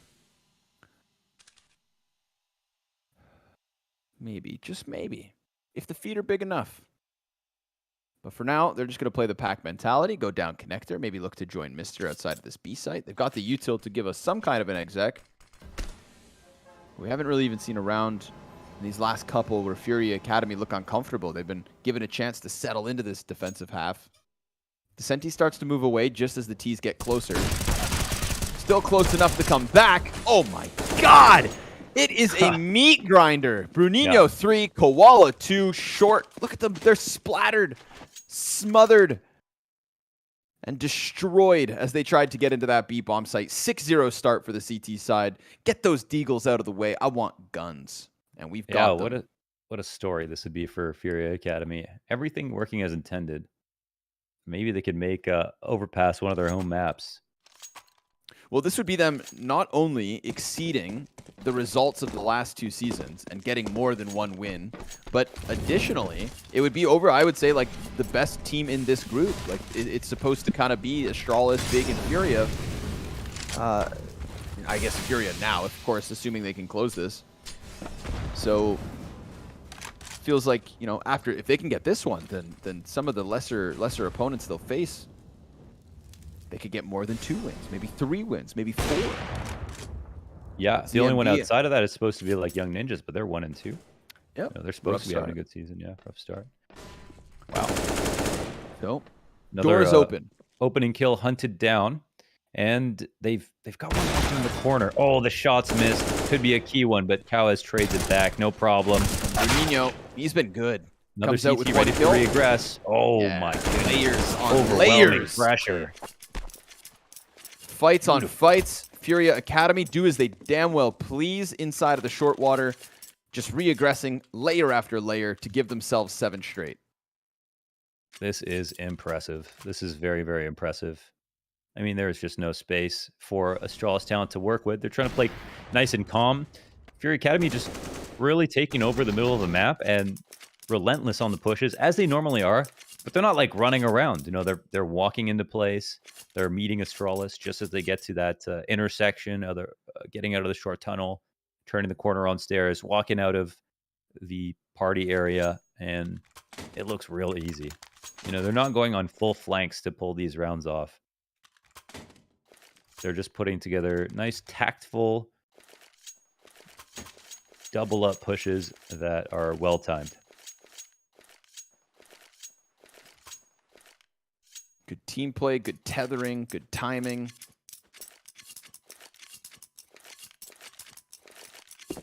Just got to keep it up now. 7 rounds is great, but still another 8 left in this half. Desert Eagles here from Astralis talent. ZMB takes to the top of party. Apeks does have an AK, of course, so it's more than just Deeds, excuse me. That one sole Kalashnikov.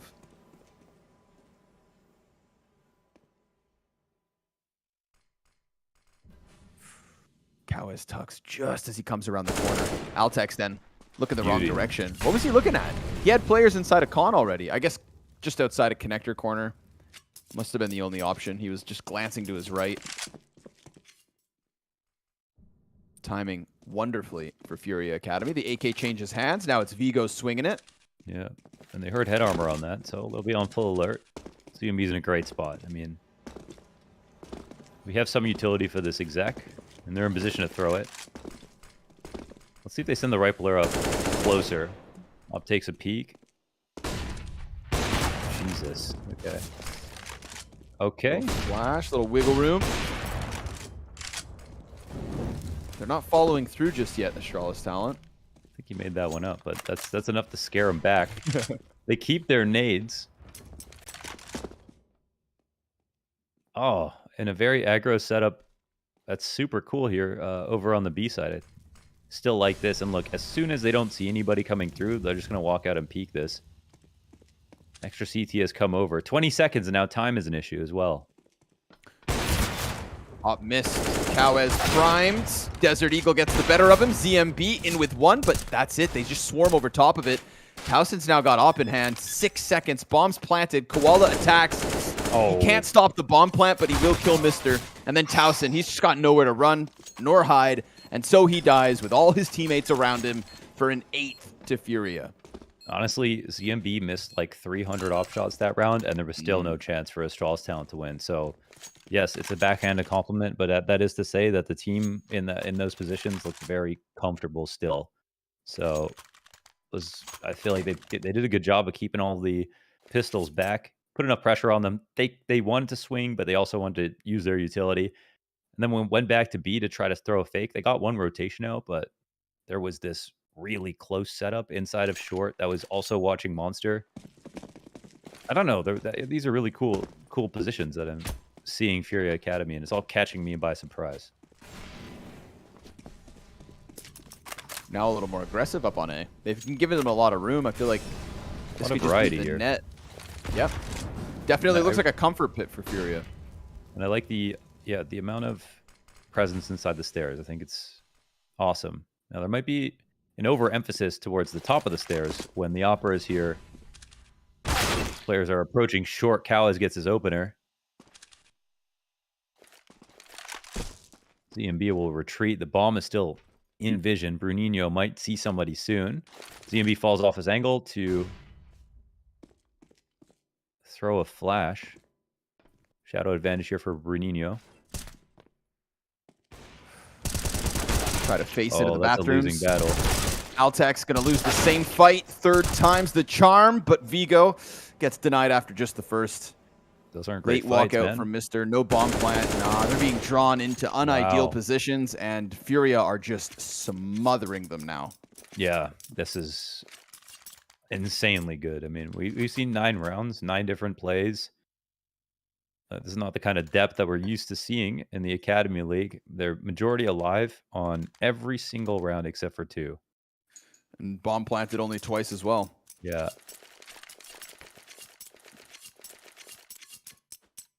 They just walked into that shadow, no flash, and no 2 players spaced, peeking at the exact same time. They got to be a bit tilted at this point. I didn't have FURIA Academy pinned as, you know, a much improved team just because we hadn't seen it season to season. But maybe season 4 is their chance. They were the worst team in every single season so far.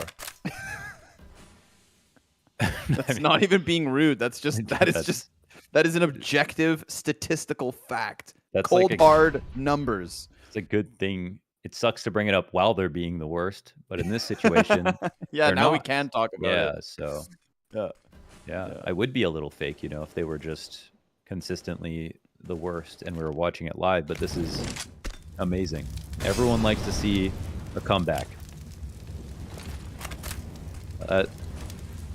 Molly does absolutely nothing here. No wood wall pushed off. They're maintaining this setup, and Astralis Talent are trying to go B. There are 3 players here.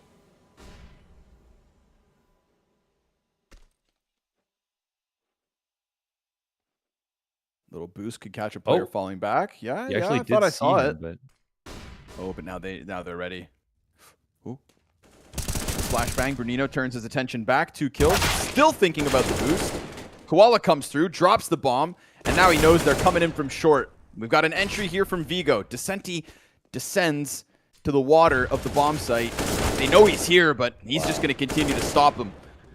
Altek surrounded from short, and it's 10 straight from the Brazilians. They heard that Young Gods were coming for the title of Best Brazilian Academy Team, and they want to make sure they put a gap between both. 10-0. Hot damn. I mean, no, you know, no kidding. Astralis do look a little bit flat, but like this is great. At least, you know, when we look at every round, I mean, first of all, they're out dueling them straight up and down. And then they're taking a lot of good fights. I don't see them taking any overt risks. All their utilities hitting, unlike Astralis's. This map must feel miles across the side.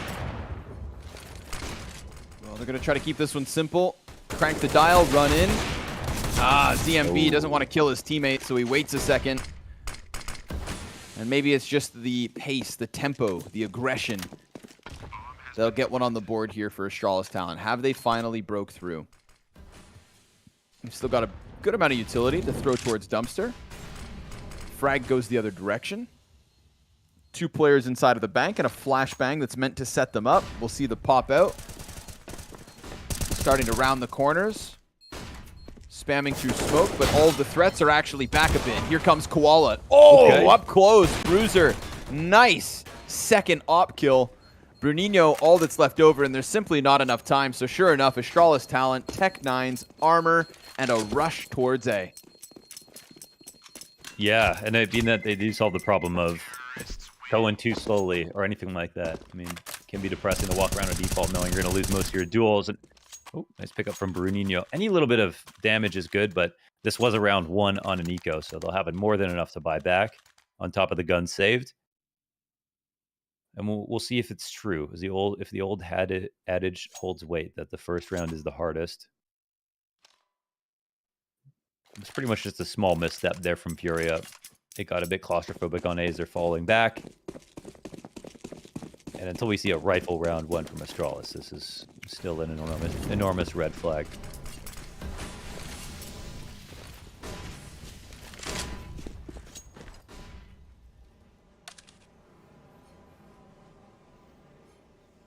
Oh no!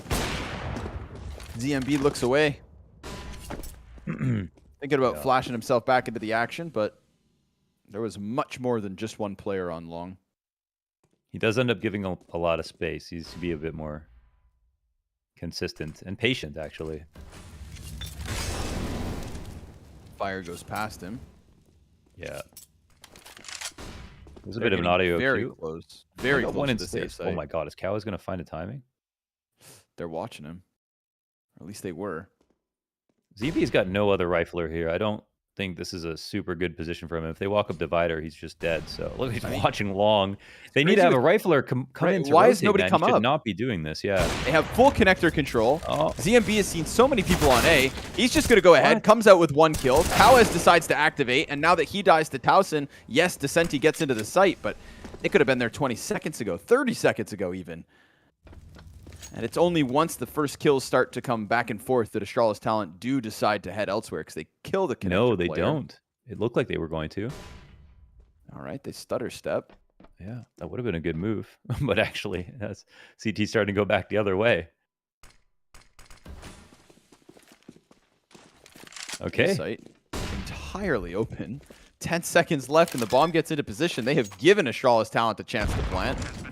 Frag will do a little bit of damage. Bruninho, who has been a masterclass this evening, is looking to come in with Koala in the 2v2. They get it down to Bruiser. Swinging the op. He's got bomb in front of him. Connects to Koala. He falls to 45. Bruninho gives chase. Gets him down even lower. But one op shot will just lay down Bruninho. And Bruiser's trying to push past. Uh-oh. Yeah, now he turns it, and he's got it. Done. A 1v2 clutch to give Astralis Talent number 2. That's beautiful. If he decided to jiggle one side or the other, then that would have just been his life because he had such low HP. So he had to gamble on which side they would come out. Trust he would hit the shot, and then once he made that risk, it was easy for him in the timing. So beautifully done there from Bruiser to grab a second, and it is actually just a decision to slow down, but then just go back to A. That is enough to freak out FURIA Academy, who are rotating back and forth over and over again. So 2 in a row. The money is still there, even though it's kind of low. Oh, is it? Descenti's a walking piggy bank here. He's got 10K. Yeah, again, majority alive for most of the round, so FURIA have made the most amount of money possible. That, yeah, okay, that was the first position where it looked wrong. I mean, we had ZMB inside of bathrooms with a rifler and stairs. No one watching long. No one rotating back, even though they were still 5v5. And no one watching the outside of bathrooms. And a blind spot in divider. If someone walked by that, he was just dead. So an enormous risk took clear by him. And after he got his first kill, he just swung wide into another rifle who ended up taking him out. So, I don't know if it's on him, but he needs to ask for help for someone to come to that position and stay there. And surely he couldn't have felt safe, right? It didn't look like he felt safe. I've never seen someone look so unsafe. He just ignored his call to action. All right. We still got bombs floating outside of the B site in the 5v4. There is room here for Astralis Talent to still recover a T side. Get 5. Get 5 and we'll talk. But CT is looking to keep it a little bit moving. Altex.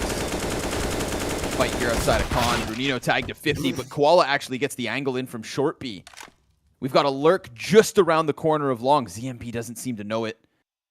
Towson should have him, but what if Descenti instead takes the attention? Oh, Jesus. ZMB, his back is completely exposed. They're back to back. And Towson, he's going to just start walking down. And if he can get into this B site. He doesn't even need this kill, but okay, yeah. I mean, that's one in the pocket, and he can help with the B attack. Now he can really slow it down to a grinding halt, right? They have to watch their back. And ZMB should know now it'll for sure end B in this position. They're waiting out this smoke. 20 seconds? It's down There's to the wire. Some outside ZMB, chance that they stop could this, but flank too. Towson pops up. Sure enough, ZMB catches Vigo. Bomb's going to be able to get out from Monster, trying to push into the site. Koala stops it. Whoa. Oh, he gets both. Koala from Graffiti. Towson, 4 seconds, 2 kills needed. And as he tucks, he concedes 11 to FURIA. And now he might die. Oh, it comes close. 8 HP, man. That would have been money trouble for sure. 2,300 on him, but he keeps the AK. Enough money to scrap together a buy. I think they should go for it. But FURIA Academy, that's the only thing there is Towson, you know, you can't blame someone for taking a kill, especially in a spot like that. If he had walked it down to B and got one of the site guys as they were entering, that might have been more worthwhile. But there's also the risk that you don't know where that pistol is going to rotate to. You don't know if you let him go, if you don't get a chance to kill him later. So it still was on his teammates to make sure they safely got into the site. But they weren't ready for that Graffiti play.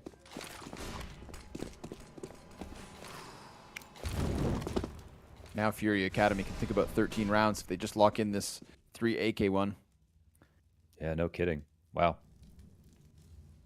But another weird A. One guy long. Bathroom's entirely open. Oh no, excuse me. Cowas is still down in con. Okay. They have given this space to him multiple rounds now, and nobody's watching it. Like, the possibility is not even in their minds.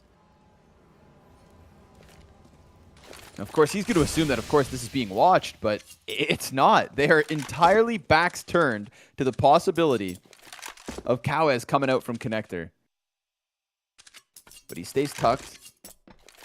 ZMB still spots nothing. Cowas does finally decide to activate, and it's an insta-kill versus Vigo. He tucks back down, and then as he comes back up, Apeks gets the trade. So at least it's the 4v4 off the back of this.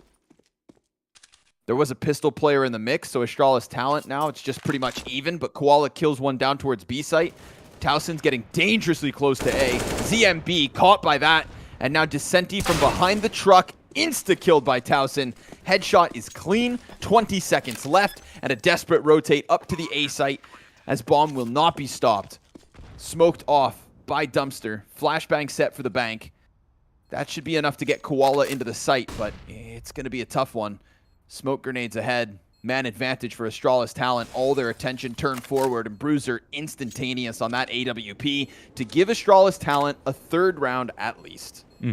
Patience wins that one. I, like you, am shocked that they let the stairs timing just exist that entire time and let Towson finally reaggress, even though, I mean, he's been a main character of the stairs. He's been there every single round, so number one, if they put any attention in their default, they could have just cleared him out and called that trade. They have tried to be fair, and just like lost their duel. So that is one thing. But if they're not going to do that, then they should basically have someone on duty, making sure he can never come up, sitting in balloons or whatever it is. And we know eventually FURIA Academy are going to take over short control, push upstairs anyway for the retake. So would have been a good thing to have in mind. But they punish the re-aggression there. Then they get into the site, and dude, ZMB is he is just not very careful. Like he let someone walk all the way up long. He's jumping. He's making tons of noise. Yep. Looks pretty uncomfortable, and I think gives up some of these positions on CT side. Luckily for FURIA, Bruninho and Cowas are doing enough for 4 people. One more round on this CT side. Lesser weapons, of course. Apeks making sure to clear every corner and connector. They can't let that one happen again. But Cowas is actually trying to get around the long side.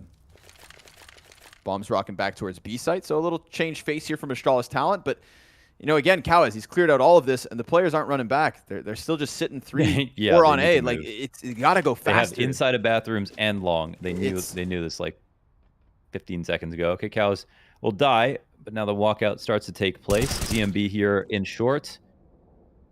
They smoke Monster, but it's a few seconds too late. Now the entries will come in. Trying to wrap around them. Of course, they can watch their flanks, plus it's smoked. They're not watching flank, in fact. They just lean on the smoke, and ZMB, he's going to stuff that FAMAS. Oh, he doesn't shoot! It could have been, but it isn't. And so with that, Astralis talent, a little bit of a lifeline at the end of the T side. He tries to get a second instead. The op turns on him. It's 4 not even a rounds bad out of play. the final 5. I'd just like to say I laughed because it was funny, but it wasn't a bad play. Like, Monster was smoked, so he just pushed through that. And just a matter of timing there for Bruiser. Eventually wants to turn just in case that smoke's still up or gone. And it probably is still up for a few more seconds, but there he is. And he nearly lined up the second player to shoot, too. So it made sense why he was doing that. Oh, no. That was funny. Well, did Bruiser end that half with 1 armor? I don't know. No. I just saw 1 armor in the main middle screen, but I don't think he survived that much. FURIA Academy had them against the ropes for two-thirds of that half.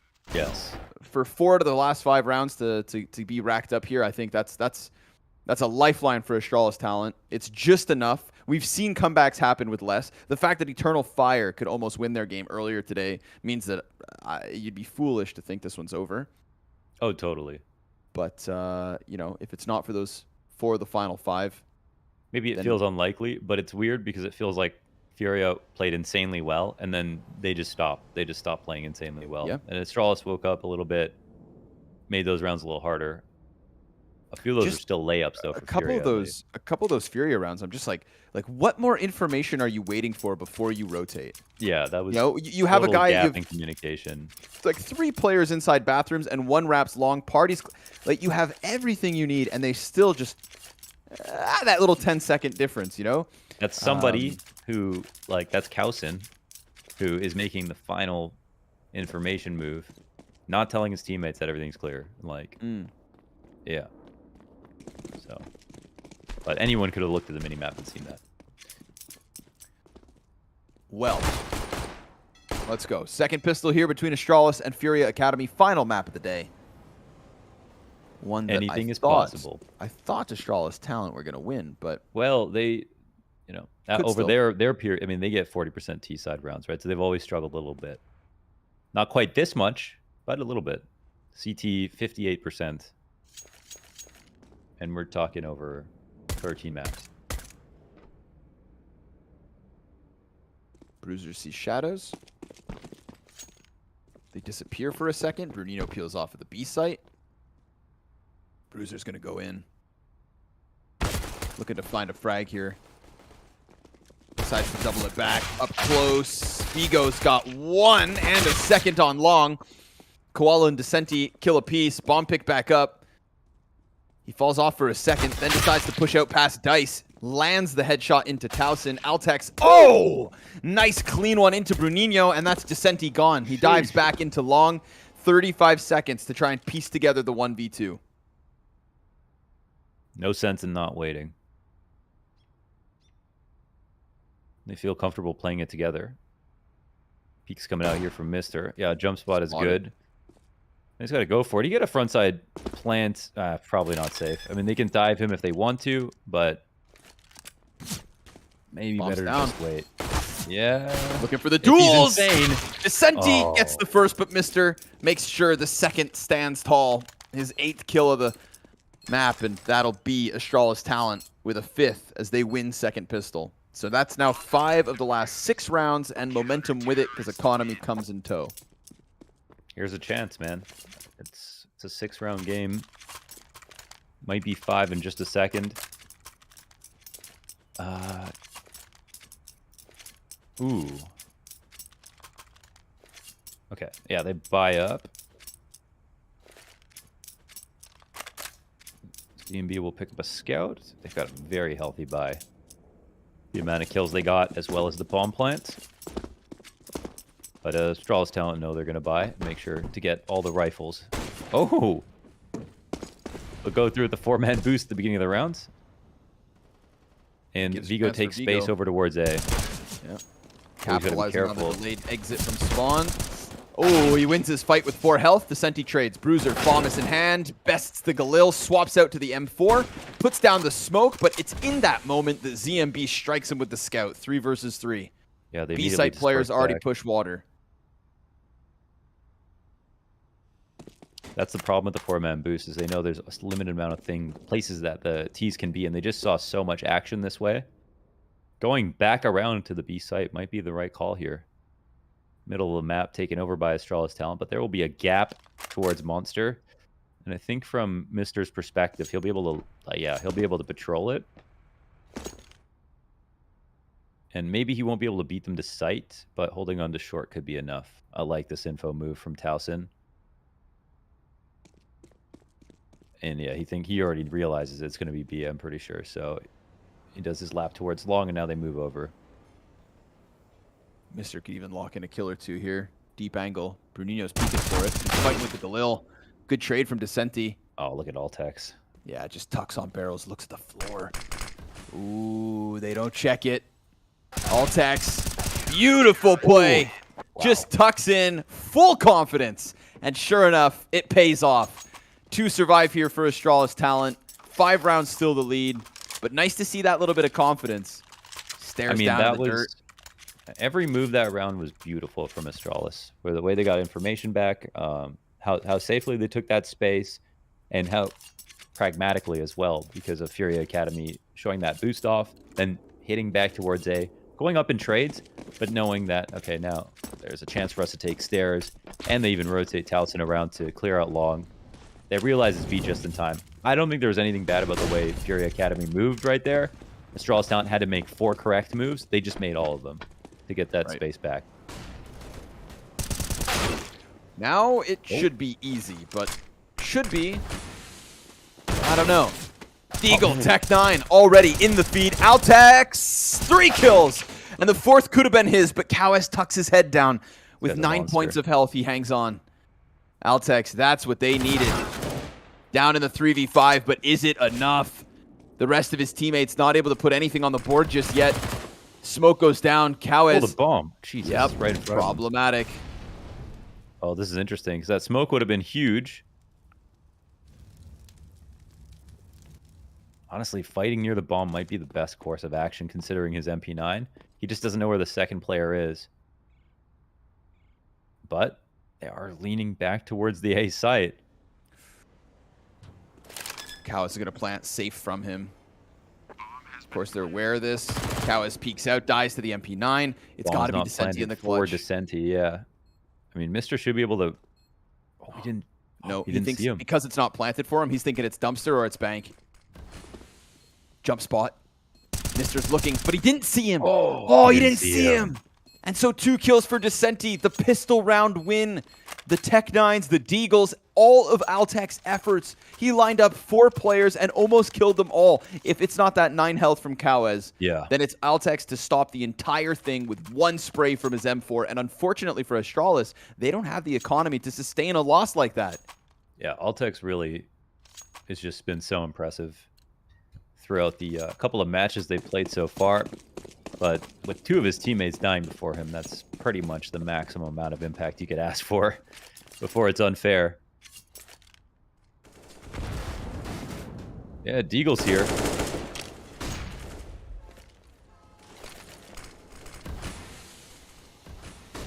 And even though it looked like Astralis talent are starting to play well, they are still down 6 rounds.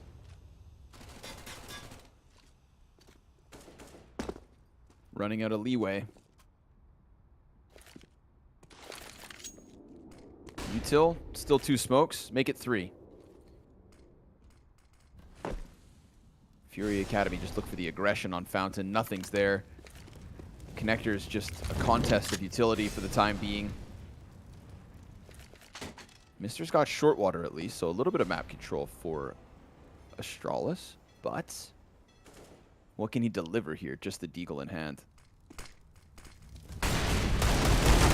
Oh, the good damage comes through, but kills, not so much. Okay. Quick pop into the B site, and they've got this one. 13th wrapped up for FURIA Academy. Indeed. Wait, are they going to keep everybody alive too? Those entries are beastly from Koala. Damage is almost there. Almost on Monster. Yeah. Players lining up for the Deags. The damage going through each of them.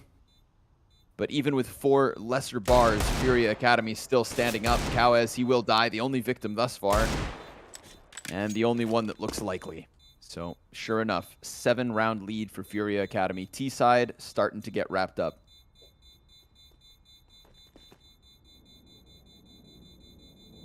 This is excellent stuff. Oh, we don't have a full buy coming up because of the investment. Yep. They took a risk with this. Wow. Oh my god, so much came down to that 1v1. Altex almost keeps them in it, but ramifications from it. Another tough one here for Astralis Talent, looking like 14-6. And at that point, we're getting into blowout territory. Indeed. That was just off the half buy from FURIA. Going fast. See if they chew through this one, no problem.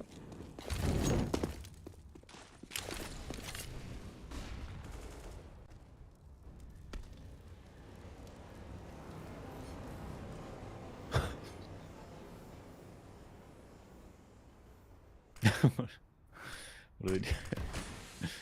Just hanging out. Yeah. Book club. Right. Okay. You know.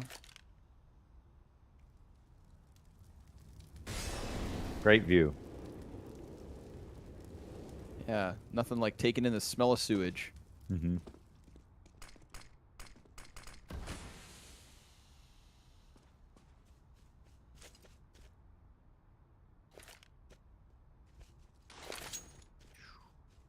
A-site defense non-existent. Only early spot is Mister just going for the jump peaks. So we'll see if the CTs, sure enough, they're going to scramble up, try to throw everything they can. Kitchen sink included. And holding off on the A-site. Vigo from Bruiser could have been, but isn't. It's Vigo with the one and done. Quick pop over top of the dumpster, and ZMV and Vicenti just popping faces here, keeping CTs back and giving FURIA Academy a surefire 14th round win. As you would have expected, the economy told the tale this time. FURIA Academy looking for the win. 2 to go. Navi Jr. only got 6 rounds versus FURIA Academy. So they're right on par with Astralis Talent. Was that, what map was that? That was Mirage, correct? Yeah. Yeah, okay. FURIA Academy on an overpass. It was Cool to Koala see. and Kawez to both have over 100 ADR on that map. And definitely Kawez has been someone to talk about. Yeah, Koala as well. I guess him and Bruninho, like everyone is doing Yeah. super well at the moment. Oh man, that's great. Continuation flashes. They split the difference on the tunnel going on both sides. Towson's going to have a lot of pressure on him. The bomb almost jumps into his arms and goes right above. Towson will win his engagement. But they've already got this graffiti at this point. So far up. Vigo comes in with an answer. Koala can't really deal with it. And Bruiser through the smoke on short. Throws a little bit of X factor back into the game. That's at least 7, but still the halfway point. They just got to get swarmed. Despite how deep FURIA Academy got on that bomb site, they didn't control the things like short or heaven. And without it, Yeah, they did it all smoke gets it. unraveled. They got short smoked, but they didn't clear out pit all at the same time. They got parts got way farther than others and didn't get the kills they needed to. Like Towson was the key one.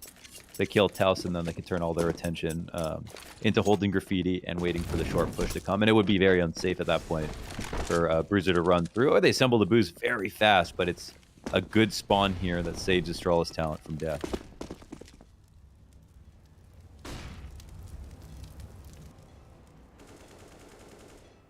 Mister back into his roost. He's been here before. Usually with lesser weapons. Nice to see guns in the hands of Astralis Talent. There's so many economic problems. They decide to crawl back. Of course, the FURIA Academy decide to go all in through Monster again without that short control. Could come back to haunt them. CTs have actually been given this position a couple of times. You know, whatever's free, you take. That's the rule of life. They let Autex rotate back into the site. Scaring him a little bit with this early volley of utility. Oh, but they get the monster smoke in. Wall is kind of stuck in the middle of it. Doesn't want to lurk out either. And there is a hell of a one-way here going on in the short tunnel. Thing is, for Furia Academies, they have done nothing on the map except for sit outside Monster. So Towson is very comfortably wedging himself into the flank without overdoing it. This should be the CTs to win. They've got 2 here ready. Everything they really need. This one fully expected. I don't know what Furia Academy hoped to get out of it, but a little team kill goes the way back the other end. 12 seconds left. Smoke's going to fade. ZMB tries to check flank, but, I mean, he just walks into the smoke grenade and dies. Senti, 7 seconds. Furia Academy read like a book because they did nothing. They didn't even try to hide it. They just sat outside a Monster and waited and hoped that Astralis talent wouldn't be able to piece together the bigger picture. Clearly, they had everything in line. You kind of hope in your mind. You're like, all right, they're scared of us. They wouldn't push. Not like we would push. And not like they pushed every other round. So, of course, Astralis talent have been playing well. They've been playing for info. They've been in these mid-round situations looking for the gaps, and this round is no different. So, yeah, eventually they get in a position to block off the flank, and that's what the importance of defaults are, to punish players like Towson for looking for info like that. And they could go into the full B-side hit if they want to, but if they're going to do it like that, they got to do it sooner. Because their fog of war was massive. They were really crossing their fingers and toes and just assuming Astralis talent were going to play lazy.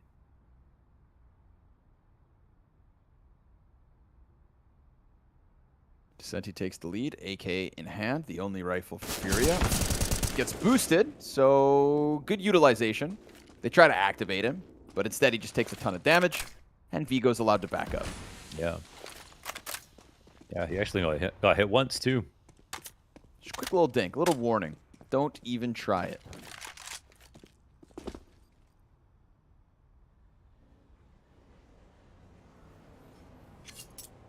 And then nobody's going to overface.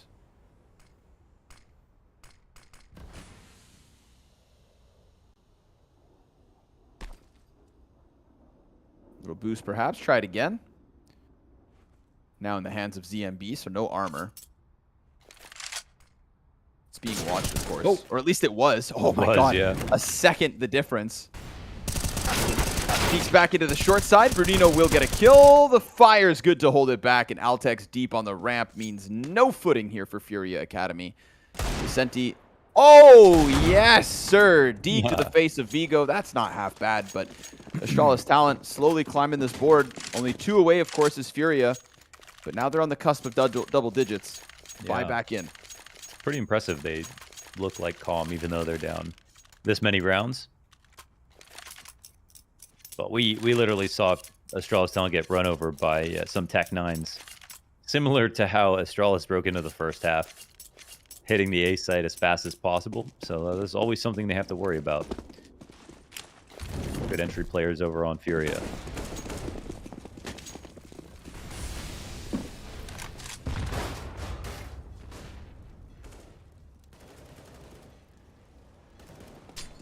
Explosion here towards A. Vigo will spot him. He can get out if he wants to. Looking to fall back to the stairs. Stands his ground off there to support. One of the stairs coming up now. But Koala knows that if they don't get a kill, the attention's going to be turned back. And this is very smart from Mister to help him clear out the exit. Wow, and they all escape. Super solid stuff. Now, there is a moment here where the rotations are so slow. It makes sense to go towards A. And Towson's going to jump spot C2. Oh, but there's an opening back. Oh, there certainly is. Smoke at the dumpster. Vigo. Ah, nice.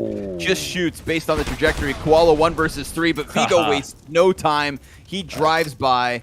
A smooth ride for the 10th to Astralis. And, I mean, hell, you're playing with no pressure after a first half like that. You get 4 of the last 5 rounds. You think, win a second pistol, we'll see what goes down. And now they're within 4. They're within striking distance because Furia Academy still can't buy back.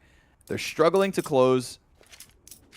You know, you can't put too much pressure on yourself, but at the same time, Astralis talent, you got to think there is a chance. There is certainly a chance they get this. Yeah, I mean, they're not playing like they're losing. They're still making info pushes. They're being very, very well coordinated. This is Counter-Strike. They could still just lose a couple of gunfights and screw this up for sure. But right now, I think they feel pretty good about their chances. There's some nice grenades on a top performer for Astralis and Apeks. Get him softened up.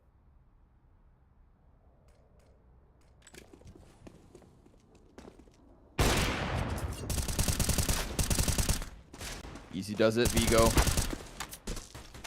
Man, he is climbing. He's having a field day. Odd shot up close. Bruiser not going to go down without a fight. And that, of course, just allows Vigo to tuck in so Tussin can offer a helping hand. 11 for the Danes.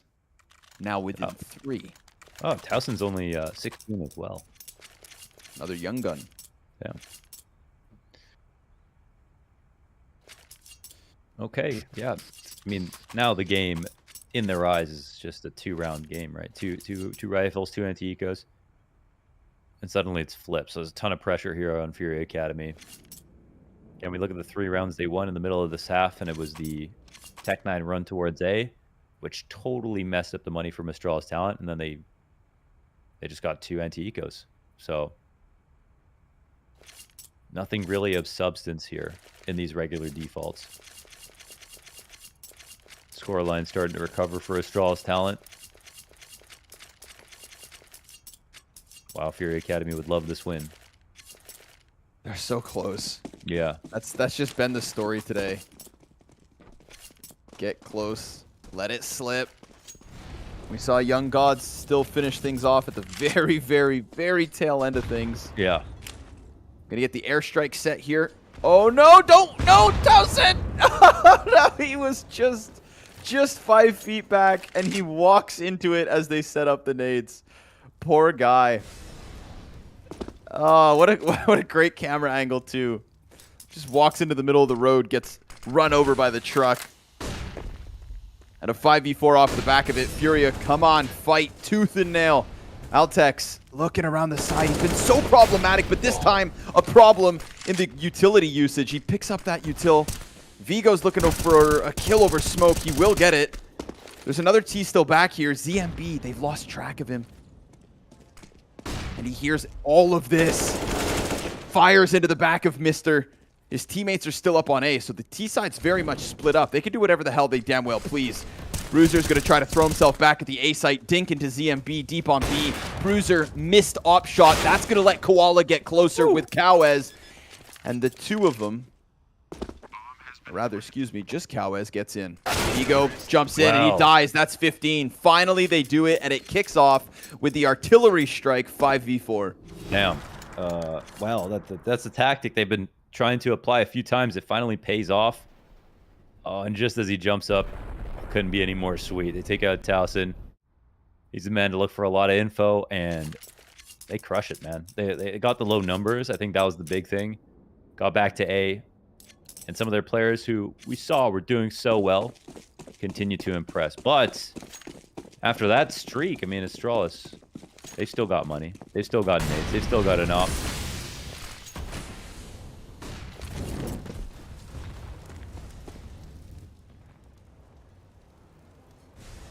It'll be sick now if they use those vitality nades to nade you where you wait for the nades. Already out short. Oh, lined up. Mr. 2 kills. Walk right in.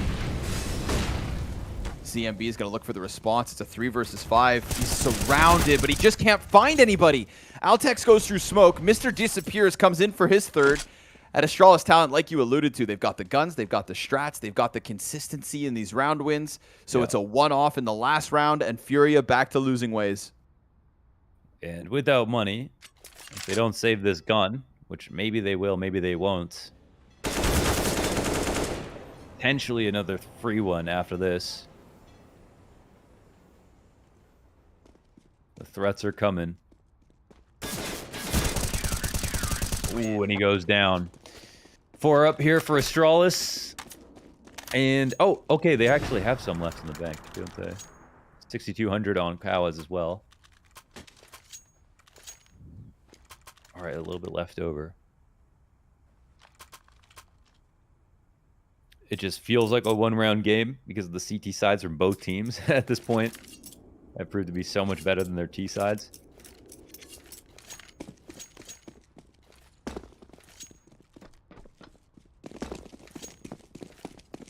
Unfortunately, Furia Academy's defaults are not good enough to keep up, and Bruiser will make it worse. Nice shot.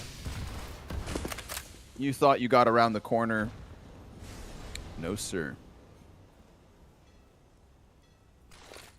Oh, 3 more nades. Perfect. Yeah, let's go. Let's go. I There's love still it. Stairs presence, okay? So It's not wrapped up, but it's just nice to see the util, right? They're trying to come in with new ideas, and it's working. there he is. Towson done. Bruninho able to answer back, but they lose Koala over towards Monster, so man advantage here for Astralis Talent. The frag grenade goes a little too far. That could have actually ended Bruninho. Excuse me. What are you hiccuping on the match point? It's not my fault. It's okay. There'll be more rounds. Loser. That's what you thought. Oh. No. Bruninho. Surely Vigo locks this in. He's been so good for the multi-kills. Back on truck. Gets the turn. Bruninho in with another headshot. He's not done. Last player's coming down long. Yep, It's got to work. I mean, this to. timing is It has massive. to. He's not even suspecting it. Not one bit. Mister locks this in. Oh, 13 for Astralis Talent, and the game keeps going. god damn. Good Nice thing, freaking try, dude. These shots from Yeah. Bruninho, Insane. holy hell. That kill Bruiser got down sent long. to another dimension, yeah. Woo! Goddamn, boy. Oh, we got cams.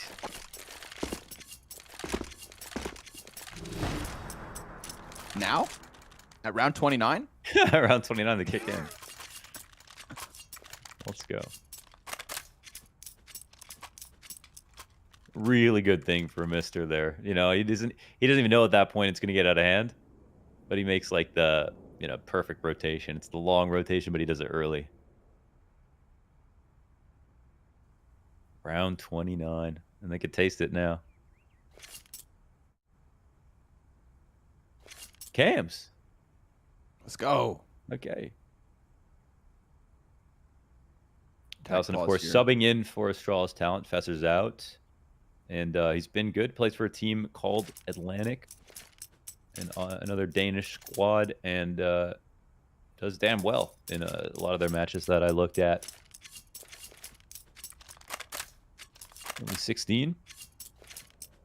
Stepping up to the challenge. Been really good on the info plays here on this map. Another boost. Ah, they slide off. Little too slippery. 2 more rounds to close. Vigo, Koala. Oh my god, he just Wow. slides right That back was up. slick. Yeah. Gets suctioned all the way back up. Beam me up, Scotty. Oh, long play? We haven't seen an emphasis on long, Yeah. but Bruiser posts the op in front of it. ZMB's going to get boosted right into the angle. Oh, that's a good. Yes, Wow, it that's is. really nice. Jeez. Now, how much do they follow up with? Because we already get this scramble upwards from Astralis Talent. Last time it was a 5v4. I'm pretty sure FURIA secured 15. That triple nade stack. Powez got double. They die in an instant. Vigo comes out from bank. 1 kill to his name. Bruninho and Towson is ended by Koala. It is an attempt at the comeback. 4 of the last 5 rounds on their own T side. Wow. They nearly bring it all the way, but again, the comebacks don't conclude. It is Furia Academy with the win over Astralis Talent here on Overpass. Hey, beautifully done. Listen, it's one thing that both these teams struggle on T side, okay? And that much was clear. But I gotta say, I mean, even though Furia Academy's T defaults did not look compelling, their fast rats were shut down. They had that slow round entering B that got called out. And Astralis Town looking like, oh, way better. We saw Furia Academy implore so many tactics to get any kind of advantage that they could. The triple nades to the headshot barrels got them a kill. The triple nades to the regular boost got them an entire round off the back of this. It rocked their setup. And then they boosted at the back of long to get the op down. Yep. No problem. Easiest pick of life. And it's That the right one there. that matters the most. So, you know, they supplanted the fact that they struggled with just generally working the map with all of these little tricks, and that was enough. They even added a brand new one at the very last moment in round 29. So congrats, they earned that one.